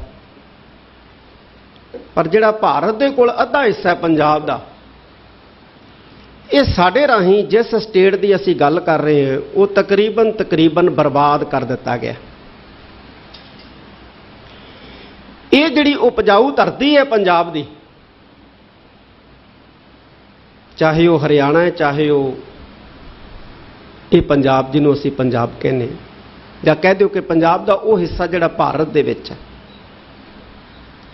ਇਹ ਜਿਹੜੀ ਧਰਤੀ ਹੈ ਇਹ ਸਾਡੇ ਰਾਹੀਂ ਬਰਬਾਦ ਕਰ ਦਿੱਤੀ ਗਈ ਹੈ ਸਟੇਟ ਨੇ ਔਰ ਬਰਬਾਦ ਇਸ ਕਰਕੇ ਕੀਤੀ ਹੈ ਤਾਂ ਕਿ ਅਸੀਂ ਇਸ ਧਰਤੀ ਨੂੰ ਛੱਡ ਕੇ ਫਿਰ ਚਲੇ ਜਾਈਏ ਵੀ ਇਹ ਬਰਬਾਦ ਹੋ ਗਈ ਹੁਣ ਅਸੀਂ ਚੱਲੇ ਹਾਂ ਤੇ ਫਿਰ ਅਸੀਂ ਇਸ ਧਰਤੀ ਦੇ ਵਾਰਸ ਬਣ ਜਾਈਏ ਕਿੰਨੀ ਬਰਬਾਦ ਕਰਤੀ ਹੈ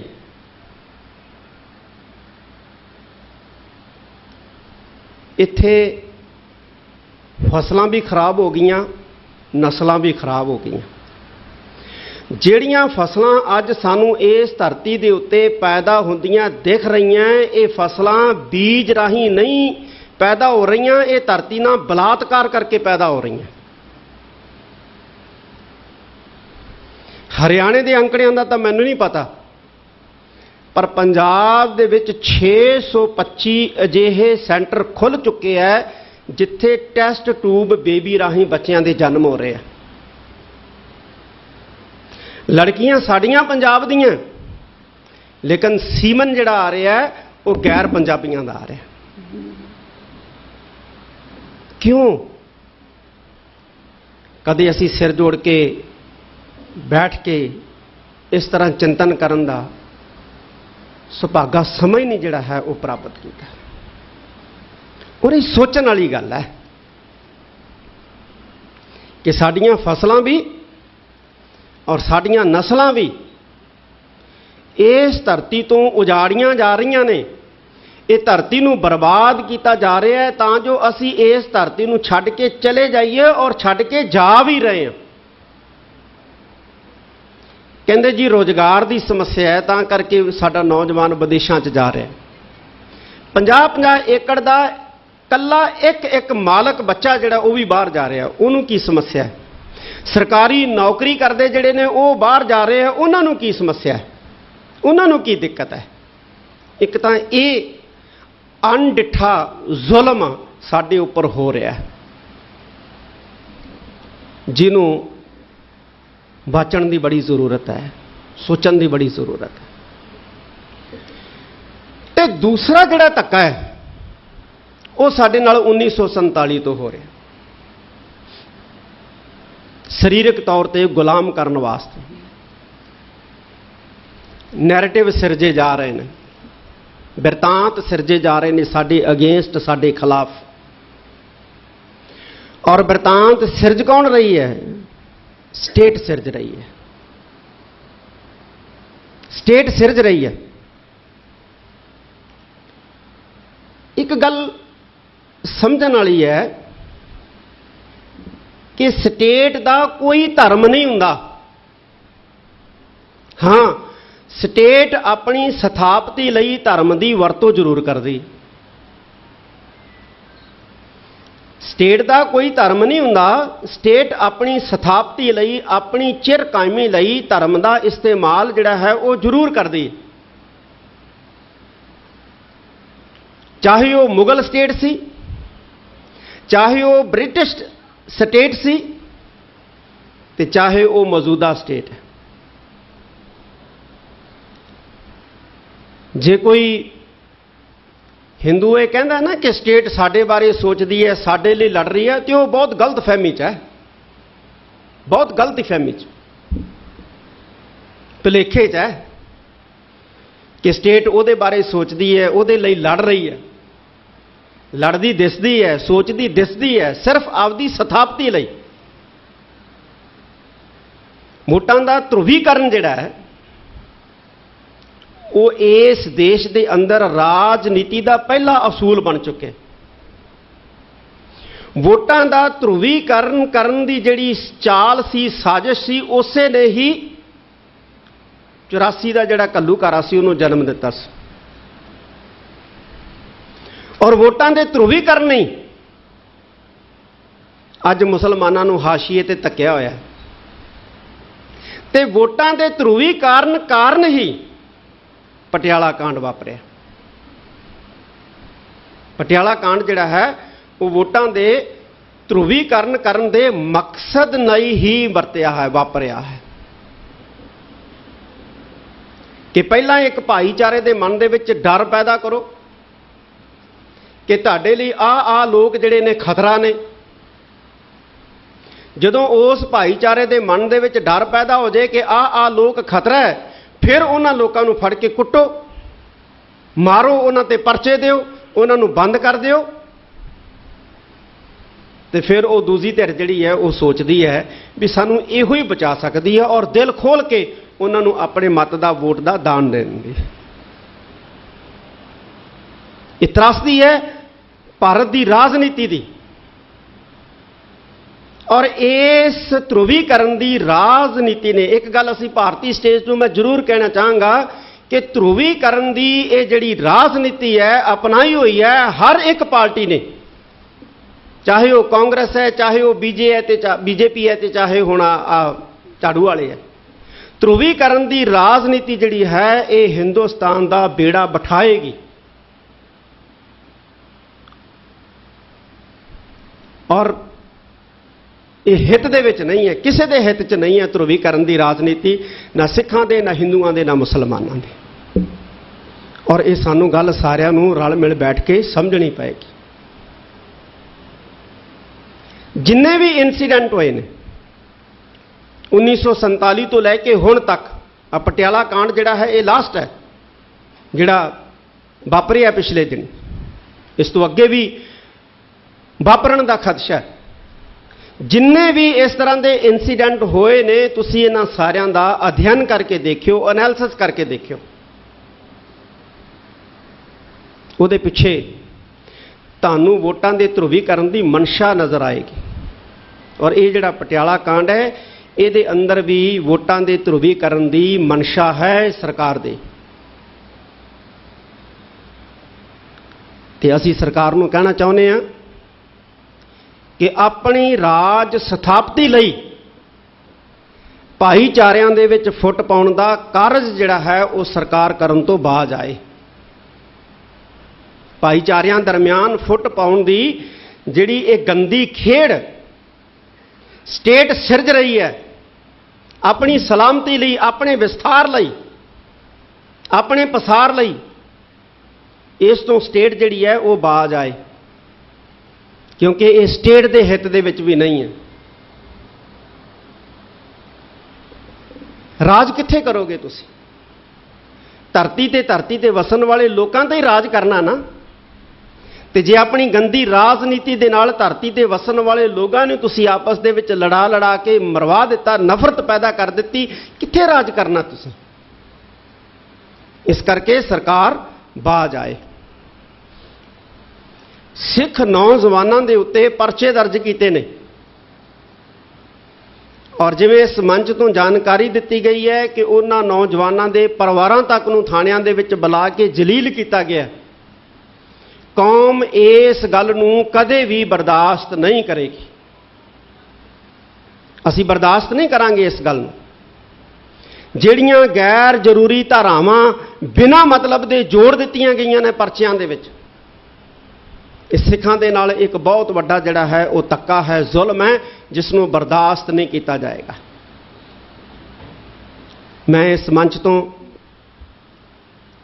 ਸਟੇਟ ਨੂੰ ਕਹਿਣਾ ਚਾਹੁੰਦਾ ਕਿ ਜਿਨ੍ਹਾਂ ਨੌਜਵਾਨਾਂ ਤੇ ਤੁਸੀਂ ਗਲਤ ਪਰਚੇ ਕੀਤੇ ਨੇ, ਜਿਨ੍ਹਾਂ ਨੌਜਵਾਨਾਂ ਤੇ ਤੁਸੀਂ ਗਲਤ ਧਾਰਾਵਾਂ ਲਾਈਆਂ ਨੇ, ਜਿਨ੍ਹਾਂ ਨੌਜਵਾਨਾਂ ਦੇ ਪਰਿਵਾਰਾਂ ਨੂੰ ਤੁਸੀਂ ਥਾਣਿਆਂ ਦੇ ਵਿੱਚ ਬਿਠਾ ਕੇ ਜਲੀਲ ਕੀਤਾ, ਅਸੀਂ ਉਹਨਾਂ ਨੌਜਵਾਨਾਂ ਦੇ ਨਾਲ ਹੈ। ਅਸੀਂ ਨਹੀਂ ਬਲਕਿ ਦੁਨੀਆ ਦਾ ਹਰ ਸਿੱਖ ਜਿਹੜਾ ਹੈ ਉਹ ਨਾਲ ਹੈ, ਚਾਹੇ ਉਹ ਕਿਸੇ ਵੀ ਧਰਤੀ ਦੇ ਵਿੱਚ ਵਸਦਾ ਹੈ, ਚਾਹੇ ਉਹ ਅਮਰੀਕਾ ਰਹਿੰਦਾ ਹੈ, ਕੈਨੇਡਾ ਰਹਿੰਦਾ ਹੈ, ਸਾਰੇ ਸਿੱਖ ਅਸੀਂ ਉਹਨਾਂ ਦੇ ਨਾਲ ਆ।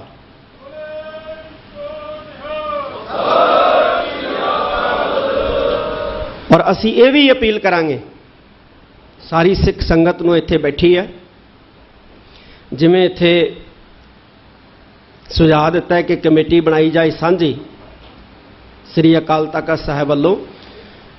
ਕਮੇਟੀ ਤੁਸੀਂ ਬਣਾਉਣੀ ਹੈ। ਭਾਈ ਪਰਮਪਾਲ ਸਿੰਘ ਬੈਠੇ ਨੇ, ਹੋਰ ਸਾਰੇ ਬੈਠੇ ਨੇ। ਕਮੇਟੀ ਤੁਸੀਂ ਬਣਾਉਣੀ ਹੈ। ਤੁਸੀਂ ਬਣਾ ਕੇ ਸਾਨੂੰ ਦੱਸ ਦਿਓ। ਜਿਹੜੀ ਕਮੇਟੀ ਤੁਸੀਂ ਬਣਾਓਗੇ ਸਾਡੇ ਵੱਲੋਂ ਉਹ ਪ੍ਰਵਾਨ ਹੋਏਗੀ।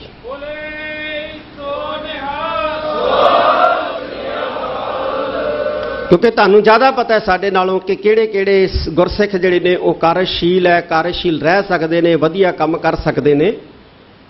ਉਹ ਫਿਰ ਜਿਹੜੀ ਕਮੇਟੀ ਬਣੇਗੀ, ਜਿਹੜੀ ਕਮੇਟੀ ਤੁਸੀਂ ਬਣਾਓਗੇ, ਉਹਨਾਂ ਨਾਲ ਬੈਠ ਕੇ ਫਿਰ ਅਗਲੀ ਰਣਨੀਤੀ ਜਿਹੜੀ ਹੈ ਉਹ ਜ਼ਰੂਰ ਘੜੀ ਜਾਏਗੀ। ਤੇ ਫਿਰ ਉਹਦਾ ਐਲਾਨ ਜਿਹੜਾ ਹੈ ਉਸ ਕਮੇਟੀ ਵੱਲੋਂ ਜਿਹੜੀ ਰਣਨੀਤੀ ਘੜੀ ਜਾਏਗੀ, ਜਿਹੜੀ ਨੀਤੀ ਬਣਾਈ ਜਾਏਗੀ, ਉਹਦਾ ਐਲਾਨ ਜਿਹੜਾ ਹੈ ਉਹ ਮੀਡੀਆ ਰਾਹੀਂ ਆਪ ਸਿੱਖ ਸੰਗਤਾਂ ਤੱਕ ਪਹੁੰਚਾ ਦਿੱਤਾ ਜਾਏਗਾ। ਕਿਉਂਕਿ ਆਪਾਂ ਨੂੰ ਹੁਣ ਡਿਪਲੋਮੈਟਿਕ ਜਿਹੜਾ ਹੈ ਉਹ ਹੋਣਾ ਪੈਣਾ ਹੈ। ਅਸੀਂ ਡਿਪਲੋਮੈਟਿਕ ਨਹੀਂ ਹਾਂ। ਇੱਕ ਇਹ ਵੀ ਸਾਡੀ ਸਮੱਸਿਆ ਕਿ ਅਸੀਂ ਡਿਪਲੋਮੈਟਿਕ ਨਹੀਂ ਹਾਂ। ਜਿਵੇਂ ਇੱਥੋਂ ਵੀਰ ਵੀ ਬੋਲ ਕੇ ਗਏ ਆ, ਅਸੀਂ ਜਜ਼ਬਾਤੀ ਹਾਂ ਇਹ ਸਾਡਾ ਸੁਭਾਅ ਹੈ। ਇਹ ਸਾਡਾ ਸੁਭਾਅ ਹੈ ਕਿ ਅਸੀਂ ਜਜ਼ਬਾਤੀ ਹਾਂ, ਜਜ਼ਬਾਤੀ ਹੋ ਜਾਂਦੇ ਹਾਂ, ਪਰ ਜਜ਼ਬਾਤੀ ਹੋਇਆਂ ਕਈ ਗੱਲਾਂ ਜਿਹੜੀਆਂ ਉਹ ਗਲਤ ਹੋ ਜਾਂਦੀਆਂ। ਇਸ ਕਰਕੇ ਅਸੀਂ ਡਿਪਲੋਮੈਟਿਕ ਹੋਈਏ। ਇੱਕ ਮੈਂ ਜ਼ਰੂਰ ਸਾਰਿਆਂ ਨੂੰ ਕਹੂੰਗਾ, ਸ਼੍ਰੋਮਣੀ ਗੁਰਦੁਆਰਾ ਪ੍ਰਬੰਧਕ ਕਮੇਟੀ ਇੱਕ ਕਿਤਾਬ ਛਾਪਦੀ ਹੈ, ਉਹਦਾ ਨਾਮ ਹੈ ਜਥੇਬੰਦੀ, ਸਿੱਖ ਜਥੇਬੰਦੀ। ਉਹ ਕਿਤਾਬ ਜ਼ਰੂਰ ਪੜ੍ਹੋ ਸਾਰੇ, ਜਿੰਨੇ ਵੀ ਤੁਸੀਂ ਬੈਠੇ ਹੋ, ਜਥੇਬੰਦੀਆਂ ਦੇ ਨੁਮਾਇੰਦੇ ਹੋ, ਜਥੇਬੰਦੀਆਂ ਦੇ ਮੈਂਬਰ ਹੋ, ਹਰ ਇੱਕ ਮੈਂਬਰ ਜਿਹੜਾ ਹੈ ਉਹ ਕਿਤਾਬ ਜਿਹੜੀ ਹੈ ਉਹ ਜ਼ਰੂਰ ਪੜ੍ਹੇ। ਇੱਕ ਵੀਰ ਬੜਾ ਸੋਹਣੀ ਗੱਲ ਕਰਕੇ ਗਿਆ ਹੈ ਕਿ ਲੜਾਈ ਜਿਹੜੀ ਹੈ ਸੰਗਠਨ ਲੜਦੇ ਹੁੰਦੇ ਆ, ਔਰ ਜਿਹੜੀ ਲੜਾਈ ਸੰਗਠਨ ਲੜਦੇ ਹੁੰਦੇ ਆ ਉਹ ਲੜਾਈ ਕਾਮਯਾਬੀ ਹੁੰਦੀ ਹੈ। ਸਾਨੂੰ ਸੰਗਠਨ ਬਣਾਉਣ ਵਾਸਤੇ ਸਭ ਤੋਂ ਪਹਿਲਾਂ ਕੈਡਰ ਡਿਵੈਲਪ ਕਰਨਾ ਪਏਗਾ, ਤੇ ਫਿਰ ਉਸ ਕੈਡਰ ਨੂੰ ਸੰਗਠਿਤ ਕਰਨਾ ਪਏਗਾ। ਜਦੋਂ ਅਸੀਂ ਕੈਡਰ ਬਣਾ ਲਿਆ, ਕੈਡਰ ਨੂੰ ਸੰਗਠਿਤ ਕਰ ਲਿਆ, ਫਿਰ ਜਦੋਂ ਉਹ ਸੰਗਠਨ ਜਿਹੜਾ ਲੜਾਈ ਲੜੂਗਾ ਤੇ ਅਸੀਂ ਸਟੇਟ ਨੂੰ ਚੁਣੌਤੀ ਦੇ ਸਕਾਂਗੇ, ਵਰਨਾ ਅਸੀਂ ਚੁਣੌਤੀ ਨਹੀਂ ਦੇ ਸਕਾਂਗੇ, ਕਿਉਂਕਿ ਸਟੇਟ ਕੋਲੇ ਪਾਵਰ ਹੈ, ਸਟੇਟ ਕੋਲੇ ਤਾਕਤ ਹੈ।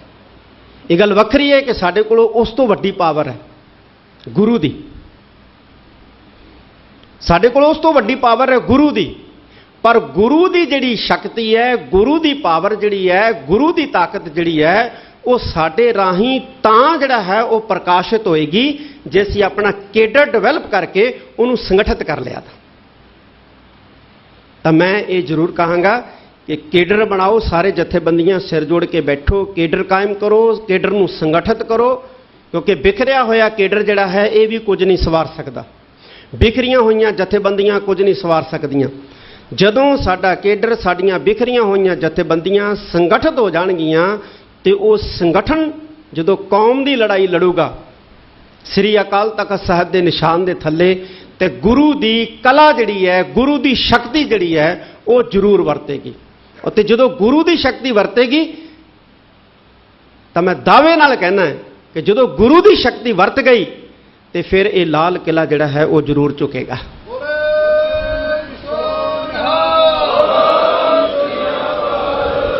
ਮੈਂ ਇੱਕ ਤਸਵੀਰ ਦੇਖੀ ਸੀ ਬੜੀ ਖੂਬਸੂਰਤ, ਕਾਫੀ ਸਾਲ ਪਹਿਲਾਂ। ਇੱਕ ਸਿੰਘ ਲਾਲ ਕਿਲੇ ਦੇ ਕੋਲ ਗੁਜ਼ਰਿਆ ਜਾਂਦਾ ਹੈ ਔਰ ਲਾਲ ਕਿਲੇ ਨੂੰ ਕਹਿੰਦਾ ਹੈ, ਉਹ ਲਾਲ ਕਿਲਿਆ ਤੂੰ ਮੇਰੇ ਅੱਗੇ ਝੁੱਕ ਕੇ ਸਲਾਮ ਨਹੀਂ ਕੀਤੀ? ਤੇ ਅੱਗੋਂ ਲਾਲ ਕਿਲਾ ਕਹਿੰਦਾ, ਤੂੰ ਕਿਹੜਾ ਬਘੇਲ ਸਿੰਘ ਹੈ? ਤਾਂ ਸਾਨੂੰ ਉਹਨਾਂ ਮਹਾਨ ਯੋਧਿਆਂ, ਸੂਰਬੀਰਾਂ ਦੇ ਵਾਰਸ ਜਿਹੜਾ ਹੈ ਉਹ ਬਣ ਕੇ ਦਿਖਾਉਣਾ ਪਏਗਾ। ਜਦੋਂ ਸਹੀ ਮਾਇਨੇ 'ਚ ਅਸੀਂ ਵਾਰਸ ਬਣਾਂਗੇ ਤੇ ਗੁਰੂ ਸਾਡੇ ਤੇ ਜ਼ਰੂਰ ਕਿਰਪਾ ਕਰੂ। ਮੇਰਾ ਵਿਸ਼ਵਾਸ ਹੈ ਕਿ ਗੁਰੂ ਉਹਨਾਂ ਸਿੱਖਾਂ ਤੇ ਜ਼ਰੂਰ ਕਿਰਪਾ ਕਰਦਾ ਹੈ ਜਿਹੜਾ ਆਪਣੇ ਮਨ ਤੇ ਪਾਪ ਮਟਾ ਕੇ ਗੁਰੂ ਲਈ, ਗੁਰੂ ਕੇ ਪੰਥ ਲਈ ਚੱਲਦੇ ਨੇ ਕਾਫਲੇ ਬਣਾ ਕੇ। ਗੁਰੂ ਦੀ ਕਲਾ ਉਹਨਾਂ ਕਾਫਲਿਆਂ ਦੇ ਵਿੱਚ ਜ਼ਰੂਰ ਵਰਤਦੀ ਹੈ। ਮੈਂ ਤੁਹਾਡਾ ਸਾਰਿਆਂ ਦਾ ਇਸ ਗੱਲੋਂ ਧੰਨਵਾਦ ਕਰਦਾ ਕਿ ਤੁਸੀਂ ਅੱਜ ਸਾਰੇ ਸ੍ਰੀ ਅਕਾਲ ਤਖਤ ਸਾਹਿਬ ਦੇ ਸਥਾਨ ਦੇ ਉੱਤੇ ਇਕੱਠੇ ਹੋਏ ਹੋ। ਇਹ ਸ੍ਰੀ ਅਕਾਲ ਤਖਤ ਸਾਹਿਬ ਪੰਥ ਦਾ ਹੈ, ਕੌਮ ਦਾ ਹੈ, ਔਰ ਕੌਮ ਪੰਥ ਸ੍ਰੀ ਅਕਾਲ ਤਖਤ ਸਾਹਿਬ ਹੈ। ਇਸ ਕਰਕੇ ਇਹ ਇੱਕ ਮੰਚ ਹੈ, ਗੱਲ ਕਰਨ ਦਾ ਇਹ ਇੱਕ ਮੰਚ ਹੈ। ਜਿਵੇਂ ਭਾਰਤੀ ਲੋਕਾਂ ਦੀ ਗੱਲ ਕਰਨ ਦਾ ਜਿਹੜਾ ਮੰਚ ਹੈ ਉਹ ਪਾਰਲੀਮੈਂਟ ਹੈ, ਪੰਜਾਬ ਦੇ ਲੋਕਾਂ ਦੀ ਗੱਲ ਕਰਨ ਦਾ ਜਿਹੜਾ ਮੰਚ ਹੈ ਉਹ ਵਿਧਾਨ ਸਭਾ ਹੈ, ਔਰ ਖਾਲਸਾ ਪੰਥ ਦੀ ਗੱਲ ਕਰਨ ਦਾ ਜਿਹੜਾ ਮੰਚ ਹੈ ਉਹ ਸ੍ਰੀ ਅਕਾਲ ਤਖਤ ਸਾਹਿਬ ਹੈ। ਸ੍ਰੀ ਅਕਾਲ ਤਖਤ ਸਾਹਿਬ ਤੇ ਬੈਠੀਏ, ਜ਼ਾਬਤੇ ਦੇ ਨਾਲ ਬੈਠੀਏ, ਪਿਆਰ ਦੇ ਨਾਲ ਬੈਠੀਏ, ਇਤਫਾਕ ਦੇ ਨਾਲ ਬੈਠੀਏ, ਤੇ ਗੁਰੂ ਕਲਾ ਨਾ ਵਰਤਾਵੇ, ਇਹ ਕਦੇ ਹੋ ਨਹੀਂ ਸਕਦਾ ਹੈ। ਮੈਂ ਬਹੁਤ ਕਿਉਂਕਿ ਨਾਮ ਲੈਣ ਲੱਗਾ ਤਾਂ ਬੜਾ ਲੰਬਾ ਸਮਾਂ ਲੱਗ ਜਾਏਗਾ। ਮੈਂ ਸਾਰਿਆਂ ਦਾ ਹੀ ਦਿਲ ਦੀਆਂ ਗਹਿਰਾਈਆਂ ਦੇ ਵਿੱਚੋਂ ਬਹੁਤ ਧੰਨਵਾਦ ਕਰਦਾ, ਔਰ ਖਾਸ ਤੌਰ ਤੇ ਸ਼੍ਰੋਮਣੀ ਗੁਰਦੁਆਰਾ ਪ੍ਰਬੰਧਕ ਕਮੇਟੀ ਦਾ, ਮੈਨੇਜਰ ਸਾਹਿਬ ਦਾ, ਜਿਨ੍ਹਾਂ ਨੇ ਅਰੇਂਜਮੈਂਟ ਕੀਤਾ। ਅਰਦਾਸ ਆਪਾਂ ਕਰਨੀ ਹੈ ਇੱਥੇ ਹੀ 71 ਦੀ ਸਮਾਪਤੀ ਦੀ, ਤੇ ਉਸ ਤੋਂ ਬਾਅਦ ਇੱਥੇ ਹੀ ਆਪਾਂ ਪੰਗਤਾਂ ਲਾ ਲੈਣੀਆਂ, ਪ੍ਰਸ਼ਾਦਾ ਆਪਾਂ ਇੱਥੇ ਹੀ ਬੈਠ ਕੇ ਛਕਣਾ, ਤੇ ਫਿਰ ਪ੍ਰਸ਼ਾਦਾ ਛਕ ਕੇ ਜਿਹੜਾ ਹੈ ਉਹ ਆਪਾਂ ਸਾਰਿਆਂ ਨੇ ਜਿਹੜਾ ਜਾਣਾ ਹੈ। ਤੇ ਮੈਂ ਭਾਈ ਪਰਮਪਾਲ ਸਿੰਘ ਜੀ ਨੂੰ ਕਹਾਂਗਾ ਕਿ ਬੇਸ਼ੱਕ ਇੱਥੇ ਬੈਠ ਜਾਓ, ਜਿੱਥੇ ਬੈਠ ਜਿਓ, ਕੱਲ ਨੂੰ ਬੈਠ ਜਿਓ, ਅੱਜ ਬੈਠ ਜਿਓ, ਹੁਣ ਬੈਠ ਜਿਓ, ਤੁਸੀਂ ਸਾਰੇ ਰਲ ਮਿਲ ਕੇ ਇੱਕ ਕਮੇਟੀ ਦਾ ਗਠਨ ਜਿਹੜਾ ਹੈ ਉਹ ਕਰ ਲਓ, ਸਾਨੂੰ ਦੱਸ ਦਿਓ, ਸਾਡੇ ਵੱਲੋਂ ਉਹ ਕਮੇਟੀ ਜਿਹੜੀ ਹੈ ਪ੍ਰਵਾਨ ਹੋਏਗੀ। ਇੰਨੇ ਸ਼ਬਦ ਪ੍ਰਵਾਨ ਕਰਨ। ਇੱਕ ਵਾਰੀ ਫਿਰ ਫਤਿਹ ਦੀ ਸਾਂਝ ਪਾਓ। ਵਾਹਿਗੁਰੂ ਜੀ ਕਾ ਖਾਲਸਾ, ਵਾਹਿਗੁਰੂ ਜੀ ਕੀ ਫਤਿਹ।